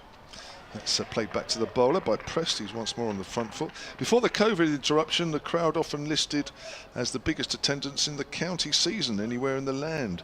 Viewing online last season, it looked very healthy. There is a problem as much of the accommodation where regulars used to stay is now occupied by uni students, and a number of hotels are full elsewhere. I watched the games that were put on during the war at Northlands Road. That's the old ground in Southampton, of Hampshire's ground, often featuring the British Empire 11, and since then Hampshire around the country. But one place you must try and visit for county cricket is Scarborough. No, I don't disagree with that. Oh, he's wrapped on the pad. Shout for an LBW. Just looks as though he's got out on the line. Umpire agrees as well. It's a good delivery throw. Nipped back and bounced. And they are putting Hampshire under pressure here, Yorkshire, as the players start to make their way off to the far end of the ground for tea. Maiden over there for George Hill. 6 overs, 1 maiden, none for 20. Hampshire then 86 for 4, with Tom Prest not out on 18. Liam Dawson yet to get off the mark. And Hampshire, they have work to do. There is no doubt about it. When you look at the total that they actually need, it might not sound too many at 62, but The ball is still nibbling around, Nikki, and well, there might be one or two more twists and turns in the last session of day 3, and I'm sure it will be the last session of the game. So we'll take a break, and we will be back with you in just under 20 minutes' time.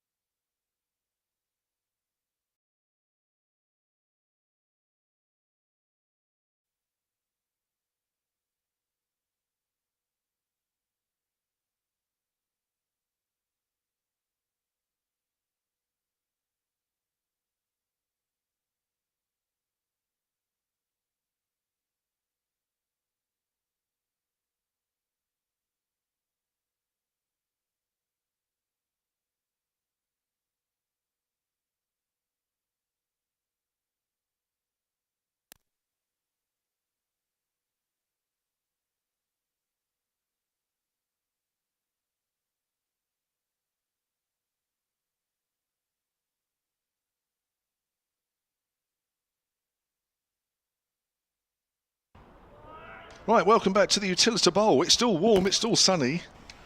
That's almost a given now. But the situation in the game as we head into the evening session on day 3 of this County Championship Division 1 match between Hampshire and Yorkshire is that Hampshire, who are chasing a total of 148 for victory, are 86 for 4. It could still go either way. Here's Dom Best to get the evening session underway. Dawson is forward and there is no run.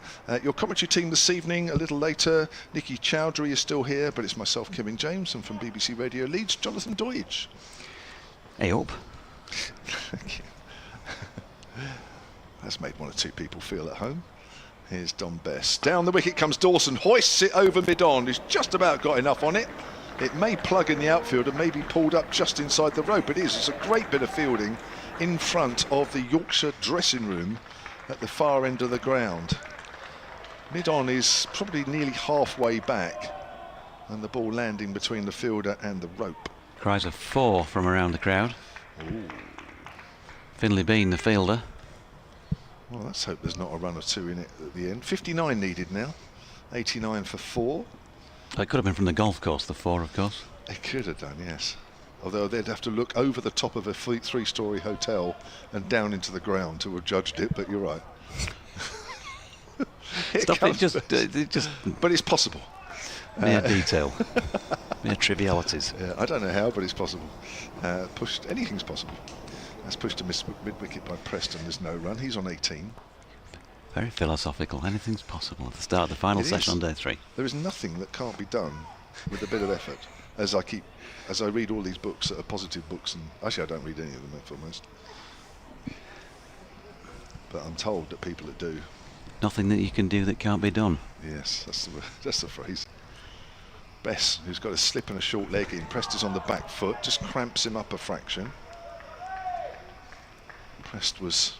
Dom Bess was successful coming round the wicket to Fletcher Middleton, getting him LBW just before tea for 38. Middleton had given a couple of chances before that.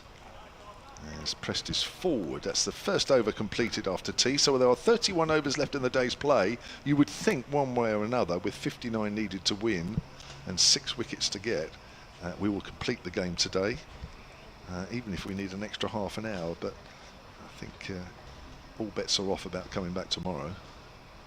I'd be very, very surprised. So we're in for a decent last session because it's not easy out there, Doidge. The Yorkshire bowlers have bowled tight, made the batters play, and there just is that little bit of positivity from the bowlers in terms of just land the ball in the right spot, and the odd one's just kicking on a bit, and the odd one's just seaming a fraction and bouncing a fraction and just moving off the straight. You've just got to be patient, because enough balls in the right areas are causing the batters a few problems. It's a decent wicket, there's no doubt about that, but with a wearing wicket with 3 days of hot sun on it, it's just showing every now and then a little bit of sign of wear. Ben Code, Hotel End. Ooh, edged for 4 by Liam Dawson. Not fully in control of it, I don't think, but got enough on it to get it wide of second slip. And you'll take anything like that you can. Hampshire, 4 down, 50 odd to win, 55 now. Just to get them rubbed off. Duncan Hewitt says, really enjoying watching the game on live stream. Late turn emergency batting cover would be my suggestion instead of night watchman. We've been doing this one throughout day 3. Edward Harland says, great to have proper cricket back with your stalwart efforts. How about overnight sub? As Code comes in, and that's worked to leg by Dawson. And there is no run. Dean Southall says Nighthawk, which we've already had from Nicky. Michael Kane's wondering which of the 2 umpires has been lifting the finger the most. Yorkshire seem to have the thin end of the wedge, in his opinion. BBC West Yorkshire Sport at gmail.com. I haven't really. It's not the sort of thing you end up taking notes on. There's enough other things to note as to who's given the greater number of decisions. There will, I'm sure, be some record of that. Dawson turns the latest delivery into the leg side. And again, there's no run.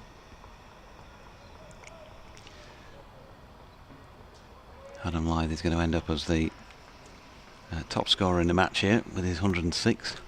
At the moment, still looking like it's going to be in a losing cause. Unless. Here's Ben Code. Driven up to Milan at mid-off by Dawson, who have thought about taking him on, but then thought better of it. Night blocker, says Nick Moxon. I think I might have had that one before. Yeah, I think we did. There's one or two more to get to. I mentioned Night Runner by Duran Duran. Peter Keatley's come back saying, wasn't that Night Boat from Duran's first album? Oh, we could mention Night Boat to Southampton. Here's Code. Blocked by Dawson into the onside where White fields, no run. Well, yeah, Night Boat was from Duran Duran's first album, but from one of their much later ones, I'd have said something like 2008, Night Runner. Dear me, Peter, I thought you'd know that. Maureen says, afternoon, Jonathan. Thank you so much for a lively debate on Nighthawks. Vampire bat made me and our tea giggle. Nighthawk does ring a bell. Cody's in. Ooh, lobbed. Not so far out of reach of Code or the field. Jack White's given chase and he's flicked it back and done nicely. Good chase by Jack White. They'll get 3, but at this moment in time, anything you can save, potentially to your benefit. End of the over. 96 for 4, 52 now needed. Bent Nielsen says there's a popping sound on the YouTube feed that sounds like we're opening a new bottle of wine every 20 seconds or so. And judging by the standard of commentary, then you've nailed it, really. It's been a great afternoon this evening. Yeah. Well, I'm looking at all the fixtures and fittings, and I can honestly say, I think, with a fair degree of confidence, that it's not our end. So I'm always happy to admit when I've forgotten to switch something and whatever, but it all looks good from here. So apologies if that's what you're experiencing, because let's not take away from anything out there in the middle. As I say, this is still not straightforward. Don Bess to Dawson. Dawson pushes that into the gap, an extra cover. He's going to scamper, look for 2. They have to hurry. Tom Prest running to the bowler's end. Good running. Good fielding as well out there in the deep. Dawson was always looking for 2, and don't forget, of course, there was a bit of a mix-up between him and Toby Albert in the first innings, where Albert was perhaps not as quick out of the blocks as he might have been. It was always tight, but you know, with Liam Dawson, especially in these situations, he knows the value of getting a few singles eked out of a situation like this. As that's pushed quietly back to the bowler, they make all the difference as the total gets whittled down. It's now down to 50, 98 for 4. Dawson is 12 not out from 11. Busy as always. There's Bess, pushes out into the gap straight away and is off. Easy single there. There's only mid-off in front of square on the offside, so anything that's pushed out in that area is always going to be a single. Yeah, he's kind of set the field. He's going to have to bowl tight lines, isn't he, Kev? Any width outside off stump is just an easy little drop into that gap and go. Bess again. Prest works that back to the bowler. And that's more like the line, isn't it? Yeah. Yeah, I mean, ideally as a bowler, if you think the ball's going to turn, and 1 or 2 have bitten for him, haven't they, from straight, that you want the batter to open the face of the bat and look for the gap. There's a reverse sweep there from Prest. There is a man down at backward of square for it, so it's only a single. But I think Bess is doing the right thing, because you want the batter to open the face against the spin. That's the 100 up for Hampshire, by the way, in the 30th over, because that's when you're more likely to induce a mistake, because the batter sees a nice big juicy gap. I'll hit it into there, but of course it's a slightly risky shot. It's not so bad if the ball doesn't bite and it kind of does what you think it's going to do. The problem is, of course, is the one that does bite and bounce. Then you're in trouble. Bess bowls. Dawson works that back to Bess, who half thinks about throwing it back. End of the over. Bess has bowled 9 overs, 2 for 22. He's done a good job. And it's 100 for 4 Hampshire, and they are 48 runs away from winning this game. You just got to be so accurate, repetitive with that line and length. I think with the field he's got set, as I say, anything that's just outside off, either of these two can get just inside the line and just drop it and go. James Wharton is quick, but even he getting in from 20 yards away at square leg ain't going to prevent the single. Margaret Jackson, in response to my question on Twitter about would Adam Lythe's century and Yorkshire's setting of 148 to win be enough, says unfortunately not. And in response to the night watchman thingy, Yorkshire lad Mark Bailey says night nurse. As the first ball of Ben Coe's latest over is soundly blocked. 48 to win in 125 overs at 0.38 with 6 wickets in hand. In any game of cricket, you are back in the team that are batting. 100 up.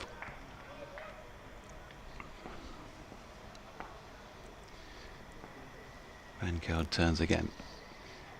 Leaves us behind. Bowls it now. Pressed. Punches it to mid-off. No run. Code without a wicket in this innings either. If he does get through, could still prove a little bit of a handful for a new pair of eyes out there in the middle. As ever, coming in at under 3 and over. Not that runs per over really matter at this moment in time, apart from telling you that he's keeping it fairly tight as usual, but he's been worked off the legs this time by Tom Prest. Nicely played it with a bit of time. Jordan Thompson still sub-fielding out there, comes in off the boundary. As I mentioned earlier, we'll check on the definite presence or otherwise of Ben Sears for Friday's start against Worcestershire. He's supposed to be over for that match, but if that's not the case, given the injury to Ben Cliff, then you think Jordan Thompson would strongly come back into the equation for Yorkshire. It's been a rarity since he made his debut at Guildford in 2019 that he's been left out of the side. Cody's in, and that's punched to mid-off, where Milan does the fielding. No run.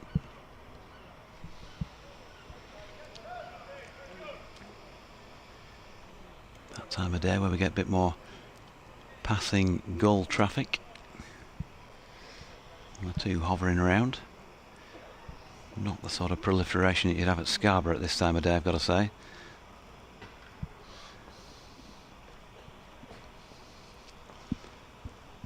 Here comes Code again.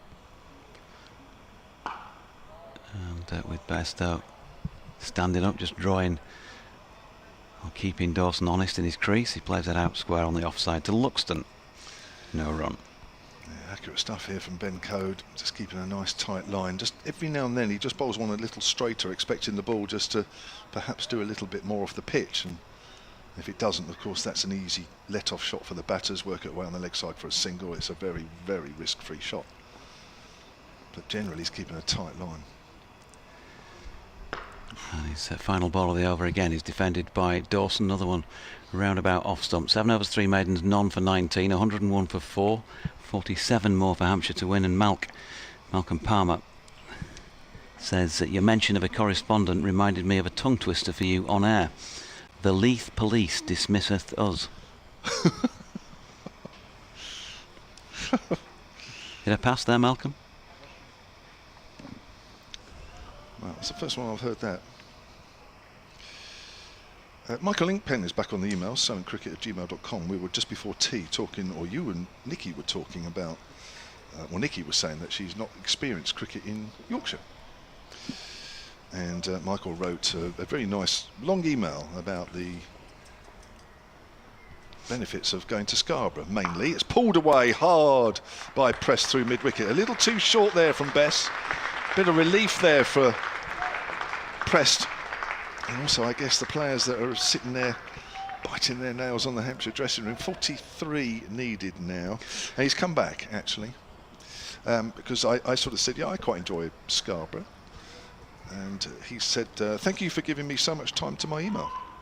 He says, with respect, you have a different experience. I actually, 2 years ago, my family were up there and watched a bit of the 50 over game because we were on holiday, and I went from holiday to Scarborough, and they came with me, or part of my family. So they spent a couple of hours at the cricket, and they really enjoyed it. I have to say they did. He says, my comments suggest that Scarborough is a special place. There's a bit more to that, as Prest works that out on the offside. To be amongst the crowd and the audience. Their wealth of cricket knowledge and experience lets these people enjoy the game in a different atmosphere that I've not found elsewhere in the country, including Headingley, says Michael. Here's Prest again, whips it away on the leg side. I think that's more off the thigh pad, actually. Might have been an inside edge onto the thigh pad. What's the umpire signalling? Nothing. So yeah, slight inside edge as well. Prest moves on to 24, 105 for 4, 106 for 4, I tell a lie. Prest is on to 25, and it's 42 needed now. So, a game or so, as we were saying earlier, another game or so at York. That's a nice ground. That's played out on the onside. Similar day to this, actually. The day that Hampshire played a 50 over game there. Beautiful. Here's Bess again from the pavilion and bowls. Dawson's prodding at that one. It was in the air, but it went behind square. Again, just that odd one that's biting for the spinner, that when you push forward, you're never quite sure what part of the bat it might hit. The short leg is just in front of square. Fortunately for Dawson, it went behind. There's a man on the drive as well as a slip. Bess again bowls. Dawson gets well forward there and smothers that one, and end of the over. 10 overs gone, 2 for 27 Bess, 106 for 4. And to Nicky, to have not experienced cricket in Yorkshire is rather like feeling that one has completed a jigsaw, but then to realise that there is one rather large piece missing. Have you been thinking that one up for about the last 5 minutes? I think since day one, actually, the morning of day one. No, in Yorkshire it's just a 2-piece jigsaw. One of them's Headingley and the other one's Scarborough. Oh, you could. You might get a bit of comeback on that one. BBC West Yorkshire Sport at gmail.com. You've got 42 runs to play with, correspondence, as Cody's in, and that's run out to point, and there is no run. I'm not going to vet anything that now comes in. I'm just going to read them all blindly. You're done for, pal. Oh dear. Well, maybe my retirement's come a fraction earlier than I thought. Next time you're driving up to Durham, I'd take a junction off the M1 and make your way through the country lanes round the outside of the borders as in comes Code, and that's punched up to mid-off. No run. Or maybe just go up the M6 and across. I don't like the M6 at the best of times, if I'm honest. I don't know about you. Well, you wouldn't use the M6. I suppose in Yorkshire, that's almost like a no-go area, M6, isn't it? It's horrible, isn't it, as well? It's road to Manchester. Mm.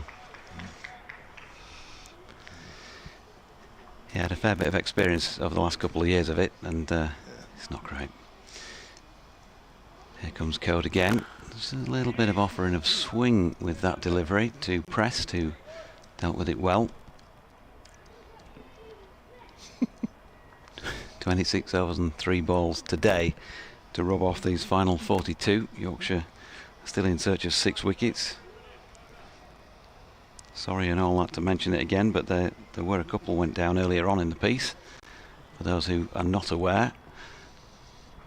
So it might have been a nipper. May still be. Here comes Code. Oh, lovely shot. Very good shot indeed from Prest. He was right over the top of that, opened the face. And that is an exemplary square drive, and the sort of shot that on this slow pitch you really can only play if it is a very full delivery, and that was the case from Code there. Yeah, he just sort of floated that one up a little bit, didn't he? A little bit of width. He's been hitting the lengths ideal. That was just a little too full, that one. Batter's having to be patient, waiting for that slightly wayward delivery. anything that's on line and length, you do feel, I almost go every time I see a ball land on the line and length at the moment, because you just know somewhere along the line something's going to just kiss the surface a bit, or maybe just nip away, or even nip back a fraction. There's several fielders around and about for a loopy catch. Here's Code again, and that's punched straight to Luxton at point this time. Yeah, it's just, as you say, just on a good length where it's not quite coming on. If there is a little bit of pop, I mean, the other way, if it keeps a little bit low, you could be in trouble. But if there's a little bit of pop, it could certainly, you could see one looping up. Toby Albert got one. Yep. Off Jack White before tee. Don Bessett in that sort of position.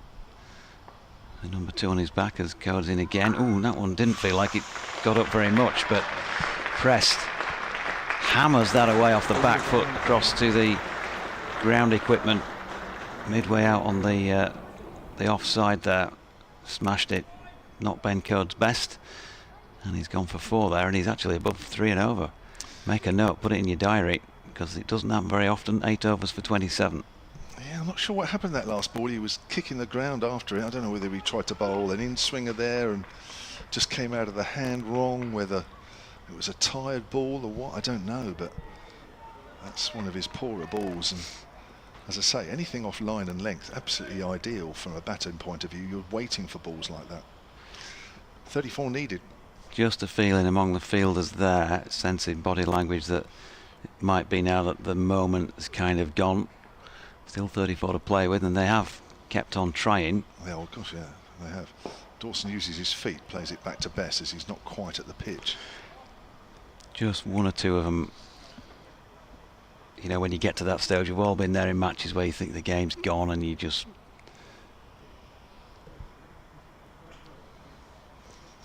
Here's Bess again. Little fuller. Dawson pushes it back straight again. Well, I think both sides will look back on this game, whatever the result is, that their catching could be better. I think both sides have let the opposition get, I won't say loads more runs, but a few. Yeah, you know, to mid-wicket. And if there are no more wickets taken, Kevin, and Hampshire win this by 6 wickets, it's obviously a good win. Without being a crushing win, it's a good win. Yeah. But I still think you'll find Yorkshire will think that they might have missed a bit of an opportunity. Definitely. Dawson works that just past the short leg fielder for a single. 115 for 4. I agree. Whether you win or lose, both sides will look at this and say there was stuff we could do better in this game. Definitely. But I do think Hampshire got themselves enough in front at one point to really, if they don't win this, they'll be kicking themselves. Slightly quicker. Cut away by Prest. There is a man at backward a point running round. Picks it up now and throws it back. Is Jordan Thompson on again as a sub fielder? Well, he will be, won't he, for the injured Ben Cliff. So another couple of runs to the total. 117 for 4. Welcome back, Nikki Chowdhury. Thank you very much. That's best bowls. That's pulled away by Press. It's in the air. Oh, he's put down. He's put down at deep square leg. It was straight down his throat. Oh. Now, we've just been talking about drop catches. Well, Is that Jack White out there? Doige? George Hill. Sorry, apologies, Jack. Well, that is an energy sapping catch, drop catch if ever I've seen one. I mean, for all your money, he'd take that 49 times out of 50. That's a bad drop, and I have to say Tom Prester's a very, very lucky boy, because that was a poor shot. That wasn't the greatest shot, and that catch, he couldn't have asked for anything more. He barely had to move. It was just down his throat and in and out of his hands, and it was almost as it happened in slow motion. The ball was hit, and then every single fielder turned out to the deep to expect that catch to be taken. And almost... Wow. Oh, that's quite... I feel deflated, not only for George Hill but for Yorkshire on the strength of that. And you know, obviously everybody knows who I'm supporting. That's bad. Just as the subject we were talking about. Is that the 3rd dropped catch or 4th? What, in this innings? Certainly 3, probably 4. I think you're right. Well, new over. And White has ball in hand, runs away from us now with a slip in place to Prest, who's off the back foot, pushes this down to backward point. Deep backward point. Will come through for the single. 29 runs required to win. Ooh. Wow. It wasn't a nice drop to watch. You get some drops that you're like, oh, okay, that could have been a bit challenging, but... Yeah, as we were saying, both teams guilty of some drop catches in this side. We don't need to necessarily pick out George Hill, but you know what they can do catches not been great. tomorrow with this extra day. Well, yes, I think we know, Nikki, you're right. White into Dawson now, off the back foot, cuts, has a bit of width. Go through for the single. 28 runs required. Yeah, that's right. Yeah, no nets. It's just catching practice for a day. Wow. It's almost as if the good weather has allowed the players to do too much batting and bowling and maybe neglect the fielding side. Listen, nobody needs to drop a catch. Of course they don't, and we all know that, and they're all, on their day, very good catchers of the ball, but of course it needs to translate into matches. Yeah, these moments in the game as White runs away from us now and Prest is off the back foot and turns this round behind square. They look for two, and they decide against it. Suddenly the spectators are back up on their feet by the sounds of it as well. 121 for 4. There's one or two getting a bit louder in the crowd now. I do remember the game here back in June 22, actually, when Hampshire won late on day 4 by just 2 wickets. The crowd got really into it, and I can't remember exactly how late in the last session, but it was late enough.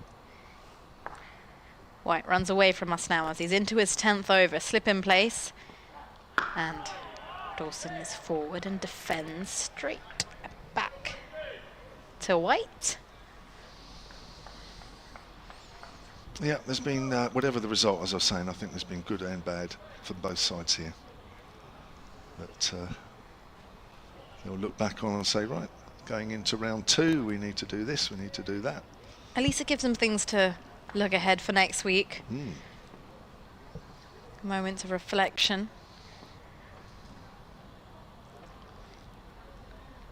Could have been a lot worse. Yeah. At the end of the day, it's about winning the game, though, isn't it? Yep.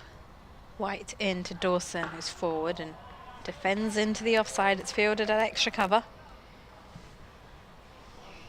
It's been a very watchable game, that's for sure. I suppose because it's finishing in inside 3 days, so obviously you're squeezing in 40 wickets in 3 days rather than 4, so the game's naturally moving forward quickly. But as I say, there's been some good cricket, there's been some good batting on both sides, there's been some very good bowling, but the catching has been mixed. Been varied as here comes White to Dawson once again. Oh, this one just pops up a little bit and Dawson takes his right hand off the bat as he makes contact. That drops into the offside and is fielded immediately. That will conclude the end of the 35th over. Hampshire 121 for 4. Prest on 38. Dawson with 15 to his name. And Hampshire acquired 27 runs to win. Yeah, there's the ball again, isn't it?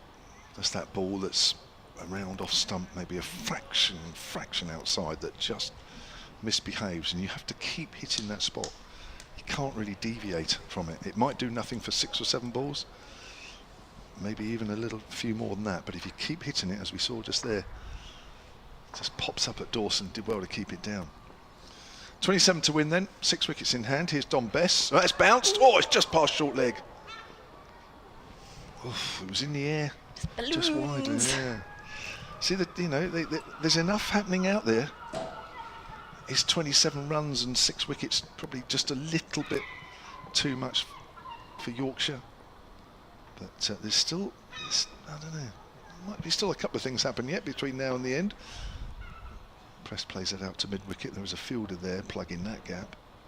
Short leg, short mid-wicket, deeper mid-wicket, and a backward square leg, as well as a deep, I wouldn't say deep square leg, it's a little bit squarer than that. And a deepish mid-on. Prest kicks that away. Big shout for an LBW. Of course, you have to be a little bit careful, even though Bess is bowling round the wicket. because he's looking to pitch on and straighten it. Just have a look at the replay there. There seemed to be a last-minute decision by Press to kick that away. Yeah, I think that's pitched outside leg, don't you think? Still doesn't seem completely convinced with the fact that he wanted to kick that away either. No. Kind of went to play it, then got confused and pulled out. Best flighted, driven out on the offside. There's nobody out there. The ball might go all the way here, and it does. Thompson's behind square on the offside, so anything hit, it doesn't have to be hit particularly well. He's going to run along the outfield to the short boundary side for 4, and that's exactly what's happened there. Press moves on to 42. 125 for 4, Hampshire. 23 runs needed from here on in. Bess again. Comes in and Press drives. This time it's 4 more. A little harder through extra cover. A little fuller there from Bess. And the crowd, most of them anyway, can just breathe a bit of a sigh of relief as it's 19 to go. Well, those 2 boundaries have certainly helped things, and of course that drop catch in the previous over. I think that catch was a 2 overs. A big one, just Yeah, completely set up the... Liam Dawson's just talking to Tom Prest. I'm sorry, he's saying to him, look, don't get carried away. Still pick the right balls. Well, he hasn't really changed his field either. You'd think after having 2 balls go through the offside, you might just consider some protection, otherwise you're just handing them these 19. Johnny Bairstow has been up there talking to him, probably about the same lines, Nikki. But nothing's changed, as you say. Bairstow's now back behind the stumps. Like, the slip is pretty useless at the moment.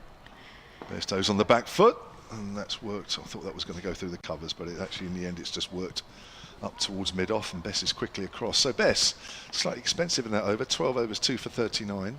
129 for 4. Presti's 46 from 62.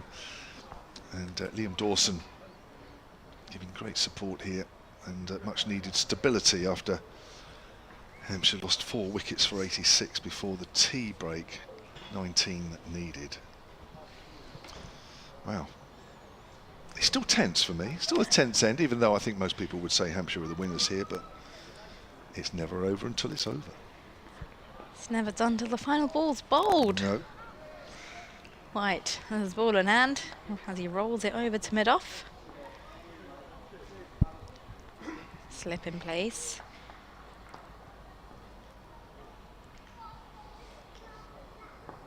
As in runs White now to Dawson, who turns that to short mid-wicket. Fields with a long barrier. Dot ball. You're going to be looking out for that all summer now, aren't you? All summer. I'll make a tally.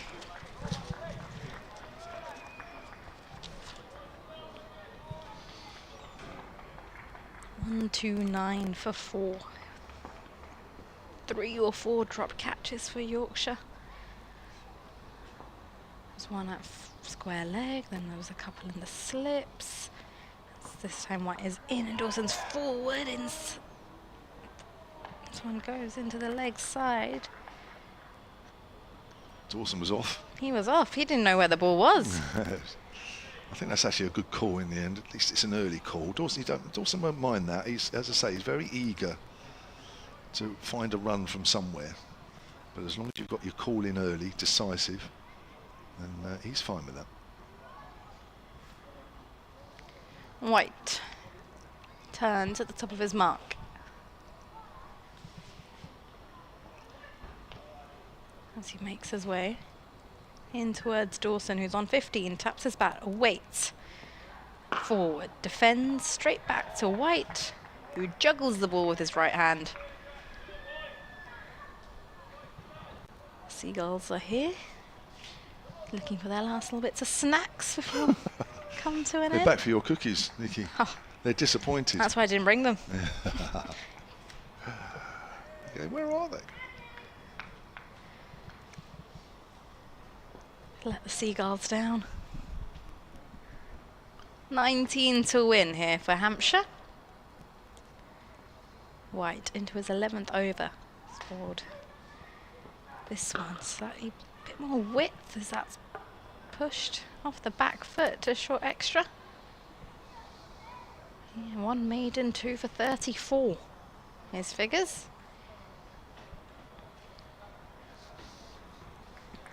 A lot of chatter going on amongst the Yorkshire players in the field. Not sure what you'd really be speaking about at this point. With 19 runs to win. Just try and drag it out, make them work for these 19. As White charges away from us. Dawson's forward and again blocks to short extra. A bit of zip in that ball. Yeah, I'm just looking to see where the results are around the country at the moment. There's only 2 results so far, both in Division 2. Derbyshire beating Gloucestershire by 9 wickets and Kent winning by 145 runs. That was much earlier today, wasn't it? Mm-hmm. That one. They are the only games that have so far reached a conclusion on this first week of matches. Some big scores as well.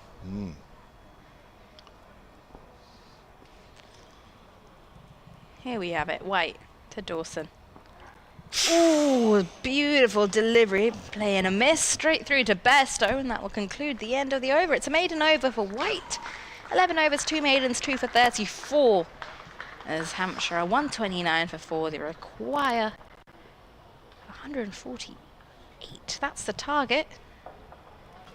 And my maths is not quick enough to do the maths. 129, 139, just 19 runs. Well done, Nikki. I must admit, I'm glad you said that because I hadn't worked it out either. Because it had gone off the board. Exactly. I was like, why did they change the board when I need it? I think, though. No, it just says the target's Oh, it does, 148. yeah. I was just looking at the picture feed. Yeah, it's not the. No. So, yeah, I'll tell you what, it would have been interesting, a 200 chase. Oh, my word. That really would have taken a bit out. Reverse sweep there, Tom Prest. There was a man out deep backward square, the substitute fielder Jordan Thompson. Hampshire need 18. Prest moves on to 47 from just 63 balls, my word. They needed an inning such as Prest's just to keep the scoreboard ticking along at a decent pace. Don't let Yorkshire get too much on top. Dawson finds the gap on the leg side. Jog through for another single, and it's 17 now needed to win. We've still got just under 22 overs left in the day, so plenty of time, and with this light and this sunshine, the extra time would be claimed anyway, so we've got no worries about coming back tomorrow either way. Prest drives through extra cover. That'll be his half century. Again, slightly over pitched from Prest and from Bess. 64 balls and 9 fours from Tom Prest. That is a very, very mature half century from the 22-year-old.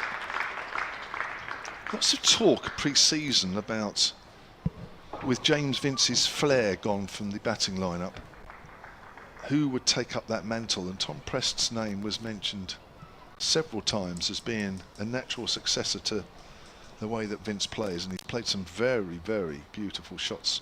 Goes for a sweep. Is he wrapped on the pad? Don't think so. The ball makes its way down to fine leg. It's going to go all the way. That's bat, surely. Yes, it is. 4 more. Prest goes on to 55. 50 partnership as well between Prest and Dawson now. And that's come up in just 71 deliveries and just under 3/4 of an hour. Yeah, back-to-back boundaries, and he's played a stellar knock. So, yeah, it's 55 from 65, and now 9 are needed by Hampshire. 139 for 4. It's Best again. He's coming over the wicket this time. Prest just steers that into the gap at backward a point. I think it's also helping the fact that Liam Dawson is out there. I'm sure he's just having a word with Tom Prest, and just, as I'm sure he did when he'd hit those 2 fours a couple of overs ago in succession of Don Best, just saying, look, don't just play the situation, don't go too mad. Down the wicket comes Dawson, works it into the gap, and that'll be a single. Thank you, Nikki Chowdhury. No worries. Thank you for having me. Been a pleasure. Honestly, been great fun. I'll be Nikki back Chowdhury. with cookies soon. Look forward to it. Nikki Chowdhury has been great. Days 1 and day 3. Brought a lot of cheeriness to the box. And here's a man who's equally as cheerful, Jonathan Doidge. Aye. Of course, this would have been wrapped up days ago. I had a ball in my hand. That sounded cheerful. Yep, Adam Lyth is going to try his luck, as it were, from this hotel end. This should bring about either a swift end to Liam Dawson or a swift end to the match. But he's capable of picking up the odd one or two, as he's done plenty of times over the years. In the attack, pick up one or two out of the attack. With the best will in the world, when you've only got 5 runs to play with, 6 for the tie, 7 for the win.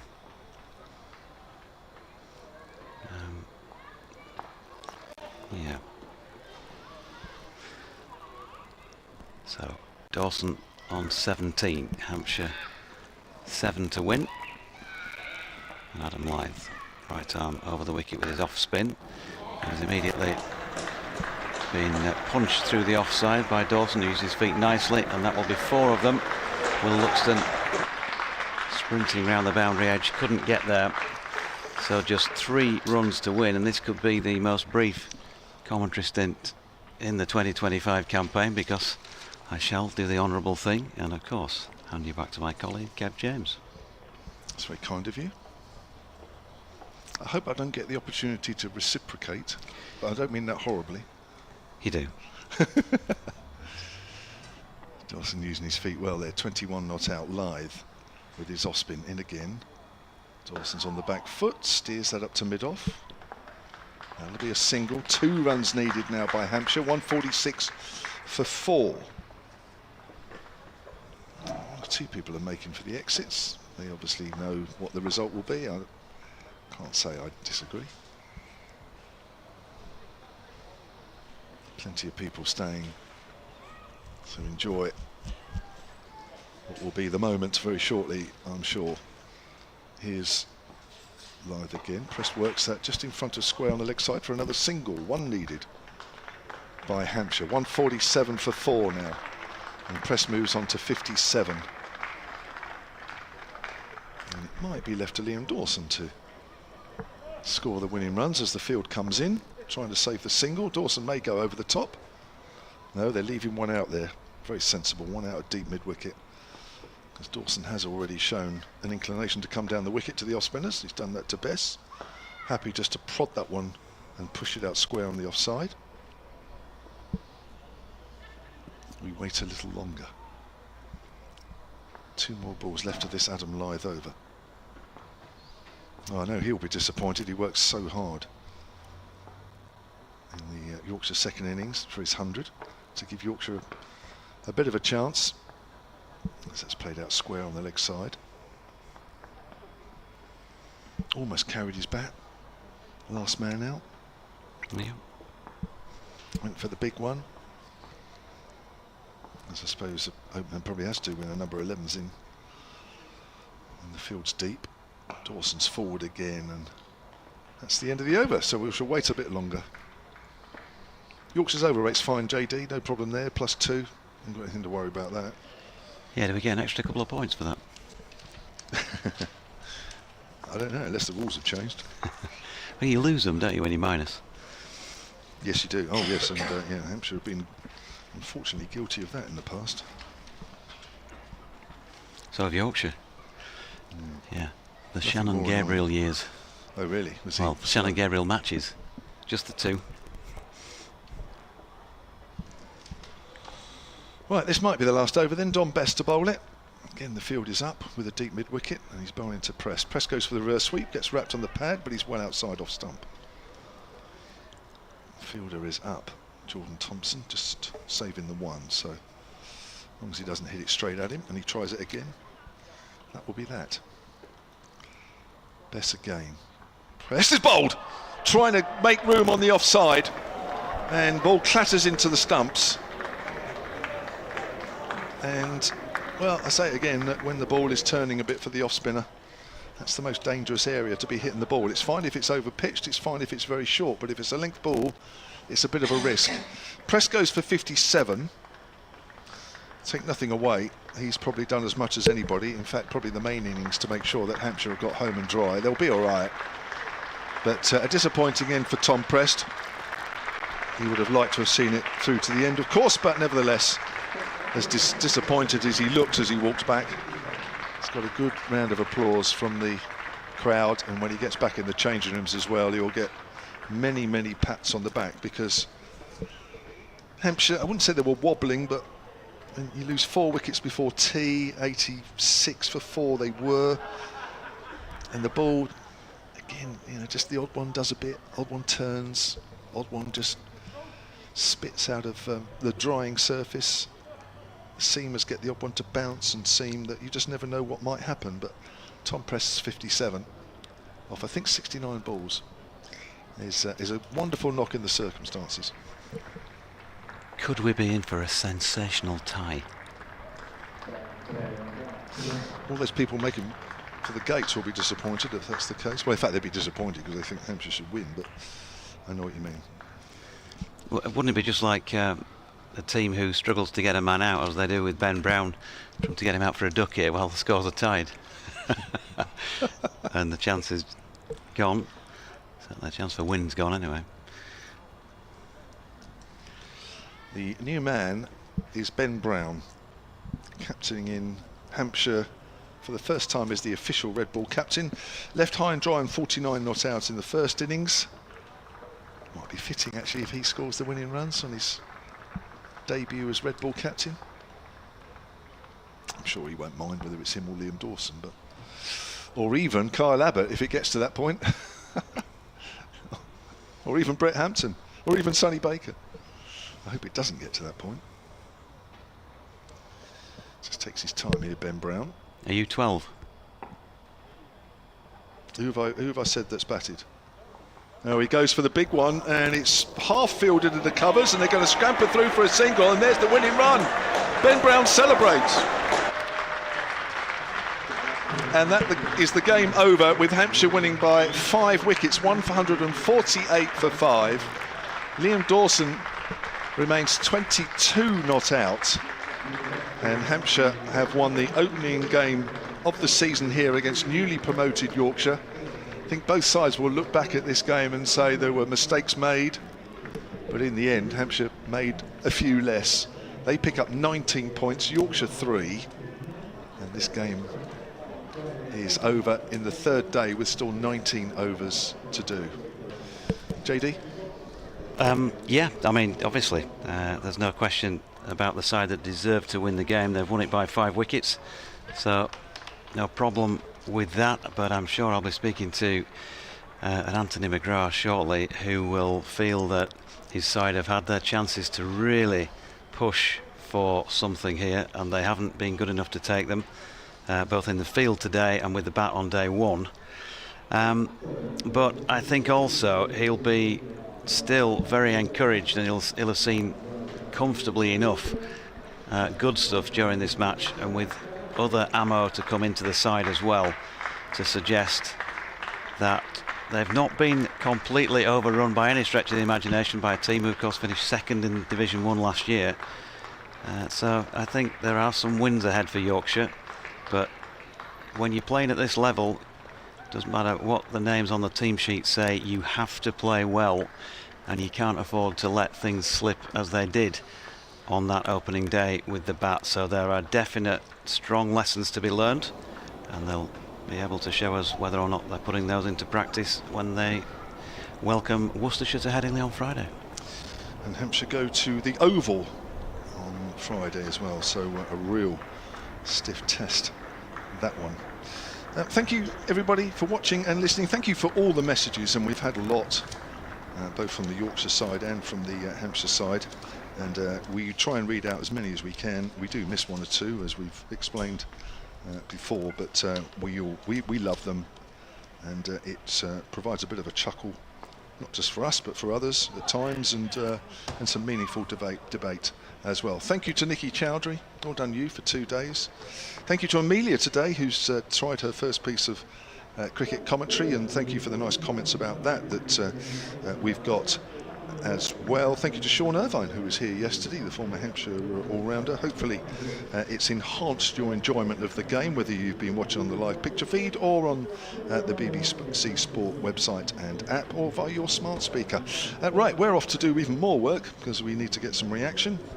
That'll be posted on various platforms, and both myself and JD will see you again at our respective teams' matches. Yep, see you soon.